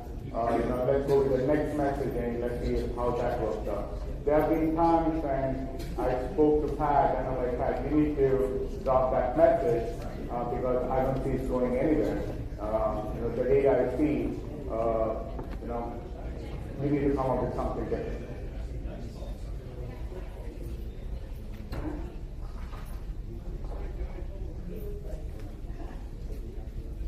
The one thing AI can do is, a lot of you guys, if you're in politics and you go out in social media, take your phone, you're walking on the street, you're trying to give a message to your voters or your supporters or your followers. What AI can do for you is how your language and your periods and your facial expressions will be perceived by the people who are looking into it. We call it the NLP, Natural Language Processing. It will flag whether you can, if the person who's looking at the video, can they trust you, or they don't quite get it and all that thing. So AI can add those psychological factors, we call it the psychological markers, and then basically they go about and we tell them like, okay, you need to change the tone there, maybe your facial expression there, don't smile at the end of the video. We kind of run it through some detections, markers, psychological behaviors, and then we say, okay, now the AI says this is 80% chances that people may believe in the message they get. When you put artificial intelligence in a campaign, it's easier to work when you have no political canvas. You're thinking about it, whether you want to run, or maybe you want to test the waters, how do people, that's the best way to do it. Your slate is clean, and we can find out how you will proceed. That's pretty much I had so many slides, but I think I don't want to take all of your time yet. But any questions? I don't know, you could get a movie on that. I'm impressed. Good. A lot of people have asked me if I'll be, having some they wanted to understand more and everything. So I'll be, they'll be planning some Zoom calls, meetings and all that thing. So please stay in touch with Pat. If you want to understand something, which you think you have a question? Can I just ask a question real quick? I saw on the last slide about the NLP engine, which is like detecting hope and like sort of what the state. It detects the natural language pattern. Yes. Okay. Can you just explain a little bit more about how that works? It's an interesting process. I wonder how it's like if it's being scored or like how that data is being. Okay. So NLP works both ways. It can produce the voice you want, or it can receive the voice, run it through some, we have some algorithms, we have some agents that can run, and it detects the behavior or how that voice will be perceived. So when you're saying something, you may think that that's your natural tone, but you're very angry in your mind, and somehow that you don't know that the way you spoke, you came out angry, but you think that's natural. So we're listening to those tones, and when we extract those audio files, we run it through some algorithms, we try to detect market patterns. It tells us that this will be perceived as an angry tone. Now we ask you, are you in that stage where you want to go out and express your frustration? And they say, well, I don't want to sound frustrated. This was my common way of talking. And I'm like, well, AI thinks that people will perceive that as your frustration. And if you don't want that to be communicated that way, then please change certain way of talking so that it will be perceived in a different way. Any questions? All right. If you guys need any more information, we can always schedule a Zoom call if you want to learn more. And we can.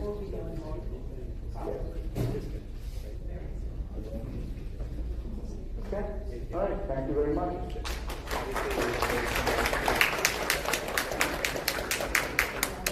Again, thank you. You can now go home. I thank you for being here. The young Republicans are downstairs. They are going to have a meet and greet at the pub.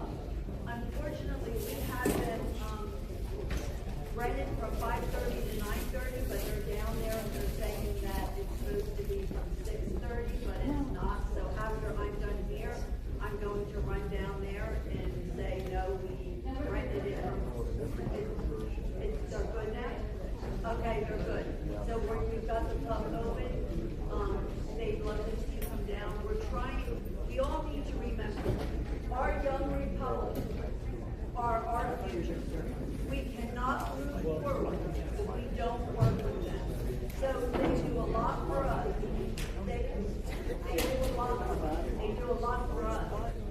They come, and there's so much more than just Walking and delivering live.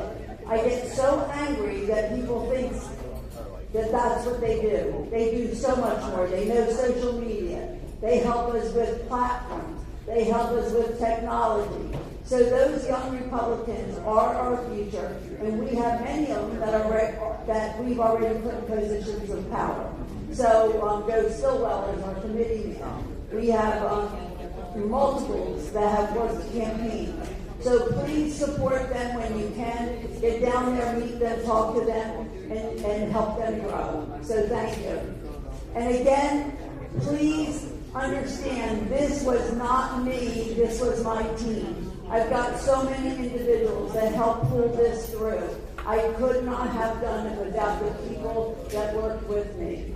And so we've got strong, I want you all to know we've got a strong women's federation, we've got a strong club, we've got strong committees. If you want to be a part of being bigger and better, we always want people to join our team. So please give me a call. Know I'm always available, and I'll talk to anybody that's interested. So thank you. Chris and I just want to thank Kathy for all her effort and expensive energy that was mentioned before. And really love the growing from. Good. She's left, she's right. That's how we identify. Hi, one more real quick. I know there's things downstairs we all want to get to. Just an amazing day. And I just want to say, at the Women's Fed, we're having a giveaway at the table over here today, and the winner was looking to really thank and appreciate our ex officio and county chair and host today. Your hostess today is the Mercer, so they wanted to honor Pat by giving that to Pat as a thank you for all that she does for the county. So Pat, thank you.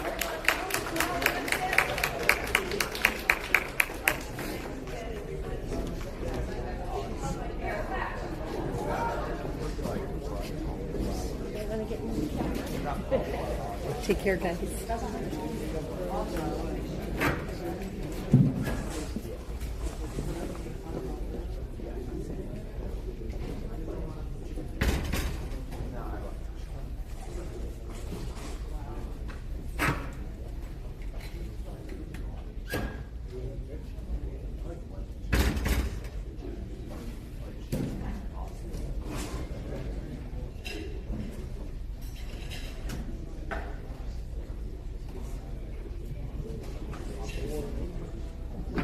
I guess that's a wrap.